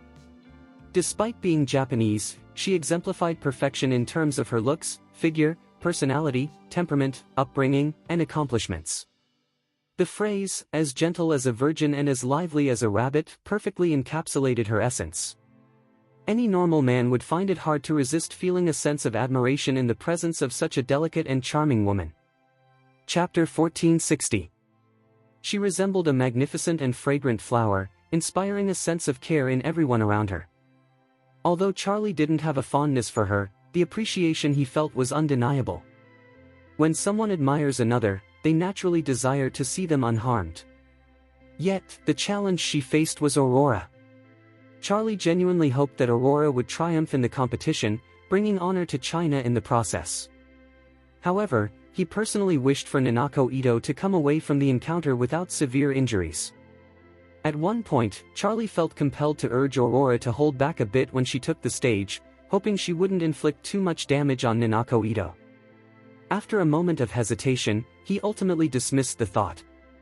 He realized he had no right to interfere in Aurora's match. If he were to voice such concerns, it would likely shock her and throw her off her game. After all, he was the esteemed Master Wade in her eyes and also her current coach. Asking her to show mercy to her opponent would undoubtedly make her feel betrayed. Thus, he chose to keep his worries to himself, secretly hoping that Nanako Ito would not be seriously hurt. He intended to refrain from intervening and allow her to return to Japan unscathed. However, if Nanako Ito were to sustain significant injuries, he felt he couldn't ignore it. He would have to step in to help her at least once, refusing to let her end up like her master, Yamamoto Kazuki. Meanwhile, in another room, Nanako Ito appeared anxious. Her assistant, Koichi Tanaka, set two mobile phones in front of her, both connected to video calls. One call displayed a video of Kazuki Yamamoto, who was lying in a hospital bed.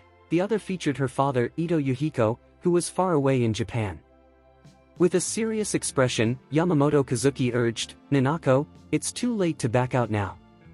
You should avoid facing Aurora.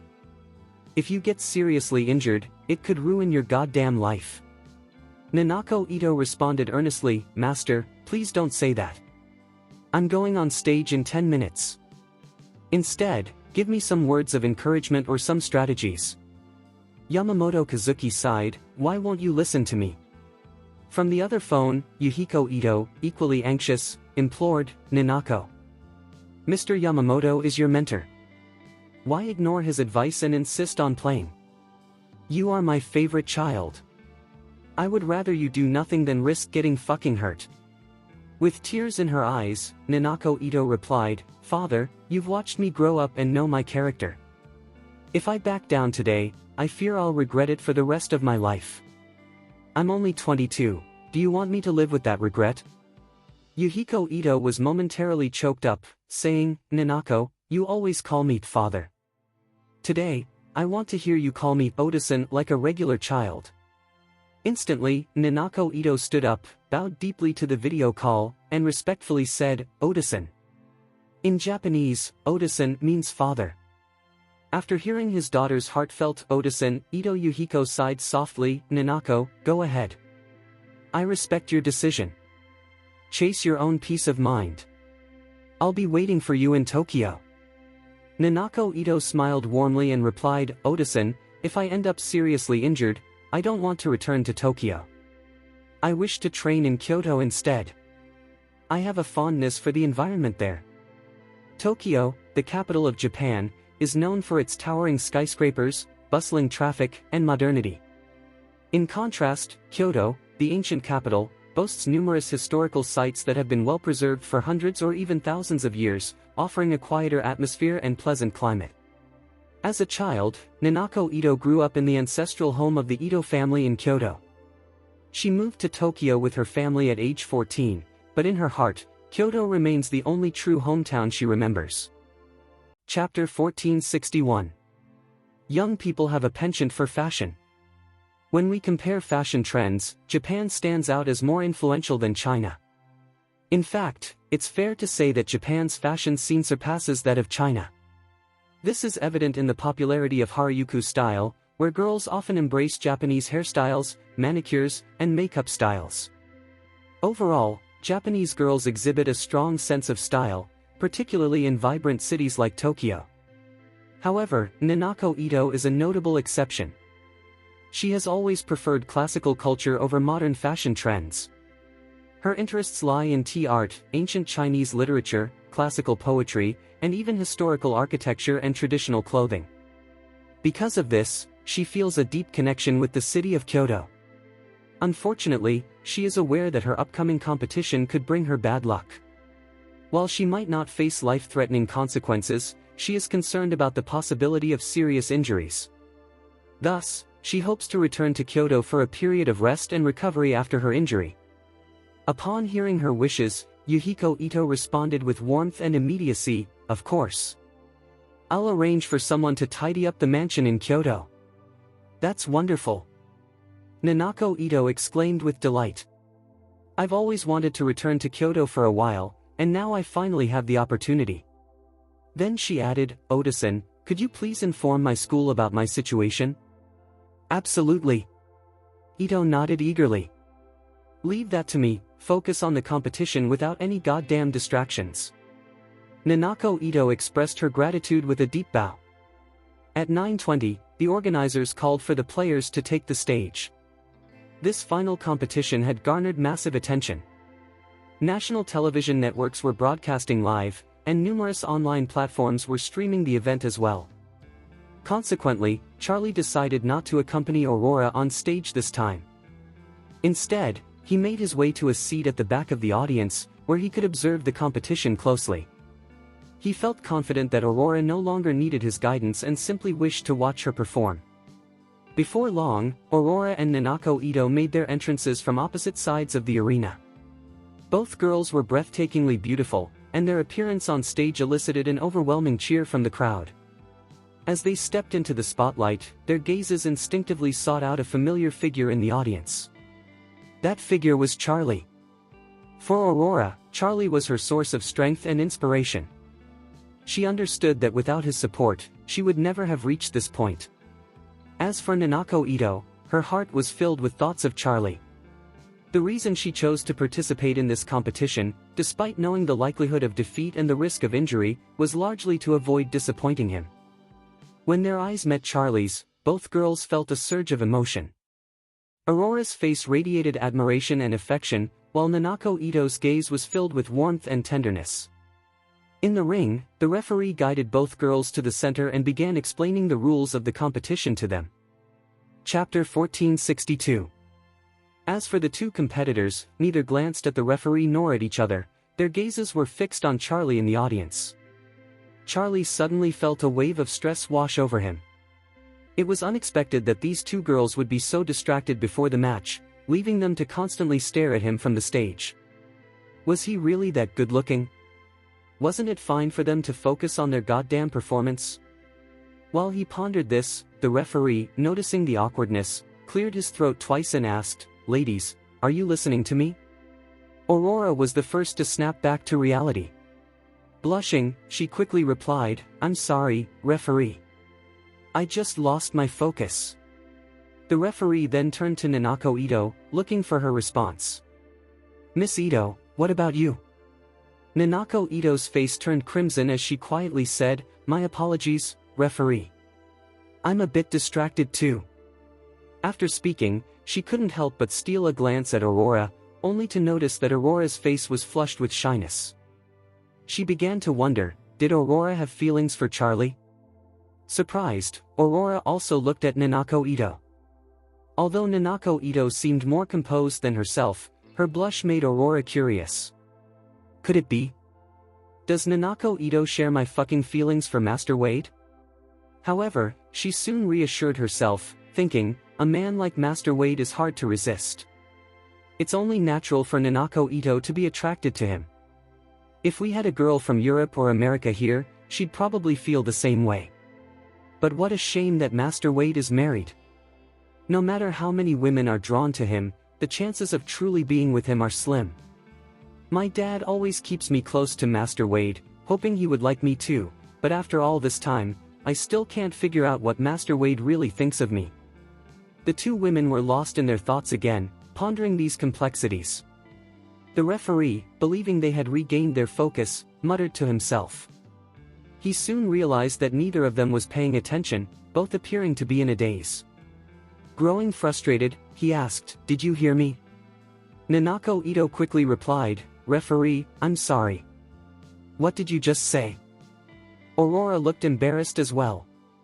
The referee took a deep breath and said, "You are both top female Sonda fighters who have made it to the finals.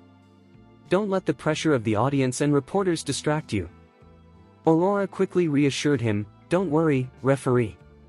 We're ready to put on a great match."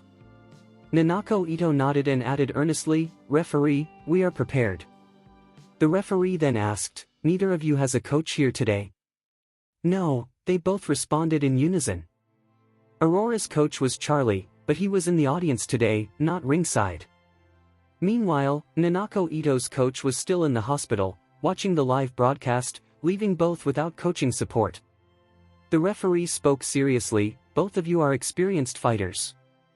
Remember, if you get injured during the match, accurately assess your situation. Don't push yourself too hard. If you can't continue, let me know immediately, and I'll stop the match." Typically, when a fight reaches a critical point, it's the coach who throws in the towel to declare defeat. However, without a coach present, the responsibility falls on the fighters themselves. Sometimes, fighters can become so engrossed in their performance or too injured to think clearly, which can lead to severe injuries from their opponents. Hence, the reminder is crucial, don't fucking push through at dangerous moments.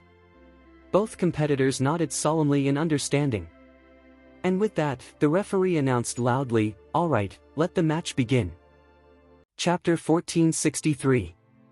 At the start of the game, the two girls, a bit distracted, found it hard to get into the right mindset as the referee signaled the beginning.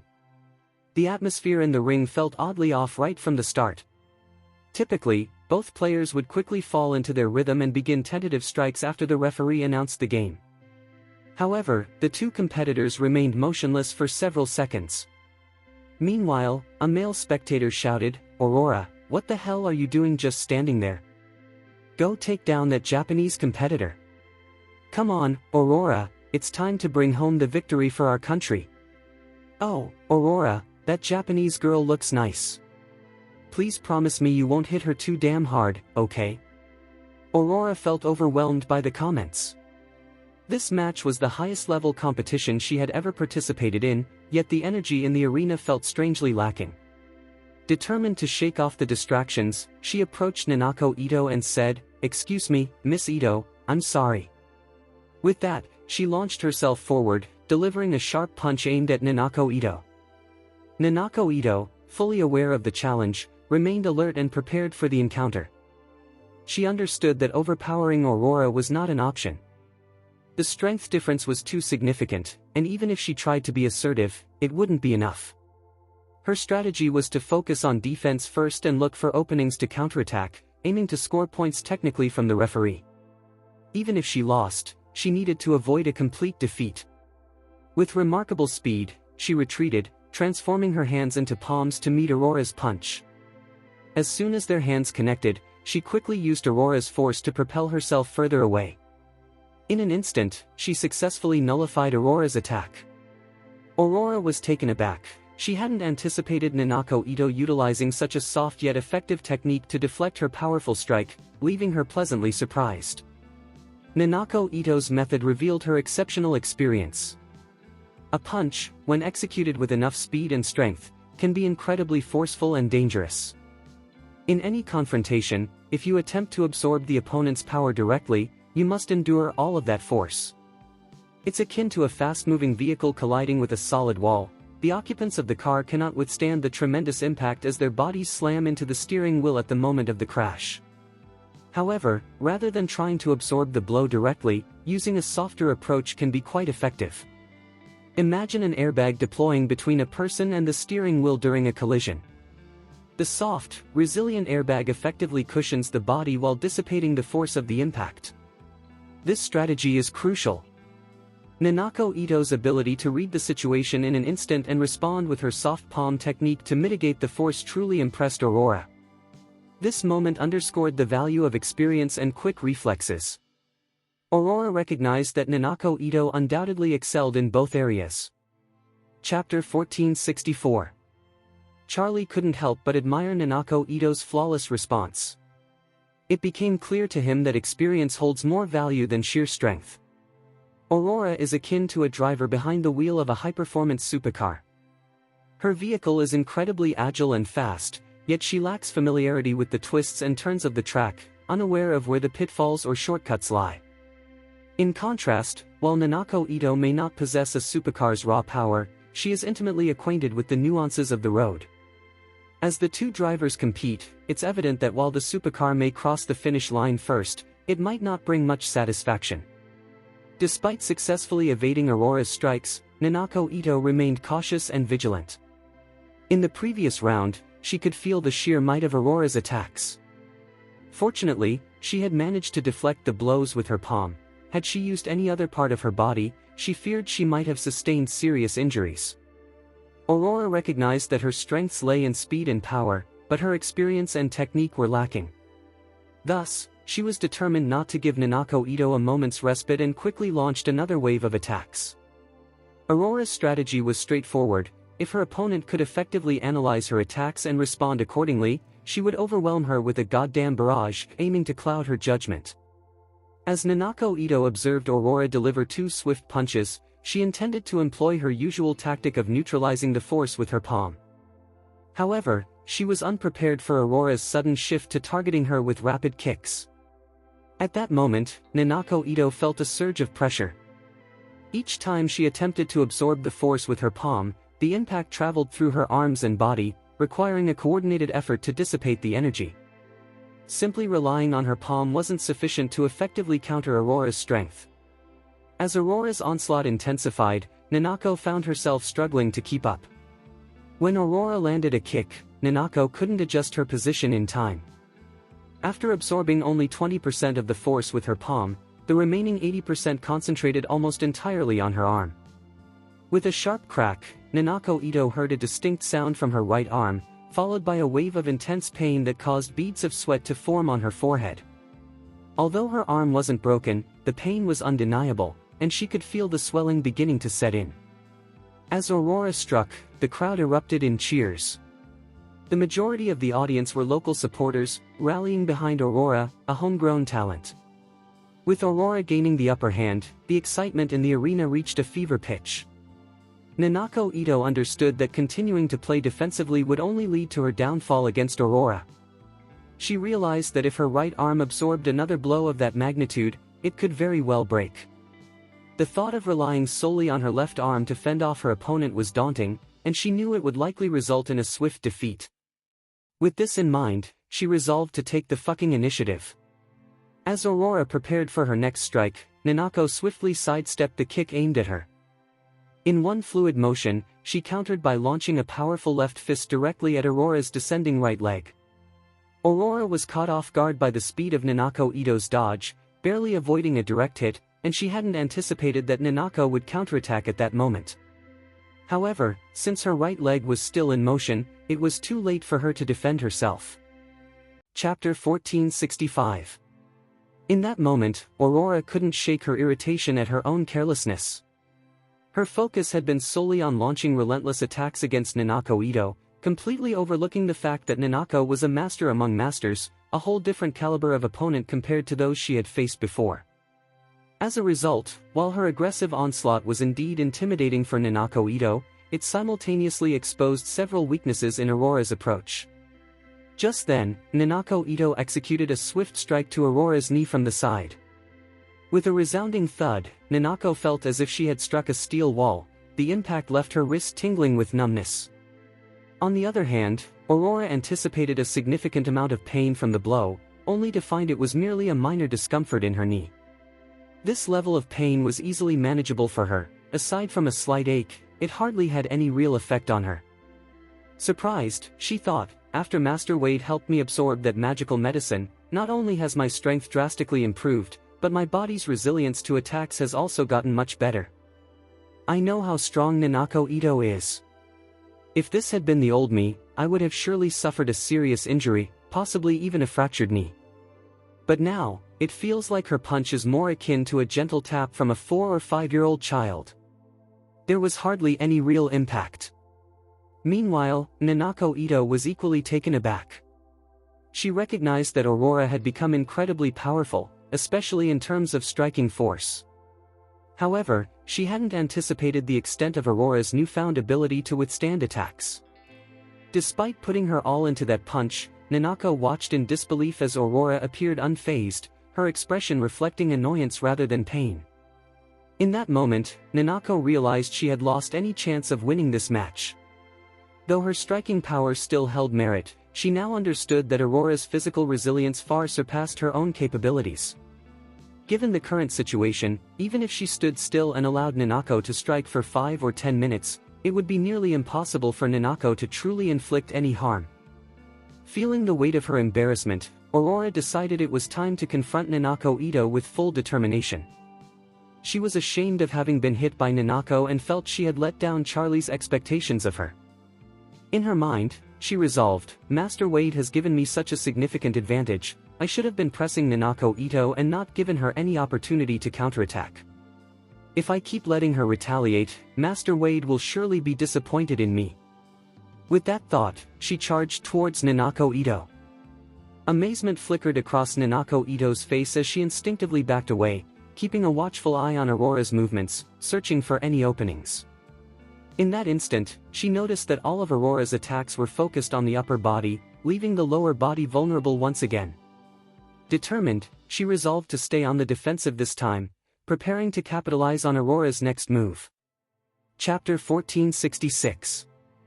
Aurora unleashed 2 quick punches in succession, but both were deftly dodged by Nanako Ito. Seizing a prime opportunity, Nanako quickly crouched down and moved in close to Aurora. With her left hand positioned in front and her injured right hand ready, she combined her efforts to deliver a powerful slap to Aurora's waist. The Chinese audience gasped in unison, believing that Aurora was on the verge of a successful counterattack.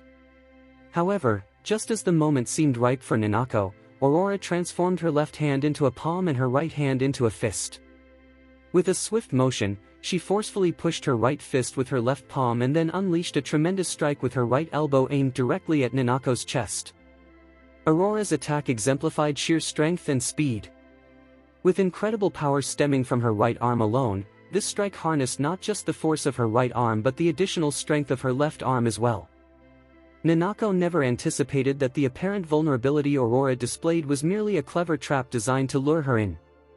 Before Nanako's palm could even connect with Aurora's ribs, Aurora's right elbow had already collided with her chest in a flash. The impact of the elbow was formidable to begin with, but the combined strength from both arms intensified it even further. Nanako felt as if she had been struck by a cannonball. The force shattered several of her ribs, and even after absorbing less than 30% of that overwhelming power, the rest sent her flying several meters away.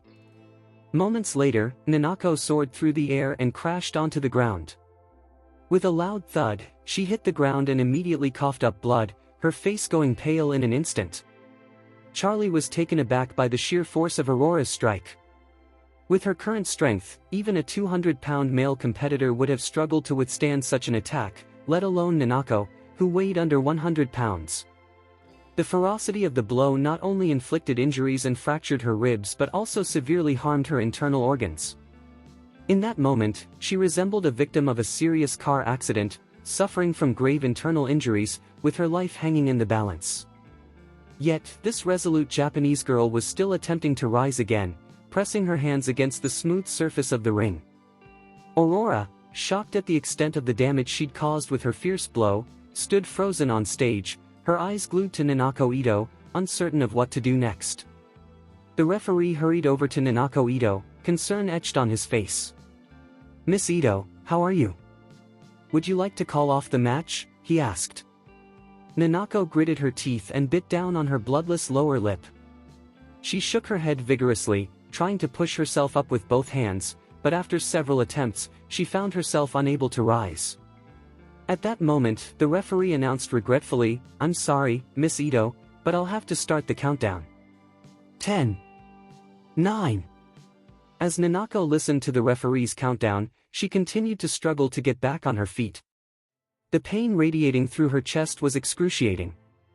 Uncertain of the extent of her injuries, she gazed at Charlie from afar, unable to discern his expression. Was it one of concern or disappointment? Desperate to stand, she thought to herself that she needed to get up to see more clearly. Chapter 1467. At this moment, Nanako Ito's physical condition was far from adequate to support her in standing up again. With a pained expression and evident reluctance, she pushed through the discomfort while the referee continued the countdown from the sidelines. Despite her relentless efforts, Nanako tried several times but could not rise. When the referee reached the final second and blew the whistle to officially end the match, it felt as if her strength had completely evaporated. She let out a scream and collapsed onto the ring. A thunderous cheer erupted from the crowd. They knew that Aurora had emerged victorious in the final, claiming the championship of this international competition. At that moment, the referee raised Aurora's arm triumphantly, declaring loudly, "I hereby announce that the champion of this international college student sonda competition is the local Chinese player, Aurora." The cheers reached a crescendo, with everyone rising to applaud in unison. Charlie stood up to applaud as well, but his heart was filled with concern for Nanako Ito. At that instant, a team of doctors from the Ito family rushed to the ring with a stretcher. The lead doctor, a middle-aged woman, quickly performed a preliminary examination on Nanako Ito and stated urgently to those nearby, "My lady's injuries are severe. We must head to the hospital immediately." Weakly, Nanako Ito managed to say, "Can you wait a little longer?" The doctor shook her head with a serious and anxious tone, "Miss, your injuries are critical. Not only are your ribs broken, but your internal organs have sustained significant damage. We need to transport you to the ambulance right away to begin first aid." Before we arrived, we prepared extensive first aid equipment on the plane. We will provide further treatment during our flight back to Japan, and once we land, you'll be taken to the best hospital for optimal care. With that, she ordered, "Quickly, let's get moving now." Although Nanako Ito felt a wave of frustration, she knew that the situation was beyond her control. The doctors were all family professionals, working under her father's directive. Thus, Nanako was swiftly placed on a stretcher and taken away from the competition area. As she was being carried away, Charlie felt a wave of worry wash over him. He couldn't help but wonder how much damage Aurora's powerful strike had inflicted on Nanako Ito. He feared for her safety, uncertain if her life was in jeopardy. In truth, the best course of action would have been for Charlie to assess her condition personally and, if necessary, use his Reiki abilities to heal her. However, with the Ito family's doctor hurrying her away, he was left without a chance to intervene. When Charlie finally chased after them, he saw the Ito doctors loading Nanako Ito into the ambulance. At that moment, Nanako caught sight of the gymnasium exit and saw a familiar figure that had been a constant in her thoughts. She recognized Charlie almost instantly. Overwhelmed with emotion, Nanako felt a surge of excitement, but as the ambulance door closed, she could only gaze desperately at him through the small crack before it shut completely. As the door closed, tears welled up in her eyes. In her heart, she whispered, "Goodbye, Charlie. I don't know if we will ever meet again." Charlie watched as the ambulance sped away from the gym, his heart heavy with worry for Nanako Ito. He sighed, feeling helpless. There was nothing more he could do except hope for her recovery. As for the possibility of seeing her again, he could only accept whatever fate awaited them. Chapter 1468. Right now. Jiro Kobayashi found himself in the reception area of Oracle Pharmaceutical. With the overwhelming demand for Nova Diaz, Liam was feeling the heat of production pressures. Since last night, Nova Diaz's magical effects have been wildly promoted across social media platforms like Moments of Friends and TikTok. With the added influence of Stephanie Sun's presence, the buzz around it was undeniable. The skyrocketing popularity of this medication has directly led to a significant production shortfall. In response, Liam made the decision to offer employees double pay for overtime work, aiming to expedite the production of Nova Diaz. This morning, he took it upon himself to visit the workshop, where he guided the production process and held a motivational meeting to boost the morale of the team. Because of this commitment, he was unable to meet Jiro Kobayashi, who had arrived early for their appointment. Instead, he had asked his secretary to welcome Jiro Kobayashi and request that he wait in the reception area. Jiro Kobayashi, however, was growing increasingly impatient. He had planned to attend a game today to support Nanako Ito. Yet, prioritizing the future of Kobayashi Pharmaceutical, he reluctantly set aside his plans and hurried to Oracle Pharmaceutical. He had hoped that if the discussion went smoothly, he might still make it back to the stadium. To his surprise, he found himself waiting in the reception room for nearly 2 hours. Just then, a notification pinged on his mobile phone: the Oris Hill International College Sonda competition has officially concluded. Chinese player Aurora has won the championship.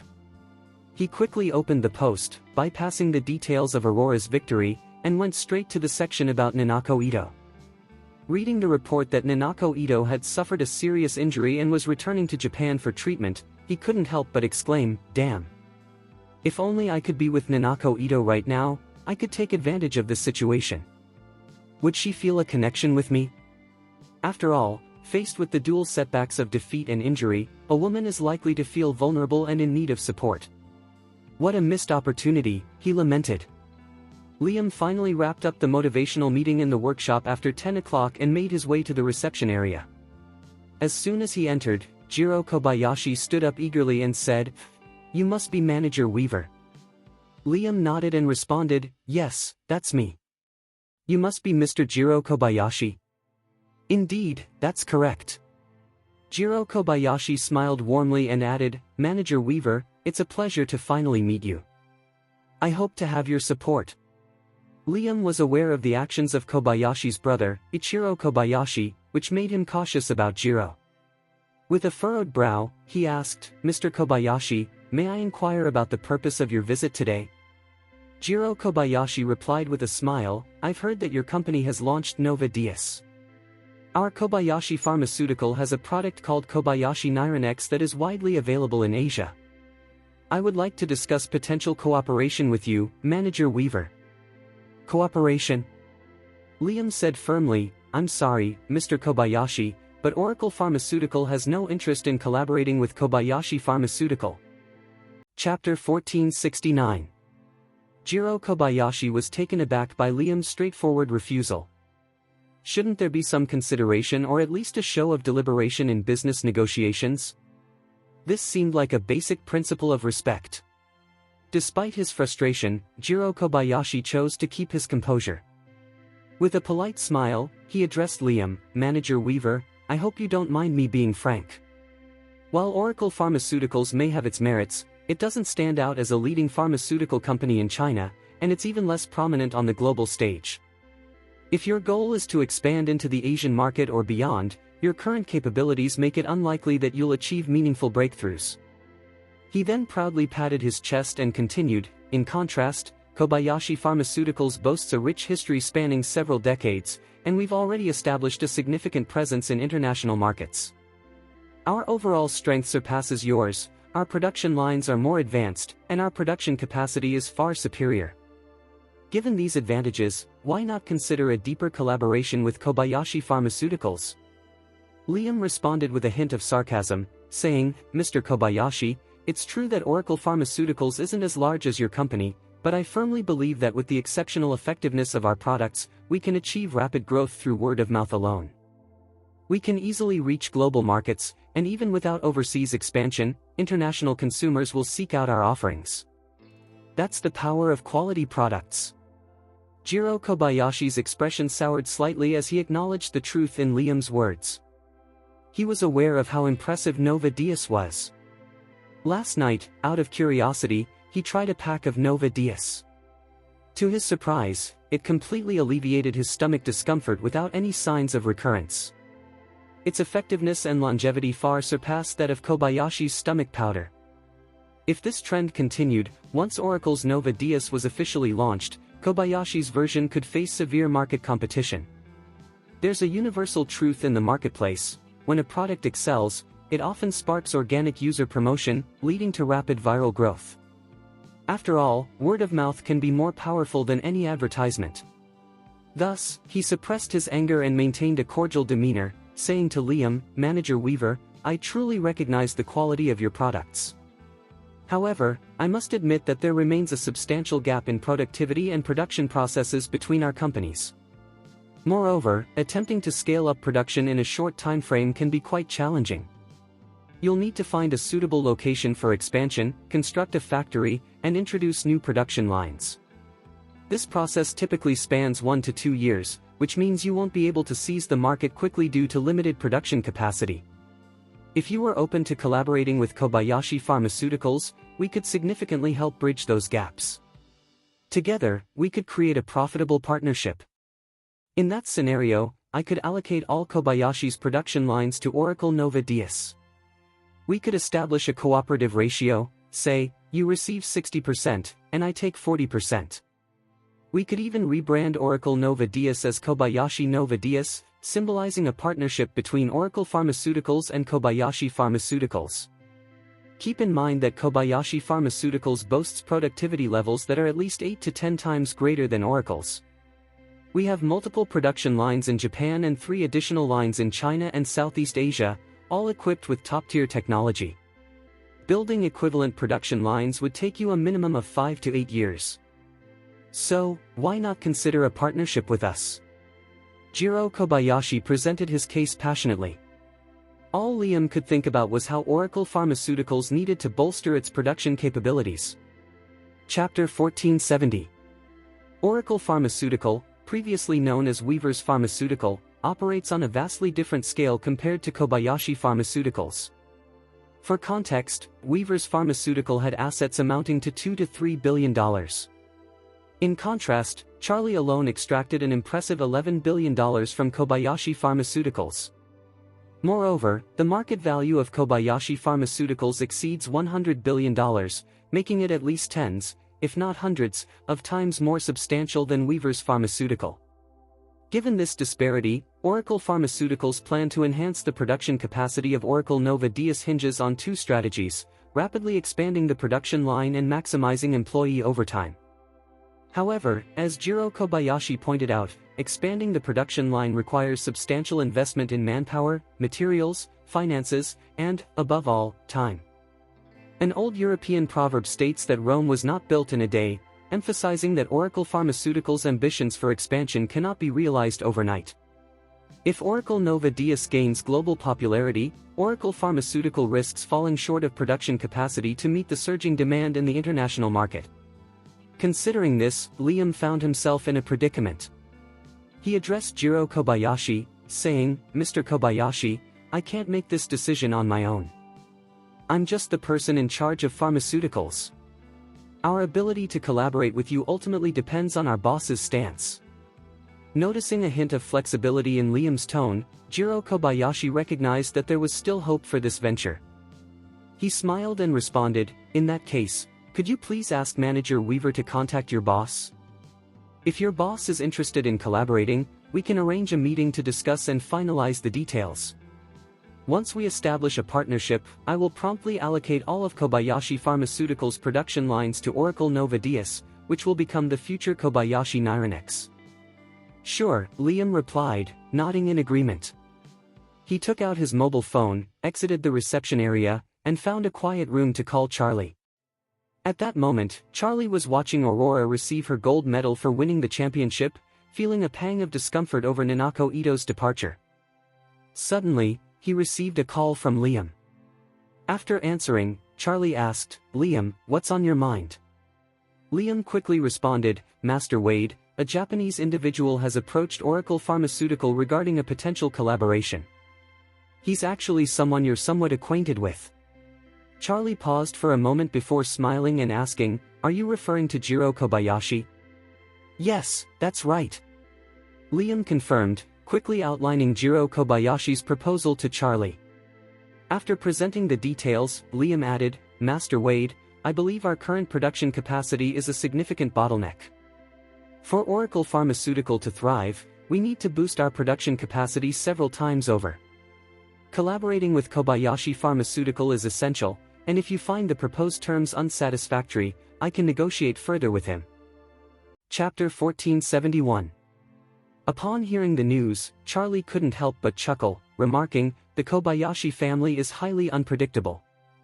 There have been instances where they've stolen my magic drug, and Jiro Kobayashi even sacrificed his brother's life. Their collaboration will certainly be calculated to their advantage." He continued, "Moreover, the Kobayashi family is Japanese, which means that if we enter into a partnership with them, we'll have to share our formula. Once they get their hands on it, they might resort to underhanded tactics like crossing us or sabotaging our efforts. It's crucial that we avoid any cooperation with them." Liam, listening intently, responded, "Master Wade, I completely understand. I'll handle this matter and firmly reject Jiro Kobayashi right away." Charlie smiled knowingly. "From my experience with the Kobayashi family, they won't back down easily. Expect some backlash. Stay vigilant in the coming days. I'll inform Isaac Cameron and Don Albert, and I'll keep a close eye on the situation for you." Liam nodded eagerly, "Thank you, Master Wade. I will take action immediately." Then, Liam inquired, "By the way, Master Wade, our Nova Dias market is performing exceptionally well.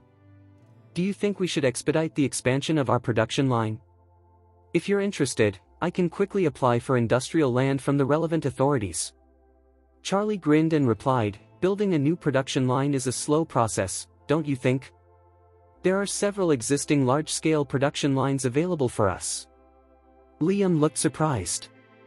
"Master Wade, are you referring to Kobayashi Pharmaceutical?" "Exactly," Charlie confirmed with a smile. "Jiro Kobayashi's brother, Ichiro Kobayashi, is currently under my control. This time, I intend to keep Jiro as leverage while allowing Ichiro to return and take over the Kobayashi group. However, for him to go back, he must transfer 80% of Kobayashi Pharmaceuticals' shares to me. Otherwise, he can continue to hide and shovel dog shit at Don Albert's kennel." Realization dawned on Liam, and he exclaimed, "Master Wade, so that's your plan. This is truly brilliant. No wonder you chose to keep Ichiro Kobayashi, he has such significant value." Charlie chuckled, "If Ichiro returns, I'll hold Jiro as a hostage. If Ichiro doesn't comply or is disobedient, I can always bring Jiro back to perform menial tasks. In essence, whoever follows my lead gets to return to Japan and enjoy their life, while the disobedient one stays here to tend to dogs." "Understood, Master Wade. I'll go and reject Jiro Kobayashi." Respectfully hanging up, Liam made his way back to the reception room. Upon his return, Jiro Kobayashi stood up with anticipation, smiling as he asked, "Manager Weaver, what did your boss say? He must be quite interested in my proposal, right?" Liam shook his head and replied, "I'm sorry, Mr. Kobayashi, but our boss is not interested in collaborating, so Oracle Pharmaceutical cannot partner with your company." Jiro Kobayashi frowned, pressing further, "Manager Weaver, is it the profit-sharing ratio that's unsatisfactory?" How about this? If we cooperate, you will receive 70% of the net profit, while we take 30%. This shows my sincerity. Liam maintained a calm demeanor, saying, I'm afraid our boss has made it clear that non-cooperation means just that. The share ratio doesn't change anything, Mr. Kobayashi. Please, you should return. You.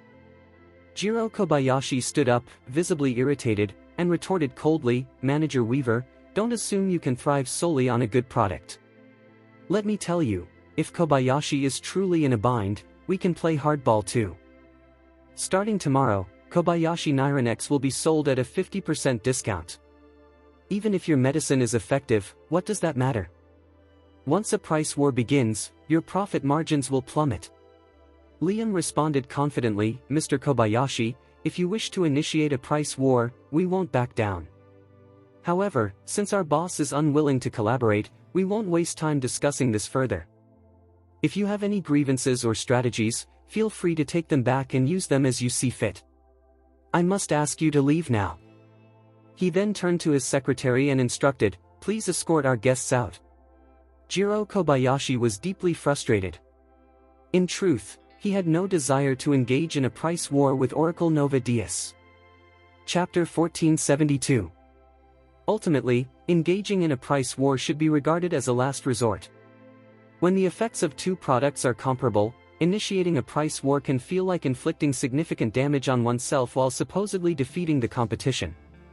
However, if one product is significantly less effective than the other, a price war could lead to severe self-sabotage, resulting in far greater losses than gains. It's important to note that while Nyranex's effectiveness is considerably lower, its production cost does not undercut that of Oracle Nova Dias.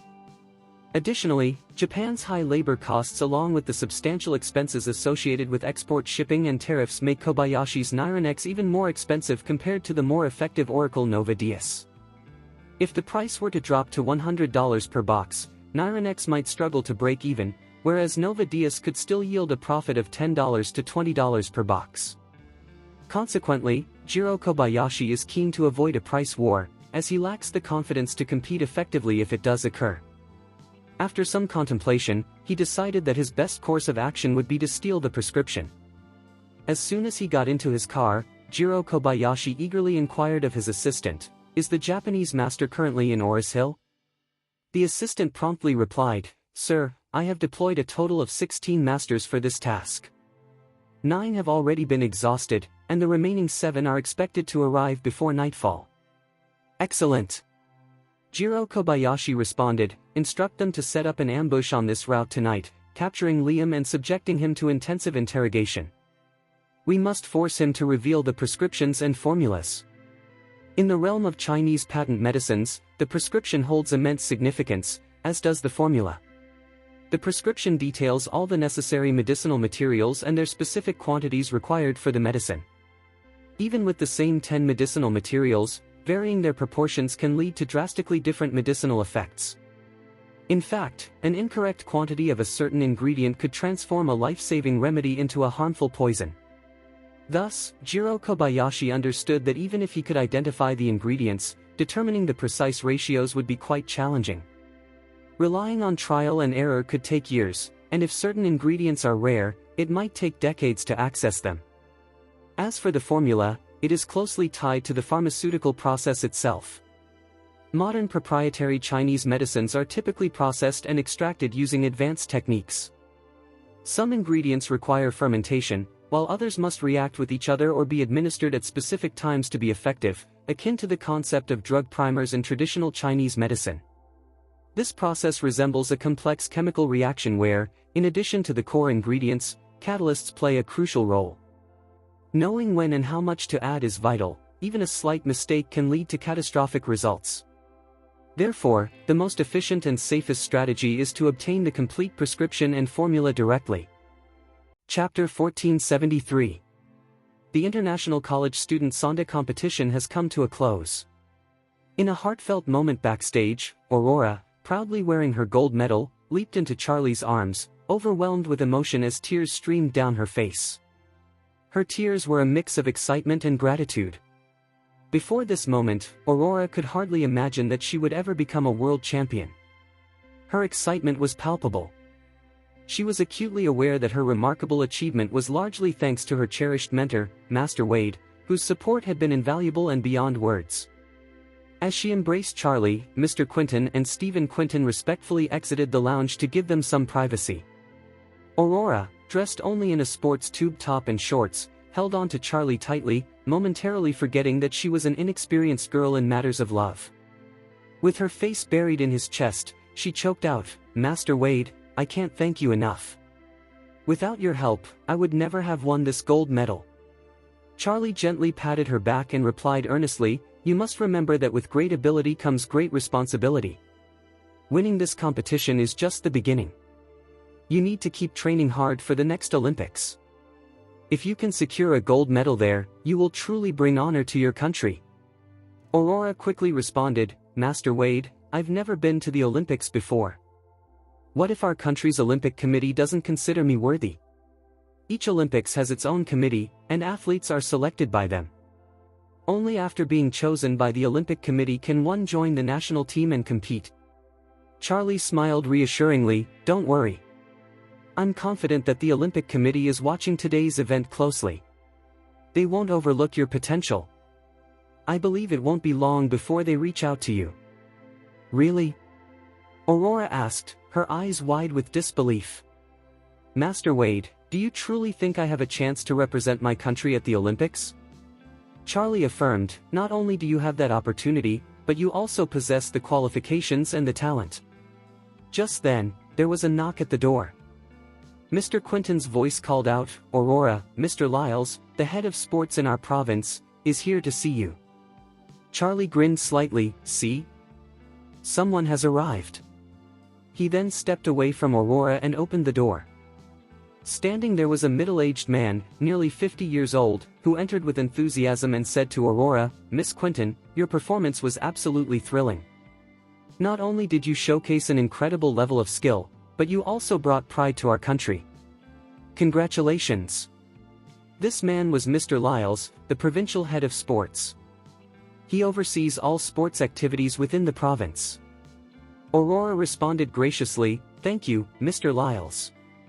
Mr. Lyles continued earnestly, "Miss Quinton, I've just received a call from the Olympic Organizing Committee. They have officially invited you to join the Sonda national team for the upcoming Olympic Games. If you accept, you can travel to East Cliff soon to participate in the national team training camp. Next summer, you'll have the opportunity to represent your country at the Olympics.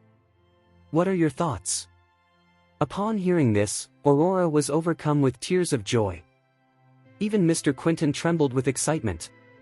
Despite his immense wealth, which could provide Aurora with a life free from worries, he, as a father, deeply desires for his daughter to achieve her own greatness. Competing in the Olympics and winning a gold medal would be a tremendous honor for his daughter. Chapter 1474. At that moment, Aurora nodded eagerly, tears glistening in the air as she exclaimed with excitement and determination, "I do." Mr. Lyles responded with satisfaction, "That's fantastic. I'll discuss the specifics with the committee. If the national team training is confirmed, I'll personally deliver the details to your home.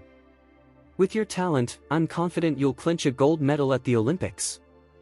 After Mr. Lyles departed, the Quinton father and daughter embraced in tears backstage. Mr. Quinton felt immense pride. Aurora had not only won the championship but was also presented with the incredible opportunity to join the national team and compete in the upcoming Olympic Games. It took a while for Mr. Quinton to compose himself before he wiped away his tears. He turned to Charlie, kneeling on one knee and clasping his fists as he said, "Master Wade, today's achievements all stem from your generosity. You are a great benefactor to the Quinton family, and I humbly ask you to accept my gratitude." Aurora quickly followed her father's lead, kneeling and saying, "Master Wade, please accept my respect." Not wanting to be left out, Stephen Quinton immediately knelt as well, exclaiming, "Master Wade, please accept my respect too." Charlie smiled gently and addressed Aurora, "From now on, you must train hard and bring glory to our country at the Olympics." Aurora nodded through her tears, responding with determination, "Master Wade, don't worry. I'll give my all to prepare for the Olympics."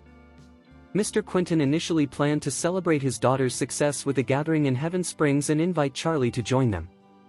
However, Charlie, feeling out of sorts, excused himself, citing personal matters at home.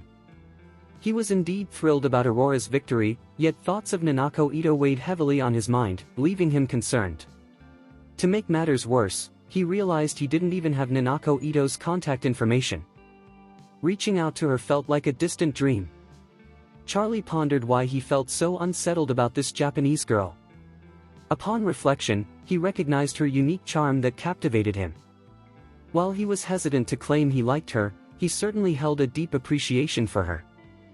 Thinking it over, he assumed Nanako Ito was likely on a plane heading back to Japan. All he could do was hope that the Ito family's doctors would take good care of her, ensuring her safety and well-being without any lasting effects. Just then, Charlie's phone rang, and it was Stephanie. She greeted him with enthusiasm. "Charlie, your Nova Diaz powder has flown off the shelves since its launch." "Congratulations." Charlie replied with a grin, "With a superstar like you endorsing it, it's no surprise it's selling well." Stephanie continued, "I've heard many pharmacies in Eastcliff are running low on stock. Scalpers are jacking up the price from over $100 to more than $500 because there's still high demand." Charlie chuckled, "It seems your star power is indeed remarkable." "Not really," Stephanie said earnestly. "The real credit goes to your medicine. It's incredibly effective, and such a great product would be in demand even without any endorsements." Then, in a more somber tone, she asked, "By the way, Charlie, when will you be coming to Eastcliff? My dad hasn't been feeling well lately." Chapter 1475. As Stephanie shared the troubling news about Oren's son's health, Charlie quickly interjected, asking, "Daisy, what's wrong with Uncle Oren?" With a heavy heart, Stephanie replied, "It's still the pancreatic cancer. When I returned from abroad, his condition had stabilized a bit, but recently, there have been signs of further spread. The hospital in Eastcliff is doing everything they can.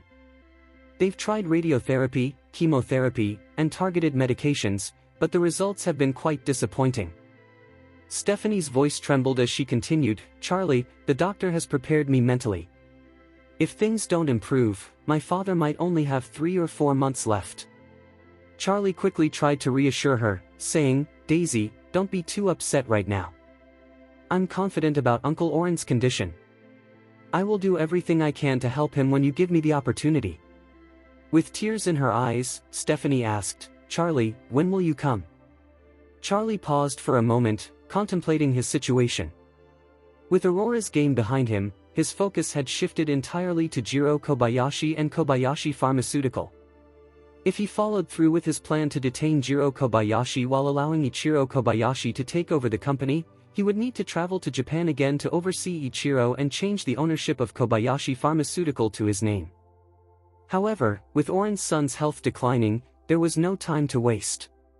He could handle the Japanese situation later, but he had to prioritize Eastcliff for now. With this in mind, he told Stephanie, "Daisy, I have a few things to take care of, but it will only take a couple of days. Once I wrap up, I'll head straight to Eastcliff."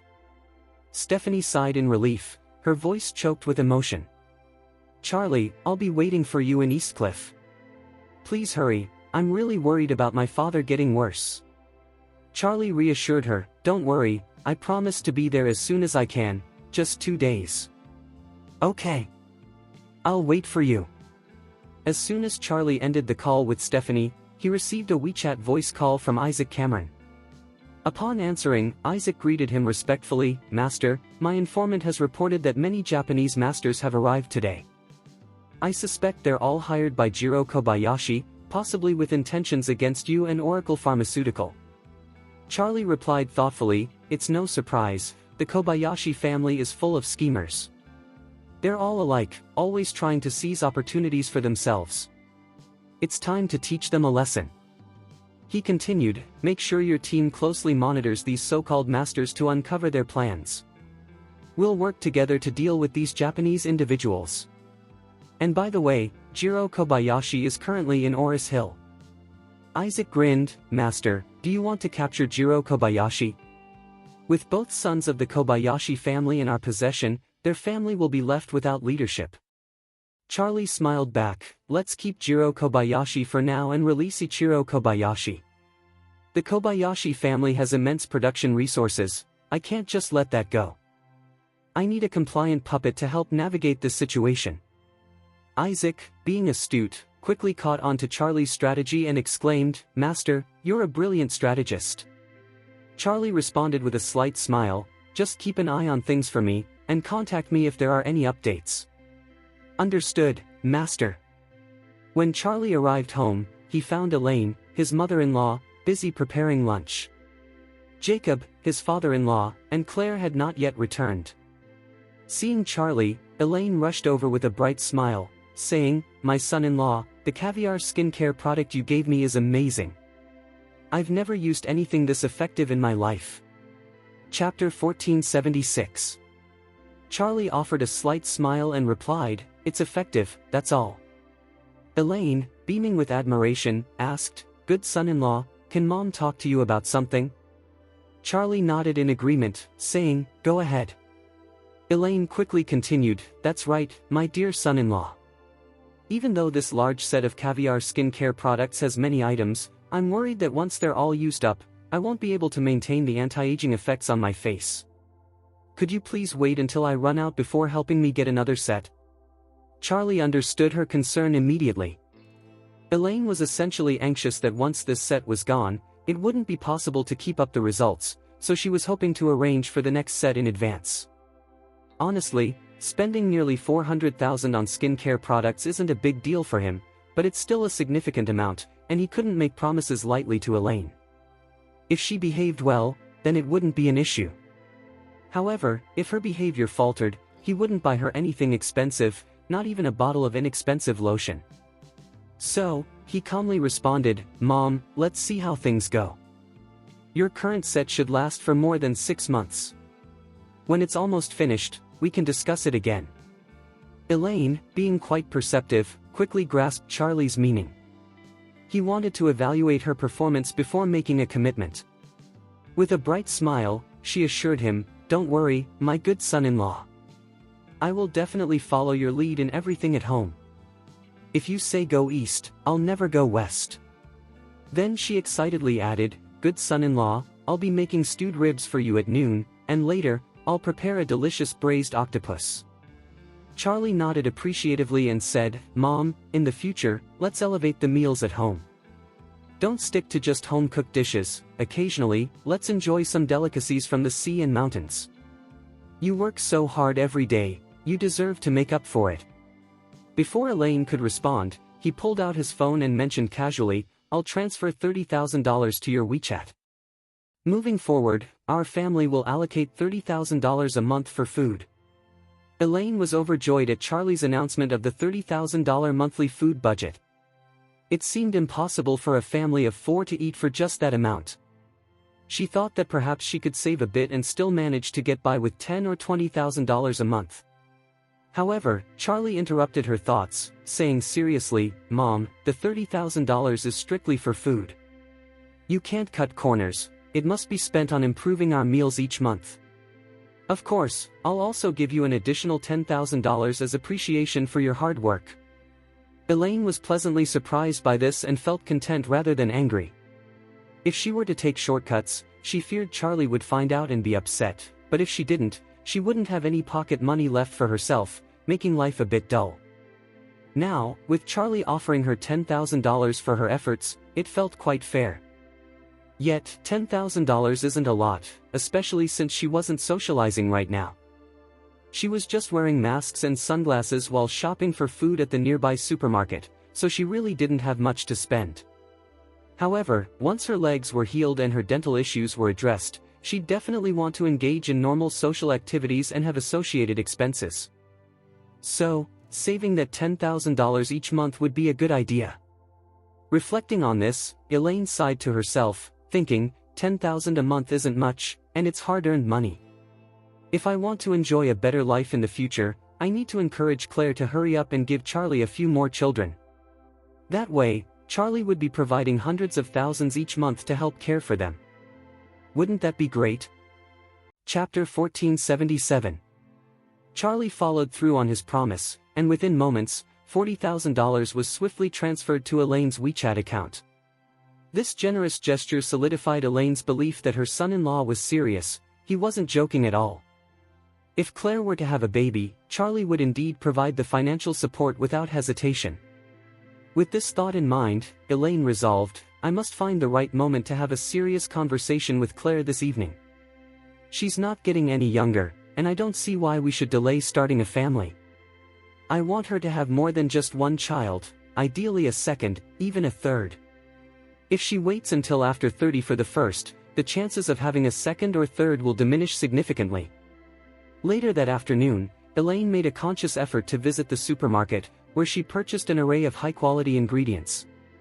She picked out wild turtles, top-tier imported beef, and fresh hairy crabs. Spending $1,000 on a single day's meals was a big deal for Elaine, and she knew she couldn't cut corners. She understood that she needed to impress Charlie with her efforts. She couldn't afford to appear small or lacking in ambition. When Claire returned home from work that evening, she was taken aback by the lavish spread on the dining table. She never imagined her mother would splurge on such expensive ingredients and prepare such a meticulous meal. Even Jacob was surprised. He thought to himself, what's gotten into Elaine today? Did she take some kind of crazy pill? As the family gathered for dinner, Elaine cheerfully announced, from now on, our family of 4 will have a daily food budget of $1,000. I'm committed to doing everything I can to ensure we eat well. Claire gasped, Mom, $1,000 a day? That's $30,000 a month. Who can sustain such an extravagant food budget? And where did you get all this money? Elaine grinned and pointed at Charlie, saying, oh, this is all thanks to my wonderful son-in-law, Charlie. He mentioned that you should start preparing for pregnancy, and that your body needs some nurturing. Upon hearing this, Claire blushed deeply, casting a shy glance at Charlie as she exclaimed, Charlie, what are you saying to my mom? When did I ever say I was ready to get pregnant? Charlie quickly clarified, my dear wife, I didn't mean it like that. I only meant that since you're busy with work every day, it's important to take care of your health. That's why I suggested improving our food standards to help you replenish your body. Elaine interjected, exactly. It's time for you two to start thinking about having kids. The sooner, the better. Claire sighed in exasperation, you don't need to worry about this right now. Jacob, overhearing the conversation, couldn't help but add, Claire, while I don't agree with everything your mother says, I do support her point today. You're not getting any younger, and neither is Charlie. It's time to think about starting a family. Claire's face flushed even more, and she replied, you both really need to stop worrying so much. I'm currently swamped with projects at work, and if I were to get pregnant now, I wouldn't be able to justify it to my partners. The company is growing, with over a dozen employees now. I can't just walk away from my responsibilities. Charlie added, Mom and Dad, Claire and I will take our time planning this. You don't need to stress about it. Jacob nodded, expressing, focusing on your careers is commendable, but remember, balance is essential. Don't forget to take time for yourselves as well. Chapter 1478. Claire quickly interjected, I understand, Dad. There's no need to worry, just eat your meal. Jacob responded earnestly, I'm here to share some life lessons, especially for you, Claire. You're always so swamped with work. You should take a page from Charlie's book and learn to relax a bit. If you have tasks piling up, it's essential to take some time off. Honestly, I think you should take a few days to unwind and perhaps go on a trip with Charlie or something similar. Charlie chimed in, well, Dad, I might need to head out of town in the next couple of days. Heading out of town? Jacob asked with curiosity. My good son-in-law, where are you off to? Charlie replied, I'm going to Eastcliff. Eastcliff? Jacob exclaimed in surprise. What's taking you to Eastcliff? Claire was equally confused. In her memory, Charlie hadn't left Orris Hill in nearly 4 years since their marriage. She couldn't fathom why he would suddenly be traveling so far to Eastcliff. In reality, Charlie hadn't traveled anywhere else recently. Some time ago, he had dealt with issues involving the southern region beggar gang, which took him to the border of 2 provinces. As for Eastcliff, he hadn't returned since he left years ago. At that moment, Charlie created an excuse about feng shui, smiling as he explained, "Someone referred me to a feng shui job in Eastcliff, where I'll be assessing a rich man's new villa." Elaine, overhearing this, asked with excitement, "Good son-in-law, a big family in Eastcliff? You must be getting paid handsomely for that." Charlie nodded casually, saying, "I mentioned that if I go there, I'd charge 5 million. If the feng shui checks out well, I could earn an additional 3 million, totaling 8 million. "Wow!"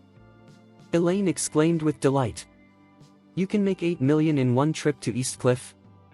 Good son-in-law, you're truly impressive. I never realized how capable you are." Jacob shot her a disapproving glance and retorted, "You always thought you were better than everyone else. Did you not notice that Charlie, despite lacking a family background, has worked hard to achieve success?" Elaine, feeling defensive, fired back, "Are you saying I was the only one with high standards? In Charlie's first 3 years of marriage to Claire, didn't he seem to be lacking in many areas?" Jacob looked a bit flustered and mumbled, I at least recognized his potential before you did." Elaine scoffed, "What's the difference between recognizing him at 99 steps or 100 steps? You, stop talking bullshit." Jacob blurted, his face reddening as he defended himself, "You're the one being unreasonable. If I'm at 100 steps, I'm only at 50 at most." Claire sighed, trying to mediate, "Can't you both just stop arguing over everything?" Jacob rolled his eyes, responding, "Of course, the relationship is strained. That's why every little thing becomes a noise." Elaine banged the table in frustration, "Jacob, are you really going to keep this up?" Jacob retreated, "Well, I won't stoop to your level." Claire, looking at Charlie with concern, asked, "Have you confirmed the details regarding Eastcliff?" "Yes," Charlie replied with a reassuring smile. "I'll be heading there soon, but don't worry, it won't be for long. I should be back in just a few days." Chapter 1479. Claire chose not to challenge Charlie's comments. She believed that Charlie had gradually built connections with influential individuals in Oris Hill due to his expertise in feng shui. Truthfully, Charlie had significantly benefited the family by applying his feng shui skills.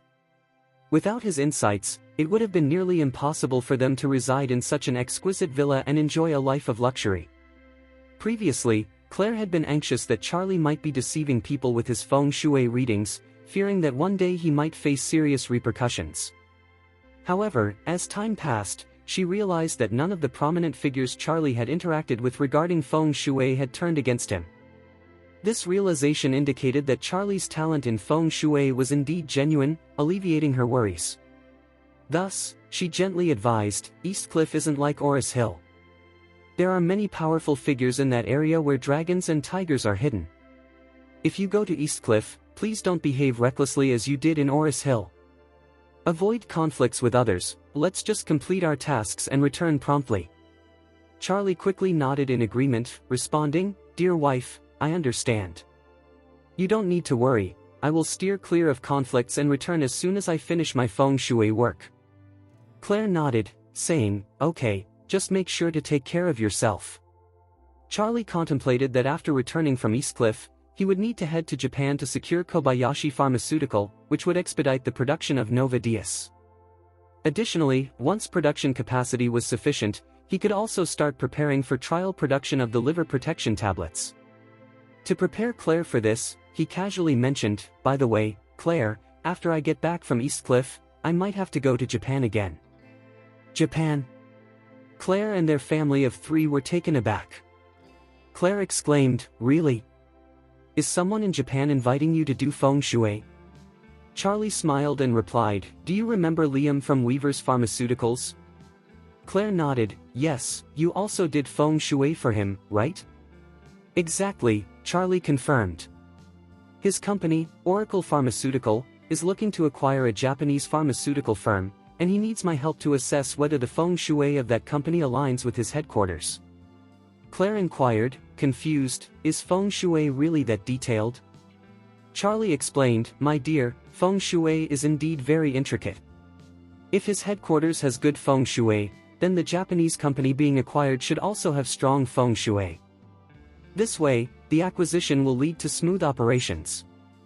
However, if the Japanese company has poor feng shui, it could lead to troubles after the acquisition, hindering progress or even causing decline. That's why he asked me to evaluate it and make any necessary adjustments while I'm there.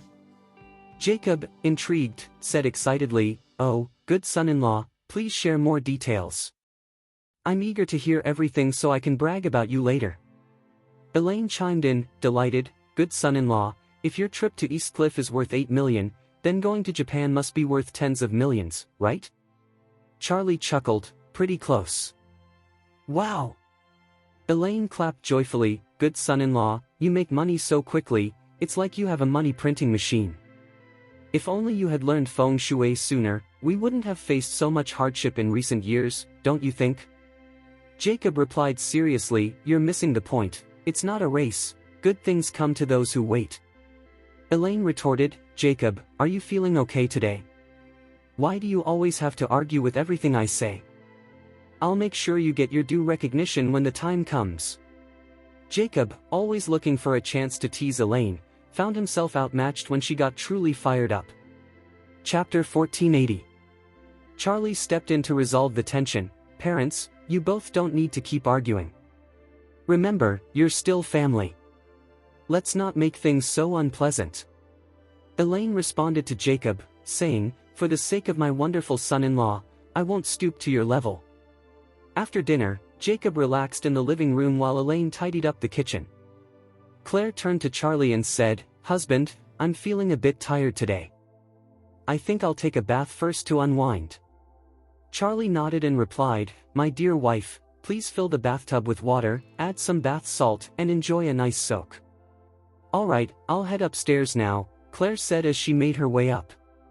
As soon as Claire left, Isaac Cameron called Charlie, informing him, "Master, the group of masters gathered by Jiro Kobayashi from Japan has just set off." "Oh?" Charlie responded quickly, "Where did they start from, and where are they headed?" Isaac replied, "They departed from the Oris Hill International Hotel and are en route to Oracle Pharmaceutical. I suspect they plan to kidnap Liam, especially since he's been working late there recently." Charlie inquired, "What preparations do your people have in place?" Isaac assured him, "My team is ready with over 50 armed personnel. The Japanese masters are unarmed, so there's no need for concern. Additionally, Don Albert has dispatched over 100 men to ambush them at Oracle Pharmaceutical and along their route. This time, we'll ensure the Japanese won't return." Charlie pressed further, "What about Jiro Kobayashi? Where is he now?" Isaac replied, "Jiro has also set off. I believe he intends to personally confront Liam this time." Charlie stated, "All right, send me your location. I'll head over immediately." Isaac offered, "Master, I'm currently posing as a foreign bus to avoid being noticed. Should I come pick you up?" Charlie urged, "Get here as soon as you can." Moments later, Isaac messaged Charlie on WeChat, confirming he had arrived at the entrance of Thompson First. Charlie quickly stood up and informed his father, "Dad, I need to step out for a moment." The elder smiled and asked, "Do you need a car? I can give you the keys." Charlie waved his hand, saying, "No need, Dad." With that, he exited the house.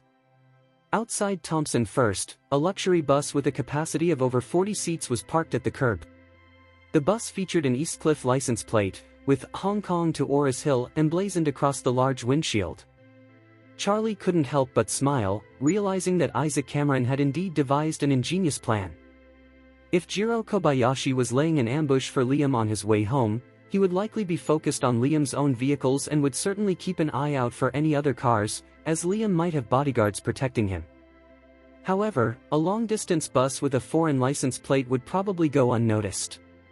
If Jiro spotted such a bus during his ambush setup, he would likely dismiss it as just another passing vehicle. This way, Jiro Kobayashi would be caught completely off guard. Chapter 1481. As soon as Charlie stepped out of Thompson First, the bus's automatic door creaked open slowly. Isaac Cameron rushed out of the car and greeted Charlie with respect, saying, "Master, everything is ready and we're just waiting for you." Charlie acknowledged him with a nod and climbed onto the bus.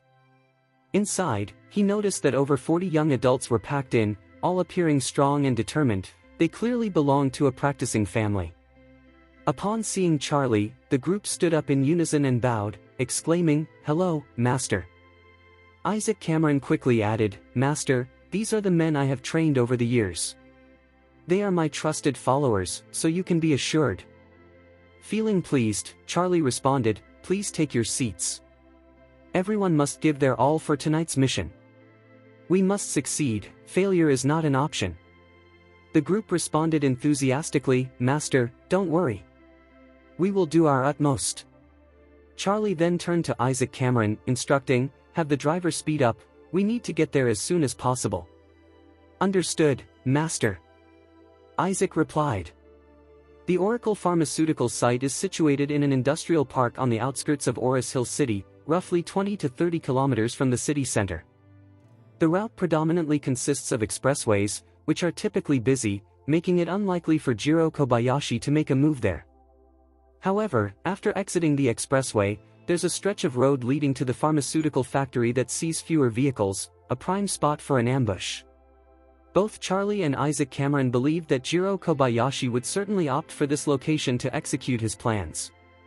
Consequently, Charlie promptly called Liam, advising him not to leave Oracle Pharmaceutical just yet. He assured Liam that he and Isaac Cameron would be on their way soon. Liam readily agreed without hesitation. At this point, Liam had complete faith in Charlie. From the very first time Charlie assisted him in overcoming Weaver's Pharmaceuticals and even managed to send his father and half-brother to Gollum Mountain, Liam had developed a strong desire to serve Charlie. During the recent events in Gollum Mountain, when Charlie single-handedly defeated the 8 Heavenly Kings, Liam made a silent vow to follow Charlie for life. Now, every word Charlie uttered resonated with him as a guiding principle. Meanwhile, Jiro Kobayashi was seated in his luxurious Toyota Alpha business car. His vehicle had reached a sharp 90-degree bend on the national highway. This particular spot obscured the view of the opposite side of the curve, making it an ideal location for an ambush. Once a driver navigated the turn and encountered a roadblock, it would be futile to attempt a turnaround. Due to the unique terrain, traffic police often conducted drunk driving checks in such areas on weekends and holidays. A vehicle turning the corner could easily find itself in a situation where there was no time or opportunity to escape if they stumbled upon a checkpoint. Chapter 1482. At that moment, Jiro Kobayashi found himself holding a pack of Oracle Nova Dias in his hands. Since yesterday, he had been suffering from a stomachache. However, after consuming a pack of Nova Dias just moments ago, he noticed that the discomfort had vanished completely. This experience clearly demonstrated that the effectiveness of Oracle Nova Dias surpassed that of Nyronex by a significant margin. What astonished Jiro Kobayashi even more was the fact that he had only used Nova Dias once. Yet, when he recently felt a hint of discomfort in his stomach, he instinctively reached for a pack of Nova Dias instead of his usual Kobayashi stomach powder. It's worth noting that Nyronex had been meticulously chosen by him after extensive research into numerous classical Chinese medical texts and trying out various prescriptions. He had always taken great pride in this choice, treating Nyronex as if it were his own child. What he did not anticipate was that after just one use of Nova Dias, he would set aside his own creation. This clearly indicated that his body could hardly resist the potent effects of Nova Dias. Given his own experience, one could only imagine how ordinary consumers would react. After trying Oracle Nova Dias, they would likely abandon Nyronex without a second thought. Thus, it was imperative for him to obtain the formula for Oracle Nova Dias. With this thought in mind, he felt a familiar burning sensation in his stomach. Without hesitation, he tore open the package of Nova Dias and swallowed its contents eagerly. At that moment, he was filled with excitement and a hint of nervousness. Quickly, he turned to his assistant and said, "Pour me a glass of whiskey with ice." The assistant promptly complied, retrieving a bottle of Japanese Nissan whiskey from the car refrigerator. He filled a glass halfway and added some ice cubes. Jiro Kobayashi took the glass and gulped it down. He couldn't help but exclaim, "The Chinese are truly remarkable. I thought my Kobayashi Nyronex was exceptional, but I never imagined that Oracle Pharmaceutical could develop something as miraculous as Nova Dias. It's truly impressive." His assistant chimed in, "Chairman, it's possible that the formulation for Nova Dias doesn't come from classical Chinese medical prescriptions, or they may have created it independently."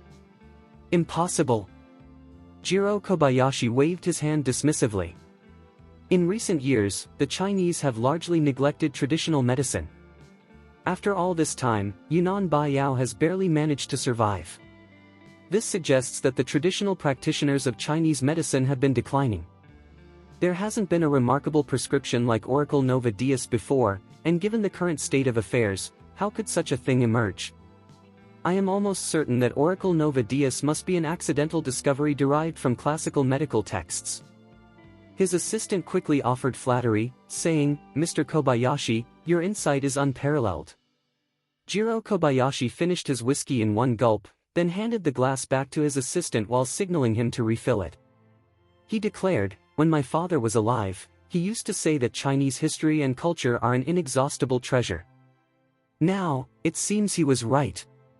The assistant nodded and inquired, "Mr. Kobayashi, what will be our next step once we obtain the Nova Dias formula?" Jiro Kobayashi smirked and replied, "I've already made arrangements. As soon as I get the formula, I'll have someone set fire to the Oracle Pharmaceutical production facility. Then I'll return to Japan, make some modifications to the formula, and quietly integrate it into Kobayashi Nyrinex. From then on, this medicine will belong to me." As he spoke, a cold glint appeared in Jiro Kobayashi's eyes. At that moment, he was aware that Oracle Pharmaceutical was operating around the clock to produce Nova Dias. He understood that a fire could potentially take the lives of hundreds of factory employees. But for him, that was of no concern. After all, those who would perish were from Oracle Pharmaceutical. What did it matter to him? All he wanted was the Nova Dias formula, nothing more. Chapter 1483. Jiro Kobayashi believed he had ensnared Liam in his trap, unaware that Charlie's larger scheme had already ensnared him. At this moment, Jiro, confident in the abilities of the dozen or so masters he had brought from Japan, anticipated that they would easily overpower Liam. Little did he know, however, that at this very intersection, at least 50 people had surrounded them, ready to strike. Meanwhile, the bus carrying Charlie was less than 3 kilometers away. Oracle Pharmaceutical, where Liam worked, was also situated about 3 kilometers from this location. As a result, Liam had just exited Oracle Pharmaceutical, entered his car, and was driving home on the national road as he did every day. When Jiro Kobayashi received word from his informants that Liam had left Oracle Pharmaceutical and was driving alone, his excitement surged. 10 minutes later, Liam's Mercedes-Benz sedan approached the corner. At that moment, the sky was dark and ominous, and the road was completely empty of traffic. Jiro Kobayashi's plan was straightforward. He intended to stop Liam's car, quickly restrain him, and take him to a secure location for severe interrogation to extract all necessary prescriptions. Moreover, Jiro had already procured hundreds of commonly used Chinese medicinal ingredients in advance. With Liam's formula, he could instantaneously create the preparation on-site and compare it to the Oracle Nova Dias available on the market. If Liam's prescription matched the effectiveness of Nova Dias, Jiro could quickly return to Japan and begin production of Kobayashi's new formula.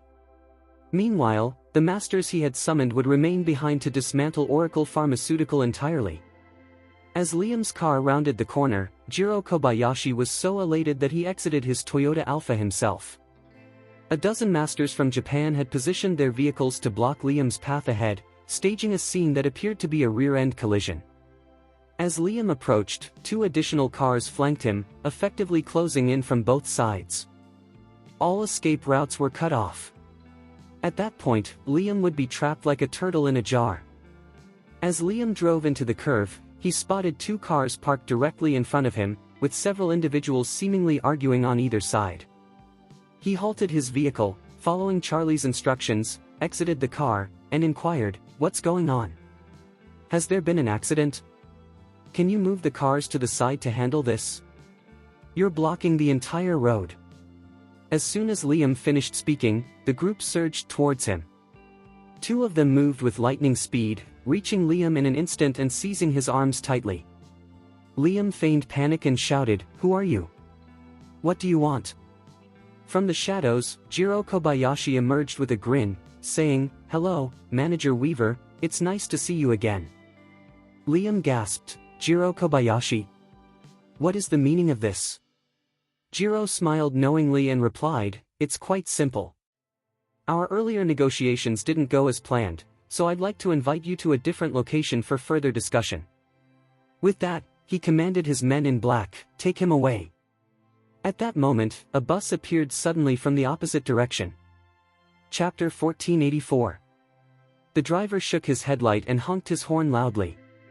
Jiro Kobayashi frowned and muttered, "Damn, is there even a bus that runs this way at night?"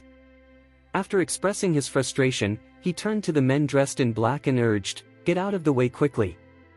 If passers-by start to get suspicious, it'll lead to unnecessary trouble."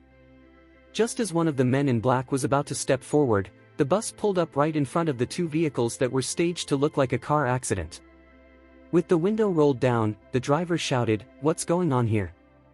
There's been a car accident, and you're blocking the whole road." One of the men in black quickly replied, I'm sorry. Move aside right now." The driver, irritated, yelled back, "Come on. What's taking so long? What a fucking mess." At this, the man in black felt a surge of annoyance and shot back. "Why are you talking to me like that?" The driver sneered, "Oh, I'm still Japanese, huh? What's the big deal? Don't act like you own the place. This is fucking China, you know. Come on, get with it, China." This man in black, a respected martial arts master back in Japan, was incensed by the bus driver's disrespect. While he might not be as skilled as Nanako Ito's master, Yamamoto Kazuki, he was still formidable. He felt the sting of indignation and muttered, "Damn it. If I don't teach you a lesson today, you won't understand the consequences of your cheap mouth." Jiro Kobayashi quickly shouted, "Musashi. Keep your head in the game and don't start trouble. Move the cars and let the bus through." Reluctantly, the man in black grit his teeth and pointed at the bus driver, cursing, "You're lucky today. I'll let you off this time." The driver laughed, spat out of the window, and continued to berate, "You little chicken feathers better behave, or I'll kick you all the way back to Japan." Jiro Kobayashi was taken aback that a bus driver would dare to call him little feather. An unprecedented wave of shame surged within him. As the president of Kobayashi Corporation and head of the Kobayashi family, he couldn't tolerate such disrespectful names and insults. Just moments ago, he had told Musashi to keep calm, but now he was pointing angrily at the bus driver, shouting, "You lot, teach this bastard a lesson. Make sure he regrets opening his mouth." Furious, the men in black charged forward at his command. They stormed to the side of the bus, slammed the door, and yelled, "Open up. We're going to take you down today, you jerk." Unfazed, the bus driver pressed the button to open the door while cursing, "You bunch of wannabes. You think you can mess with me? Let's see if I won't take you down." As soon as he finished speaking, the door swung open fully. A few of the Japanese masters in black rushed inside, ready to beat the driver to a pulp. However, they were caught off guard when the door suddenly slammed shut behind them. In an instant, more than 40 muscular men emerged from the shadows, brandishing pistols aimed directly at them inside the darkened bus. Just as they were about to panic, Charlie stood up with a playful smile and coldly ordered, "Everyone, get down on the ground and cover your heads. Otherwise, I'll make sure you become a pile of human-shaped coal." Chapter 1485. As the group of Japanese men in black found themselves staring down the barrels of numerous guns, confusion washed over them. What had just happened? Hadn't they all gathered to confront that foul-mouthed bus driver? Why did it feel like they had suddenly stumbled into a den of wolves? In that tense moment, the leader shouted, "No! We are surrounded! Run!"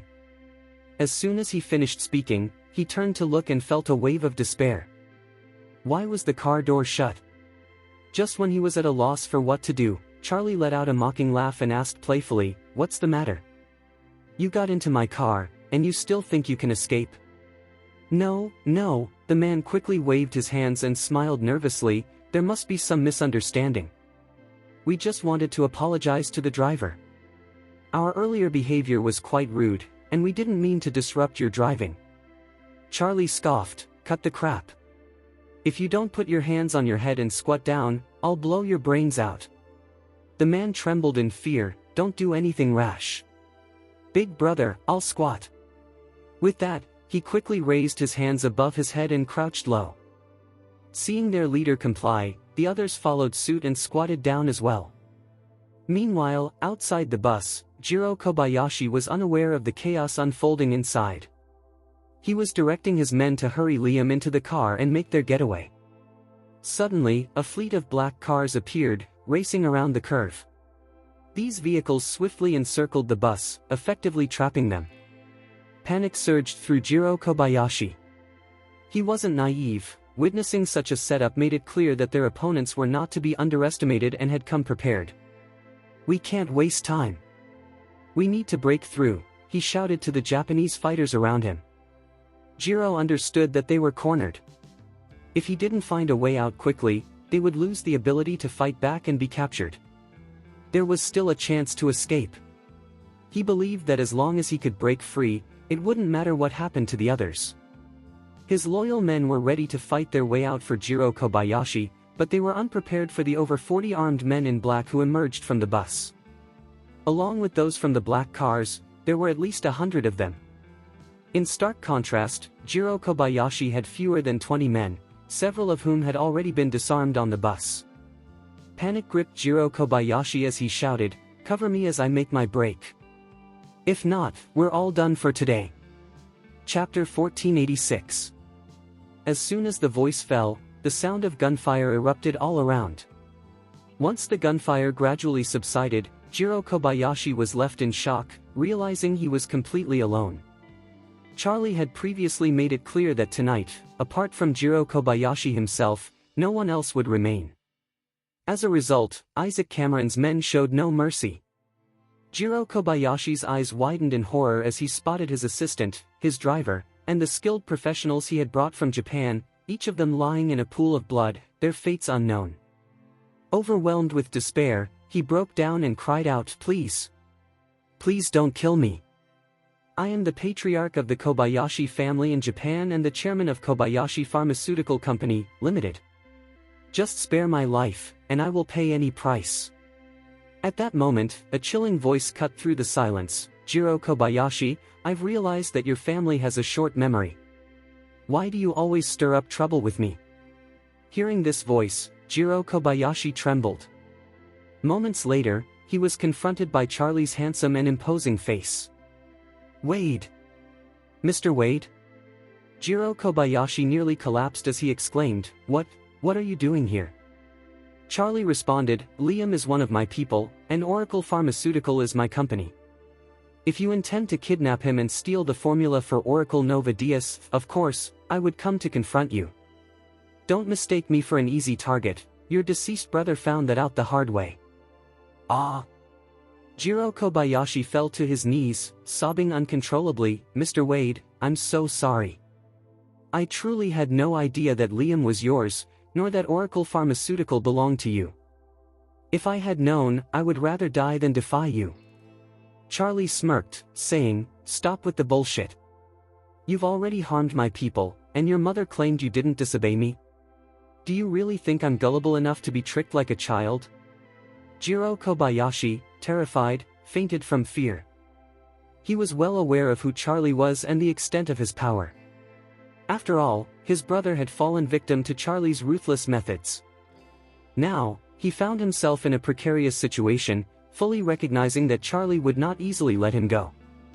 Fearing for his life, especially remembering how Charlie had dealt with his brother, he begged, "Mr. Wade, please, don't hold a grudge against someone like me. I promise to compensate you for today's events. How about $1 billion? If you agree, I'll have the money in your account immediately." $10 billion? Charlie scoffed. "Let me clarify, Jiro Kobayashi, this time, I'm not motivated by money." Jiro Kobayashi, still crying, pleaded, "Mr. Wade, what will it take for you to be satisfied?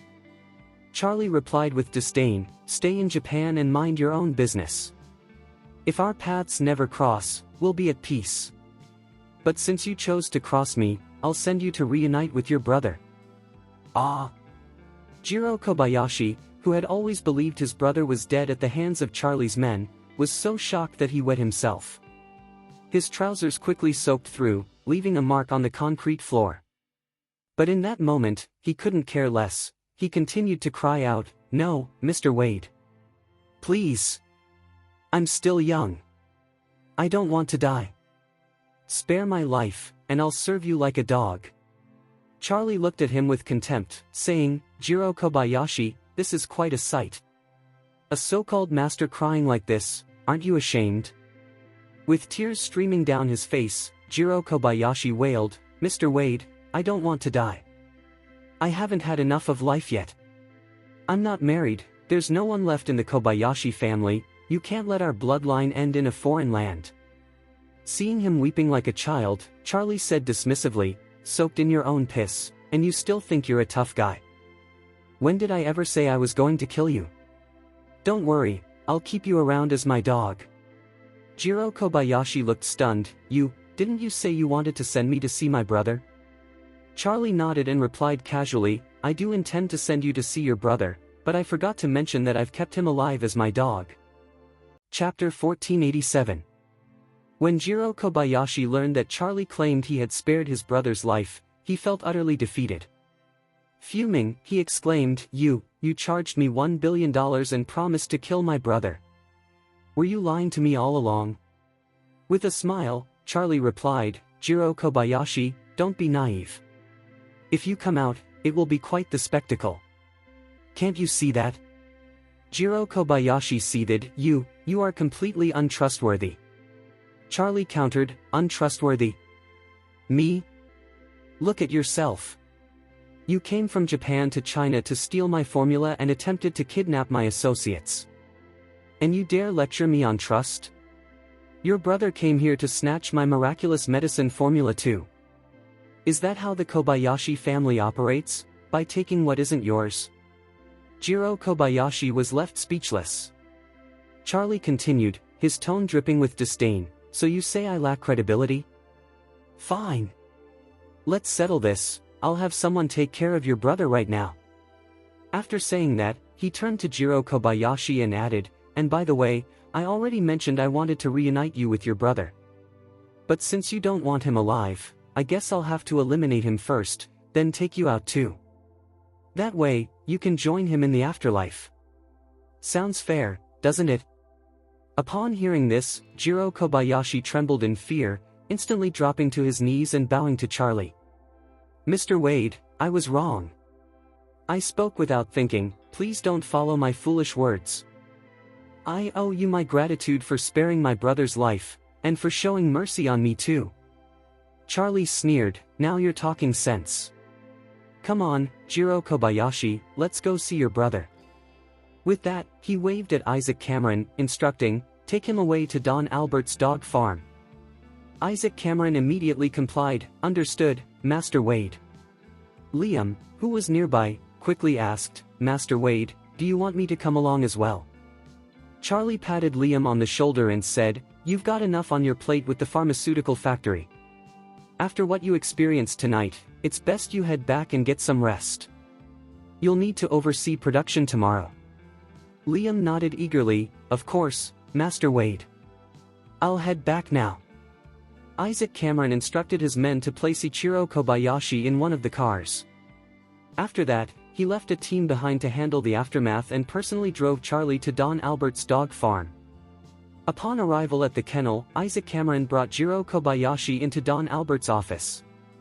Don Albert quickly approached, respectfully greeting Charlie, "Master Wade, it's a pleasure to see you." Charlie nodded slightly and inquired, "Don Albert, how has Ichiro Kobayashi been doing lately?" Don Albert smiled and responded, "He's been doing well. This young man has been quite obedient recently.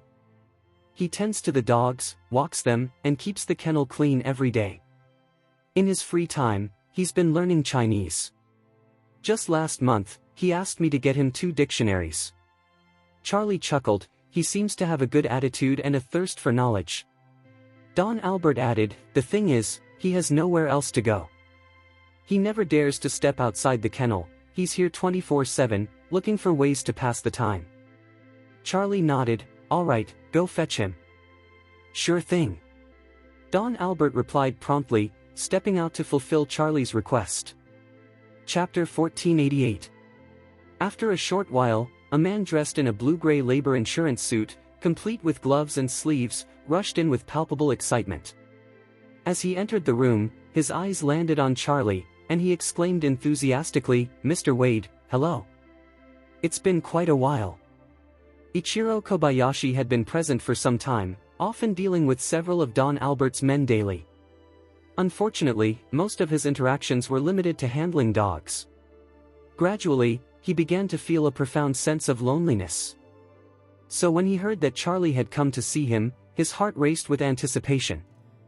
His excitement stemmed from the realization that he hadn't encountered any familiar faces in what felt like an eternity. Though Charlie wasn't exactly a close friend, he was at least an acquaintance, which made this moment all the more special. Charlie smiled at Ichiro and remarked, Ichiro Kobayashi, your Chinese is impressive. I can't detect any accent at all. Have you been working hard lately? With a shy smile, Ichiro replied, aside from taking care of the dogs, I've dedicated my time to studying Chinese. The other workers at the kennel have been helping me with practice, so I'm making good progress, Mr. Wade. Thank you for your kind words. Charlie nodded and gestured toward Jiro Kobayashi, who was kneeling on the ground with his back turned to Ichiro, trembling. Ichiro Kobayashi, I've brought someone over who has a story to share about the past. Come and see who it is. Jiro Kobayashi was quaking with fear at that moment. Upon hearing his brother's voice, he was filled with dread, primarily because he was aware of the wrongs he had committed and felt an overwhelming guilt.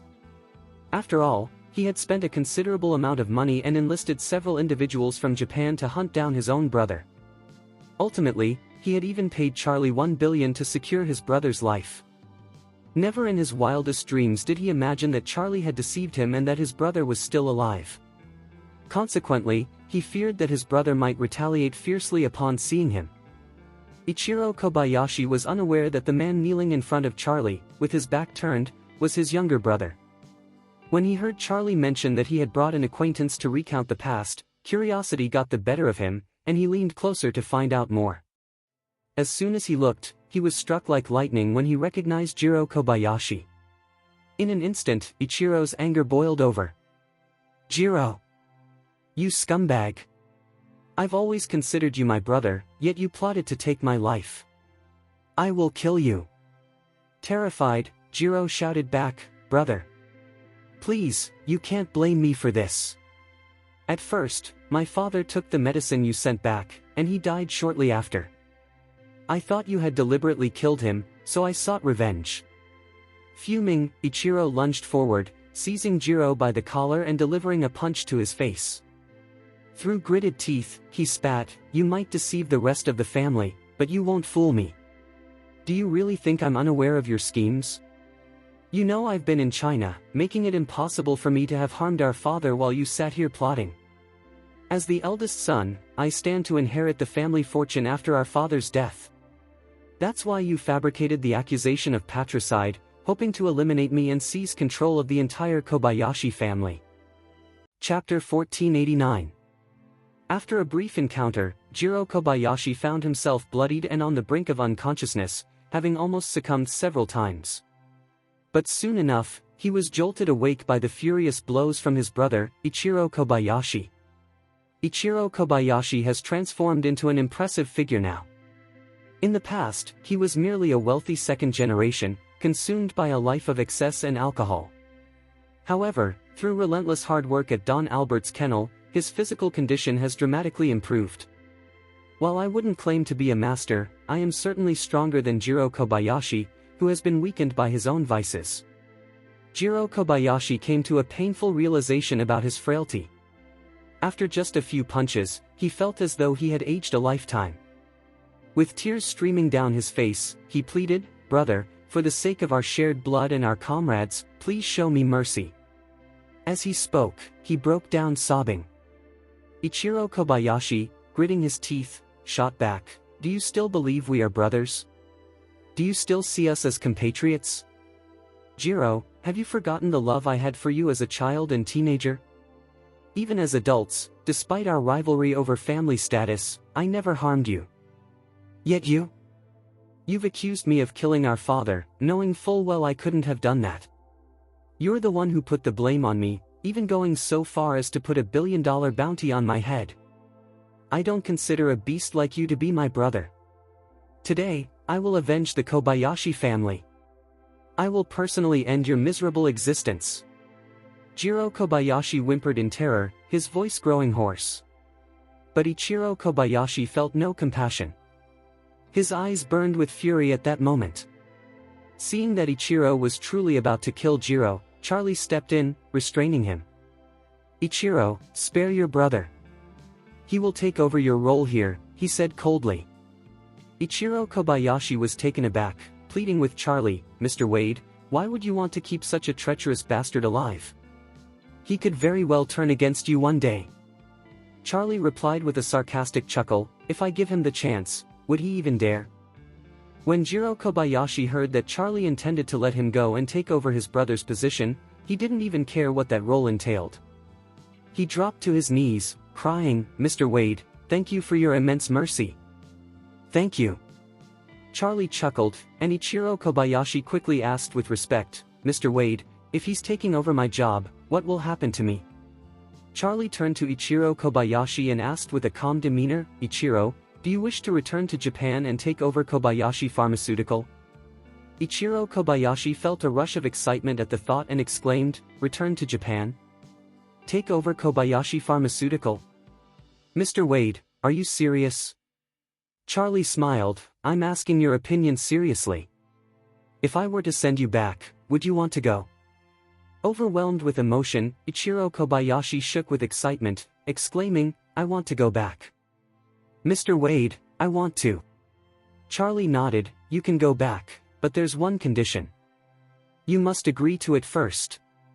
Ichiro Kobayashi realized Charlie wouldn't offer such an opportunity without a catch, so he promptly replied, "Mr. Wade, whatever the condition, I agree. Just let me return to Japan." While life at the kennel was not unbearable and he hadn't faced any serious crimes, it was still a far cry from the life he had known as the eldest son of the Kobayashi family. After enduring so much suffering, he longed to return home. He had thought he would be stuck at the kennel for life, but now Charlie was genuinely offering him this chance. He was ready to pay any price for it, without a second thought. Little did he know, Charlie continued, "Ichiro Kobayashi, I will send you back to Japan to manage Kobayashi Pharmaceuticals again, but I want 80% of the company's shares. Do you agree?" Chapter 1490. What? Both Ichiro Kobayashi and Jiro Kobayashi found themselves blindfolded. Charlie is asking for 80% of Kobayashi Pharmaceuticals shares. This demand is outrageous. It's no longer just a lion's share, it's akin to a whale's massive maw. The discomfort on Kobayashi's face was unmistakable.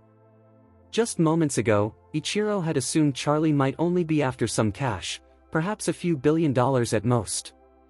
He was prepared to part with that amount, given that Kobayashi Pharmaceutical was enjoying rapid profits. But he never anticipated that Charlie would seek such a substantial stake, 80%. On the other hand, Jiro Kobayashi quickly began to do the math. Why would Charlie want shares in Kobayashi Pharmaceutical? It must be because he intends to push his Oracle Nova Dias to market with full force. For instance, if Kobayashi Pharmaceutical is currently valued at $100 billion, giving Charlie 80% would mean parting with $80 billion worth of shares.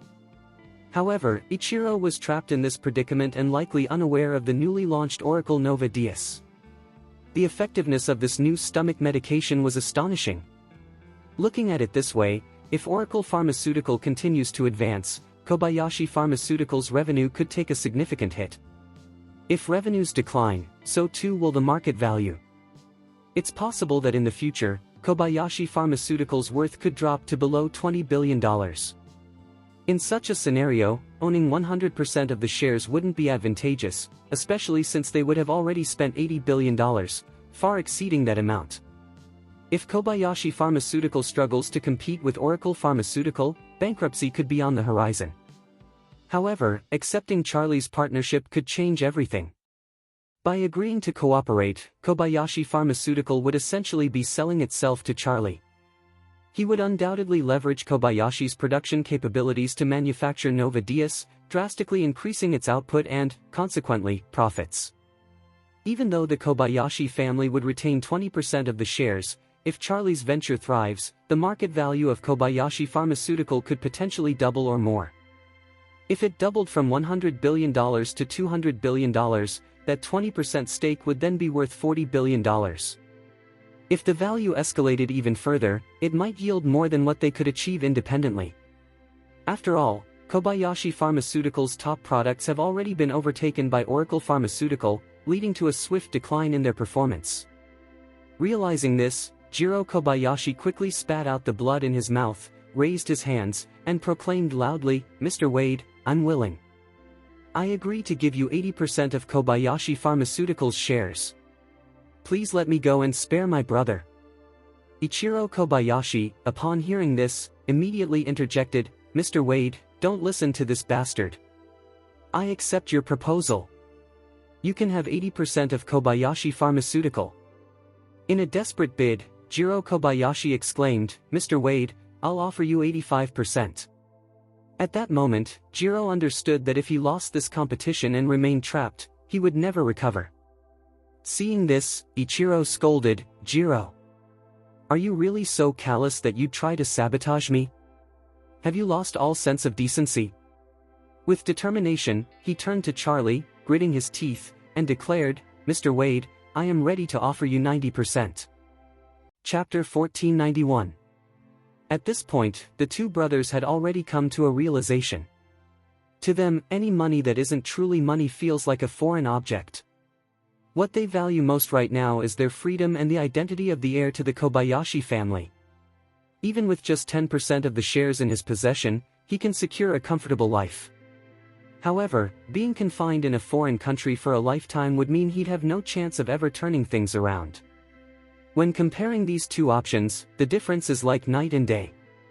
Upon hearing Ichiro Kobayashi express his willingness to give Charlie 90% of the shares, Jiro Kobayashi was left in shock. In a moment of desperation, he exclaimed, "Mr. Wade, if you agree to partner with me, I can offer you 95% of the shares." Charlie simply smiled and replied, "Jiro Kobayashi, it seems you're a bit late to the game. I believe it's best to collaborate with your brother on this matter." At Charlie's words, Ichiro Kobayashi's face lit up with excitement, while Jiro Kobayashi felt as if he had plunged into despair. Ichiro Kobayashi dropped to his knees, bowing to Charlie, and said with emotion, "Mr. Wade, thank you for your trust and appreciation. I promise to follow your guidance. If you tell me to go east, I'll never stray west." Charlie nodded and then turned to the distressed Jiro Kobayashi, smiling as he said, "Jiro, don't be too worried or desperate. My partnership with your brother is only temporary." Upon hearing this, both brothers looked at Charlie with anxious expressions. Charlie continued, "If your brother collaborates well with me, meets my expectations, and actively works with me, I may choose to continue our partnership. But if he tries to undermine me or fails to satisfy me, he could end up back in a situation where he has to raise the dog for you, leaving you to take over as the leader of the Kobayashi family." Ichiro Kobayashi immediately affirmed, "Mr. Wade, please rest assured, I will not disappoint you and will ensure that you are satisfied with my conduct." Meanwhile, Jiro Kobayashi felt utterly defeated.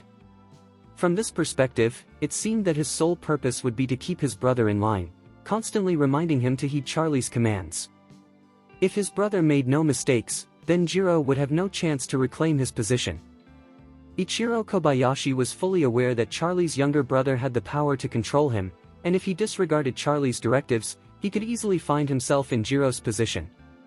Thus, he understood the necessity of fully cooperating with Charlie to avoid being placed back in that dreadful situation. Charlie's goal was to instill a balance of power between the two brothers. Satisfied that he had achieved this, he relaxed. He then addressed Ichiro Kobayashi. Ichiro, you need to prepare well in the coming days. I will be going to another location shortly, but when I return, I will personally take you to Japan to assume your role in the Kobayashi family. However, before I leave, you must sign a contract with me and transfer 90% of the shares of Kobayashi Pharmaceutical.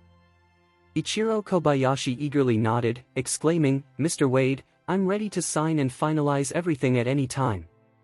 Charlie felt pleased with this response, smiled, and said, Great. You two brothers should stay here for now. I'll be back in a few days. After speaking, he turned to Don Albert and instructed, Don Albert, make sure to keep an eye on these brothers. No business trips, understood? Don Albert quickly agreed, Master Wade, you can count on me. I will ensure everything goes smoothly. Excellent, Charlie said as he looked at Isaac Cameron. All right, let's get going. Chapter 1492. Returning home. Charlie's phone buzzed with a notification. The headline read, Talented Japanese sanda player Nanako Ito is out of danger, but doctors suggest she may have to say goodbye to the ring. Intrigued, Charlie quickly tapped to read the full article. Upon her return to Japan, Nanako Ito had been rushed to Tokyo's top hospital for emergency treatment. Her injuries were severe, her internal organs had sustained critical damage, placing her life in jeopardy. After several hours of surgery, she was finally stable. However, despite being out of immediate danger, her recovery prospects remain grim. According to leading doctors in Tokyo, Nanako's physical condition has been significantly compromised, and it's uncertain if she will ever fully recover. Even though she survived, her chances of returning to the ring are slim, and it's highly likely she won't compete again. The report highlighted the sorrow among the Japanese public, who took to social media to express their support for Nanako Ito, wishing for her swift recovery and a return to the ring to bring pride to Japan. The article concluded with the information that Nanako Ito would be heading to Kyoto for a long rehabilitation once her condition stabilized, and she might remain out of the public eye for quite some time. Charlie let out a deep sigh after reading the news. It was clear that Nanako had suffered serious internal injuries during the match. After all, she and Aurora were not evenly matched in terms of weight, making injuries almost inevitable. In fact, she probably shouldn't have participated in such a risky bout. Yet, this seemingly delicate young woman possessed a remarkably strong spirit. She knew defeat was likely but persevered until the very end. With a soft sigh, Charlie put his phone away and spoke to Isaac Cameron, who was driving. Isaac, I plan to go to Eastcliff tomorrow. Please help me manage things in Oris Hill. Isaac Cameron nodded without hesitation, responding, Master, you can count on me. I'll ensure everything in Oris Hill is handled perfectly. I promise to protect it with my life. Charlie acknowledged with a brief hum, remaining silent afterward. Isaac Cameron then inquired, Master, would you like me to arrange a private jet for your trip? Charlie shook his head. No, if a private jet is arranged, the Wade family might find out. My trip to Eastcliff has nothing to do with them, and I prefer to keep a low profile. Understood, Isaac Cameron replied. Should I book a regular ticket for you? Yes, Charlie confirmed, please book me a flight for tomorrow morning. Isaac Cameron quickly followed up, Master, when do you plan to return? I can help you with the return flight as well. I haven't decided yet, Charlie said. Don't worry about my return. Isaac Cameron paused for a moment before saying seriously, Master, Eastcliff is a place filled with both allies and rivals. Once you arrive, it's best to remain humble to avoid unnecessary conflict. If you encounter any difficulties, don't hesitate to reach out to me or Steward Thompson. We'll assist you without informing the family. Okay, I understand. Isaac Cameron added, Master, I've also learned that Sam from the Kilgore family harbors a deep resentment towards you. While in Eastcliff, it's best to avoid any confrontation with him to prevent a clash. Sam? Charlie scoffed, if you hadn't reminded me, I might have forgotten about that bastard. Chapter 1493. For Charlie, whether referred to as Master Wade or young Master Wade, he didn't perceive Sam as anything more than a mere jumping clown. Although the Kilgore family is a prominent name in Eastcliff, their overall power is rather mediocre.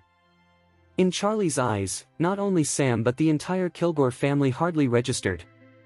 Isaac Cameron was well aware of Charlie's capabilities.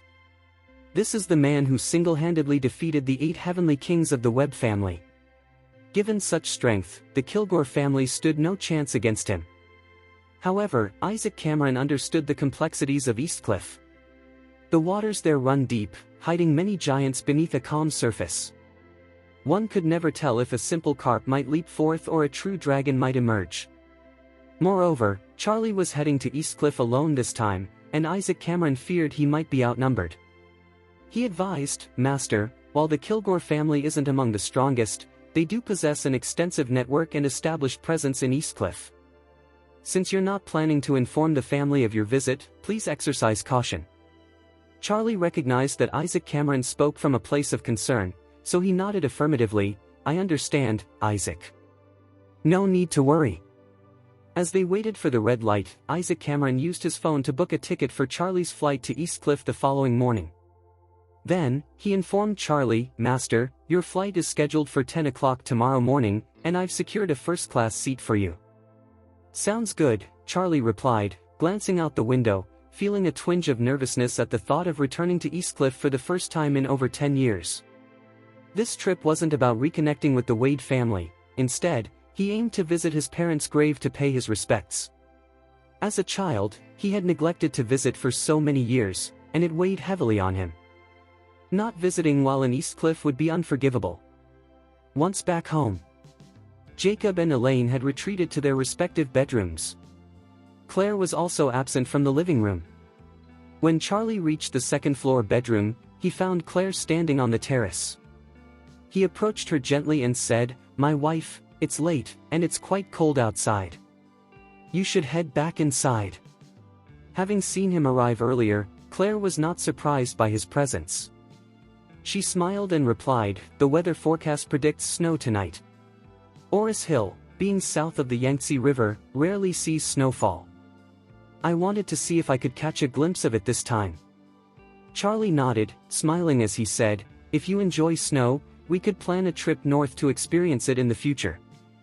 Claire's eyes lit up with excitement. "I love seeing places covered in white snow, like Gollum Mountain or Hokkaido in Japan. If we have the chance, we should go." Charlie chuckled and asked, "Where should we go first? Gollum Mountain or Hokkaido?" Claire enthusiastically replied, "Let's go to Gollum Mountain first." As Charlie thought of Gollum Mountain, memories flooded back. Not only the battle against the 8 heavenly kings at its foot but also the unsettling encounters with the Weaver family's lecherous father and son. He shook his head and said, "I think we should skip Gollum Mountain this time. Hokkaido or Kunlun Mountain sounds much better." Claire nodded, then sighed, "With the new year approaching and your birthday right after the first month, do you have any birthday wishes?" Charlie shook his head, responding, "I don't have any wishes for myself. I just wish for my beloved to be healthy, safe, and happy." Chapter 1494. Claire felt a warm glow from Charlie's light-hearted remarks. Unable to resist, she walked over to Charlie, nestled into his embrace, gazed up at the twinkling stars above, and joyfully exclaimed, "After the new year, we'll be celebrating 4 wonderful years of marriage." "Yeah," Charlie replied, letting out a sigh, "it's incredible how quickly time has passed." "Quickly?" Claire responded with sincerity, "I wouldn't say that at all. So much has happened in these 4 years, especially regarding you. There have been so many changes." Charlie playfully touched his nose and asked, "What changes are you talking about?" With a nod, Claire explained, "Oh, you've changed a lot. Your feelings towards others, along with your overall aura and demeanor, seem so different compared to when we first got married." As she spoke, she murmured softly, "It's strange, though. Even though the change feels significant, there are moments when it all seems quite natural, as if this is just who you are." Charlie let out a gentle sigh and said, "Oh, my dear wife, I wanted to let you know that I've made plans to head to Eastcliff for some feng shui work, and I'll be leaving tomorrow morning." "Leaving tomorrow?" Claire said, surprised. "Why are you in such a hurry?" Charlie smiled and explained, "It's the 12th lunar month, and the Chinese New Year is just 20 days away. Our clients over there are feeling the pressure. They all want to wrap up their affairs before the holiday, and we can't hold them back. Claire nodded, her expression serious. Husband, while I understand that feng shui can be profitable, I really don't want you to be away from home frequently. I've been reflecting on our nearly 4 years of marriage, and it seems we've never been apart, day or night. The thought of you being away in Eastcliff for several days makes me uneasy. With a hint of melancholy, she continued, as you know, my parents' relationship has never been strong. Ever since my mom lost over $2 million in gambling and ended up in detention due to MLM, my dad seems to have lost all affection for her. Especially with Matilda suddenly reappearing, things have only gotten worse between them. Every evening when I return home to find them bickering and resentful, it weighs heavily on me. You provide me with warmth at home, and without you for several days, I'm not sure how I'll cope with them. Charlie pulled her closer and reassured her, let's not dwell on parental issues, try not to let it bother you too much. It will pass, and I'll finish my work quickly and return home. Right, Claire said with a smile. Oh, and by the way, you haven't been to Eastcliff yet, right? This time, you could take the chance to explore. Eastcliff is rich in history and culture. Charlie offered a wry smile. His wife believed he grew up in Orris Hill Welfare Institute. Little did she know, he had actually spent his early years in Eastcliff, leaving only at the age of 8. However, he was glad that Claire remained unaware of his true background, so he responded with a smile, absolutely. I'll make sure to take the time to see more while I'm there. Claire beamed at him. When my grandfather was alive, he took me to Eastcliff several times. He had such a deep affection for that place. He often told me that our ancestors had a close connection to a prominent family in Eastcliff, who treated our family with kindness, especially after the war when some domestic slaves were released. Continuing, she added, however, my family's later success can also be attributed to the generous settlement allowances given to us when we were freed. Charlie curiously asked, did your grandfather ever mention the name or background of that prominent family? No, he never did, Claire replied, shaking her head. But he always expressed regret for not being able to repay their kindness. Since I was a child, he's been talking about it for nearly 20 years. But in recent years, he seems to have come to terms with it. And doesn't bring it up anymore. As she reminisced, Claire suddenly realized, come to think of it, it seems he hasn't mentioned it once since we got married. Chapter 1495. After Claire's cheerful remark, Charlie chuckled but remained silent. He understood why Father Wilson ceased discussing this matter after marrying Claire. Father Wilson believed that marrying Claire and starting a family with her was his way of repaying the Wade family. However, he had no intention of sharing this thought with Claire. Suddenly, Claire looked up at the sky and exclaimed with delight, wow! It's really snowing! Charlie lifted his gaze, and a cold snowflake landed on his forehead, quickly melting away. Initially, only a few snowflakes fell sporadically, but within 10 minutes, the night sky was filled with a flurry of snow. In Orris Hill, a city in the south, such heavy snowfall is quite a rarity. Claire twirled joyfully in the snow, her happiness reminiscent of a child. As the snow continued to fall more heavily, she led Charlie to the yard, collecting a light layer of snow from the car roof. If it keeps coming down like this, we can build a snowman and have a snowball fight tomorrow, she declared. Charlie nodded, a wistful smile on his face. I haven't built a snowman in years. His last experience was nearly a decade ago in the orphanage, where he and his friend Caleb, along with Lisa, the orphanage sister, constructed a gigantic snowman in the open space. Time had flown by since then. The snowfall in Orris Hill grew increasingly heavy, dominating social media feeds like Moments and TikTok. Even Lord Moore shared a post showcasing the snowy scene from his villa, captioned with 4 words, the coming new year. Jasmine also posted on Moments. Her message was simple, with no picture, I wrote your name in the snow. I was afraid that people would see it clearly, so I wiped it away. Charlie suspected that the "you" in her message referred to him, but he chose not to react or comment. That evening, Charlie spent hours playing in the snow with Claire until after midnight, when they finally returned to their room to rest. As Charlie lay on his side of the bed, he tossed and turned, unable to sleep. With less than 10 hours remaining before his return to Eastcliff after 18 years, he felt a mix of emotions. Claire, too, was still awake. Suddenly, she crawled over to Charlie's side of the bed, wrapped her arms around him from behind, and whispered softly, "My husband, when you leave tomorrow, I will miss you."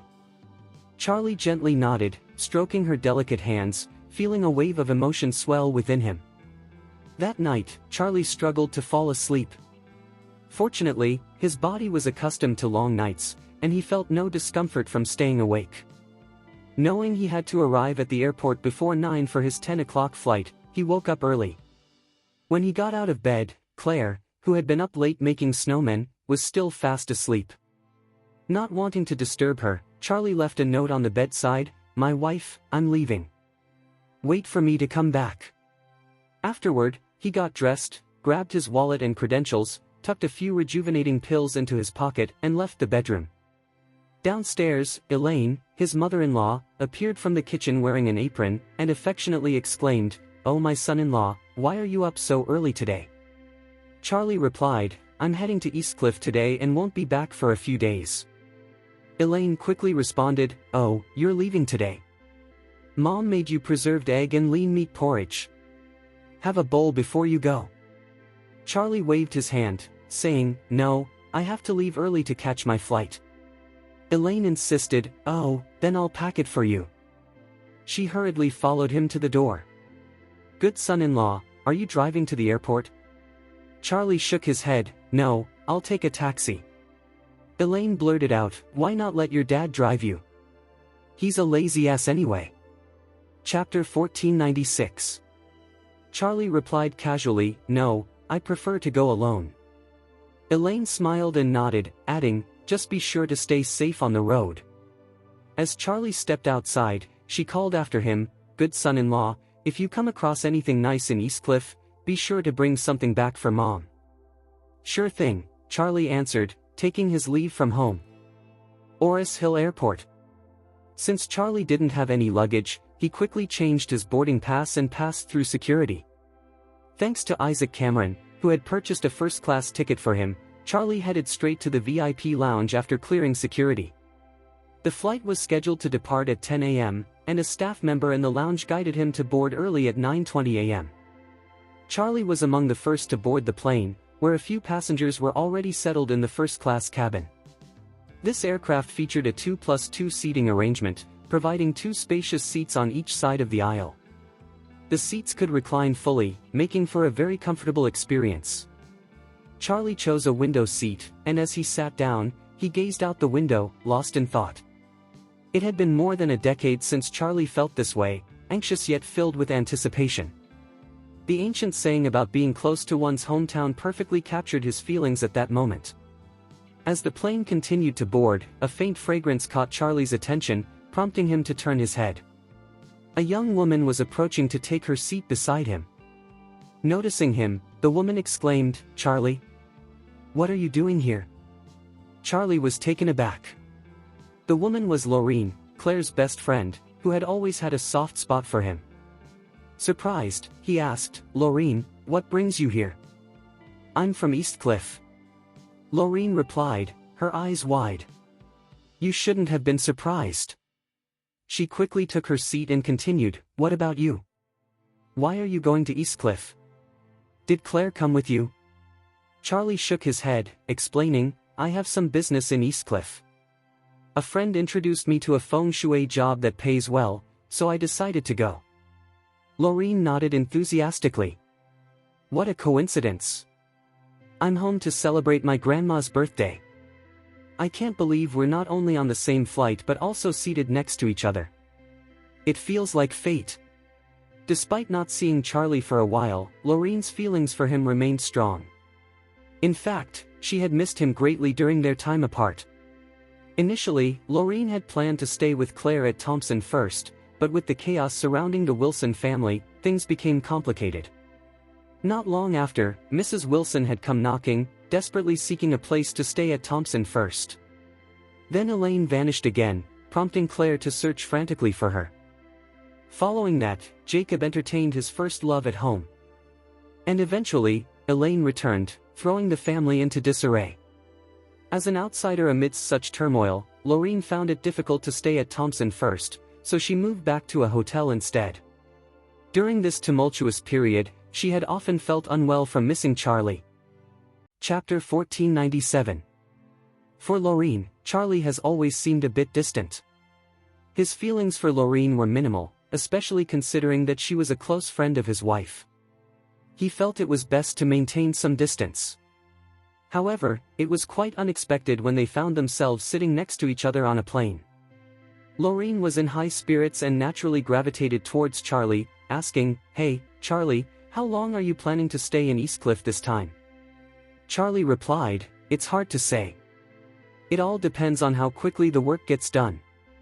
If things go well, I might be here for 2 or 3 days, if not, it could stretch to 4 or 5. Lorene's excitement was palpable. "Oh, I've booked my ticket for 4 days from now. What about you? When are you flying back? Can we return together?" Charlie honestly responded, "I haven't booked my return flight yet. Let's see how things go first. It's still uncertain." Lorene quickly said, "All right, once you finish your tasks, let me know. I'll see if our schedules can align, and if so, we can travel back together." Internally, Charlie felt a bit resistant, but he maintained a calm exterior as he replied, "We'll have to see when the time comes. There's still a lot of unpredictability." Lorene, oblivious to his indifference, nodded in agreement. Then, she asked curiously, "So, what's keeping you busy? How have you been?" Charlie answered, "I'm not too busy, just occasionally doing some feng shui consultations and mostly staying at home." Lorene inquired carefully, "Since Claire returned, her mother hasn't given you any trouble, right?" "No," Charlie smiled, "she's much more settled now compared to before." Lorene genuinely sighed with relief, "That's wonderful to hear. I was worried Aunt Elaine might be difficult for you at home. I'm glad she's calmed down." Charlie nodded slightly, then took out his phone to send a message on WeChat to Stephanie. "Daisy, can you send me your home address? I'll be there today."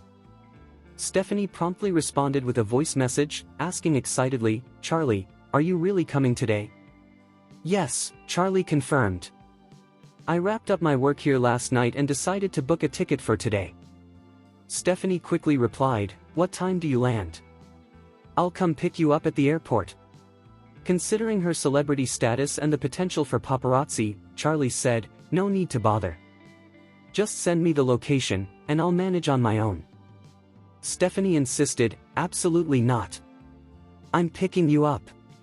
Don't worry, I'll dress down so I won't be recognized." "It's really not necessary," Charlie replied. "Paparazzi are relentless. Many celebrities think they're hidden well, only to be caught by the cameras."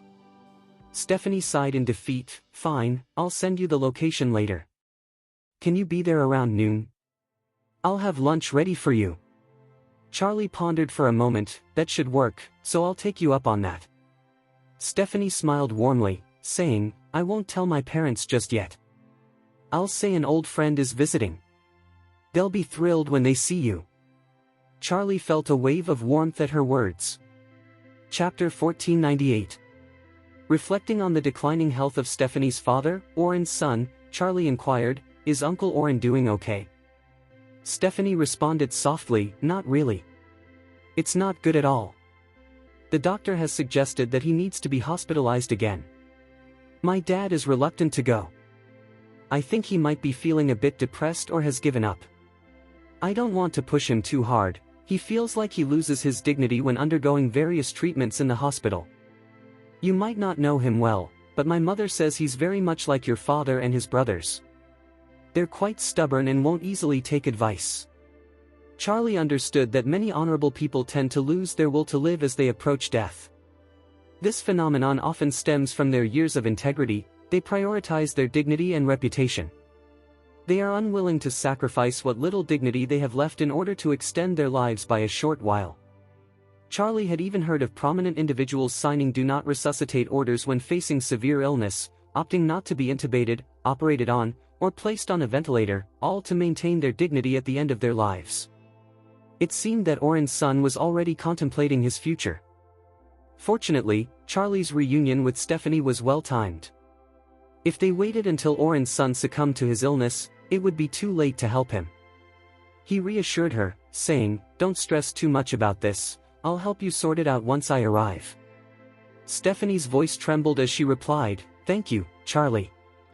I know he'd be really happy if you could come to see Dad." Charlie preferred to keep the conversation brief to avoid being overheard by Lorene, who was sitting nearby. He said, "Let's leave it at that for now. The plane is about to take off and I need to turn off my phone." Stephanie quickly responded, "All right, Charlie. I'll be waiting for you in Eastcliff." After ending the call, Charlie noticed Lorene smiling. "Oh, Charlie, you're really impressive now. It's no wonder they call you Master Wade. From the tone of your voice, it seems like they're counting on you to save the day." Charlie chuckled slightly. Feng shui can be like that sometimes. When everything is fine, it's calm, but when issues arise, it often becomes urgent. Lorene sighed appreciatively. "Claire is truly fortunate to have such a capable husband like you." After a moment, Lorene asked, "By the way, what brings you to Eastcliff this time?" Charlie replied, "I'm near the Northeast 5th Ring Road, in a villa area." Lorene brightened up, "That's not too far. Why not come over to my place for a visit?"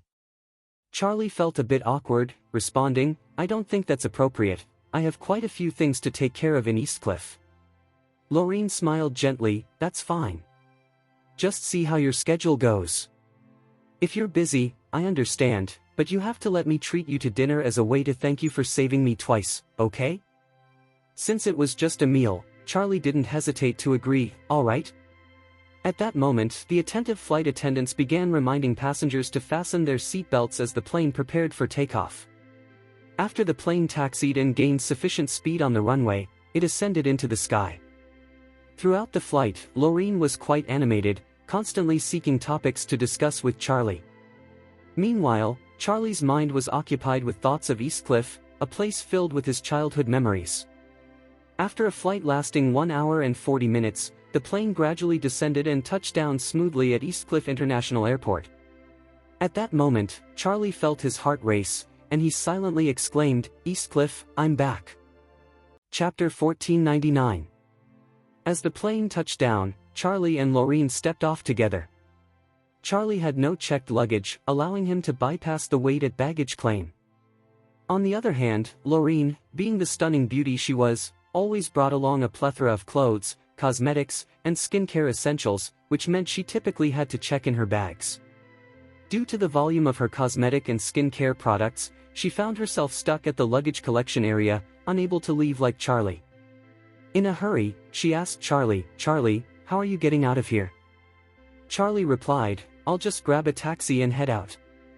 Lorene quickly suggested, "Why don't you wait for me? We can go together. My family is here to pick me up, and I can see you off." Charlie smiled and waved her off, saying, "No, Lorene, I'm a bit anxious to get going.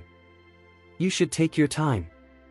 With a hint of resignation, Lorene replied, "All right, but let's plan to meet up another day. Don't forget you promised me we'd have a meal together." "Sure," Charlie said with a slight smile. "You wait for your luggage, and I'll head out. We'll arrange something soon." After parting ways with Lorene, Charlie made his way out of Eastcliff Airport alone.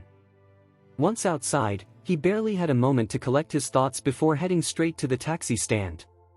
Just as he exited, a woman bundled up in a thick down jacket, complete with a hat, mask, and black sunglasses, hurried towards him.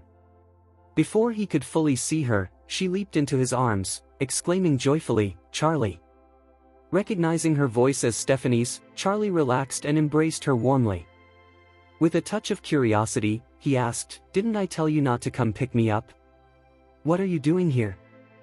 Stephanie replied earnestly, "I just wanted to see you as soon as possible. I was worried I might spill the beans about your arrival to my parents if I stayed home, so I rushed out." Charlie cautioned her, "But what if the paparazzi spot you? If they catch a famous star hugging a guy at the airport, it could hurt your reputation." Stephanie shrugged off his concerns, saying, "What's there to worry about? If it gets out, I'll just say I'm hugging my fiancé. If that hurts my popularity, so be it. I'm not dependent on the entertainment industry. I can always step back whenever I want. All right then, Charlie said with a hint of resignation. Let's hurry to see your parents. Did you drive here? Stephanie nodded. I parked my car in the lot. Let's go get it. As they walked, Stephanie wrapped her arm around Charlie's and led him toward the parking area. When they reached her old Volvo, she admitted shyly, I'm sorry the car is a bit worn out. Most paparazzi know my other cars, so I figured it was safer to drive this one. Charlie smiled and reassured her, honestly, you have no idea what I've been through over the years. I told you last time that I grew up in an orphanage. After that, my wife's grandfather helped me get a job at a construction site. I've faced many challenges, so even if you asked me to walk to your house, I wouldn't mind. Stephanie looked at Charlie, her expression softening. Charlie, you've endured so much for so long. Chapter 1500. Charlie shook his head and remarked, it doesn't matter how much hardship you face. To me, every bit of hardship you endure serves as training. Stephanie listened intently. As they drove out of the parking lot, she added, my dad mentioned you just yesterday. Didn't the doctor suggest he return to the hospital for further treatment?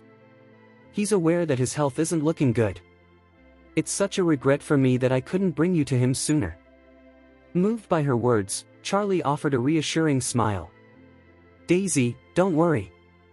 With my help, Uncle Oren will definitely regain his health. Unbeknownst to Stephanie, she had no idea about Charlie's remarkable abilities or the fact that he was known as the true dragon master among the elite of Oris Hill. Thus, she couldn't truly believe that he could help cure her father's terminal illness. At that moment, her thoughts were focused on how happy her dad would be to see Charlie. She believed that if his spirits lifted, it would positively influence his health as well. Stephanie's home was conveniently located not far from Eastcliff International Airport. The airport is situated in the northeast part of the city, with several exclusive villa districts nearby, not far from the central area. After about 20 minutes, Stephanie arrived at Eastcliff's Ocean Mansion. While Eastcliff boasts numerous villas, most are multi-million-dollar townhouses. There are only a handful of spacious and luxurious standalone villas in the urban area. The majority are found in the more remote northern areas, closer to the mountains. Among the limited standalone villas in the city, Ocean Mansion stands out as one of the premier villa communities. Each villa here is priced at a minimum of $1 billion and radiates luxury. However, even this upscale location pales in comparison to the mansion of the Wade family. In Charlie's memory, the Wade family mansion was not just any luxury villa but rather reminiscent of a royal palace from the Quintong dynasty. It exemplified true understated luxury and grandeur. Charlie recalled that the dozens of golden snail pillars in the mansion alone were invaluable. It was rumored that over a decade ago, a single quote for one of those pillars had already surpassed $1 billion. But that wasn't even the most extravagant feature. The most lavish was the Prince Gong's mansion in Eastcliff, where one pillar of ginseng was valued at over $2 billion. However, the Prince Gong's mansion is a national cultural heritage site and cannot be owned by any individual. This distinction further emphasizes the prestige of the Wade family mansion. As Stephanie drove into her home, the courtyard and garage doors opened automatically. A maid in her 40s hurried into the garage. While helping to open the car door, she greeted, "Miss, your mother is preparing dinner and has been waiting for you. Why did you leave without saying anything?" Noticing a man seated in the passenger seat, she was taken aback and politely said, "Hello, sir." Charlie gave a slight nod, while Stephanie, brimming with excitement, asked the maid, "Aunt Dina, are my parents in the restaurant?" Aunt Dina nodded and replied, "Miss, your father doesn't seem to be feeling well. He keeps saying he wants to rest in his room. You should go on ahead." Upon hearing this, Stephanie quickly took Charlie's hand and hurried into the villa. As they passed through the grand and opulent hall, Stephanie led Charlie straight to the dining area. The moment they entered the restaurant, she enthusiastically announced to the middle-aged couple seated at the table, "Dad, Mom, look who I brought."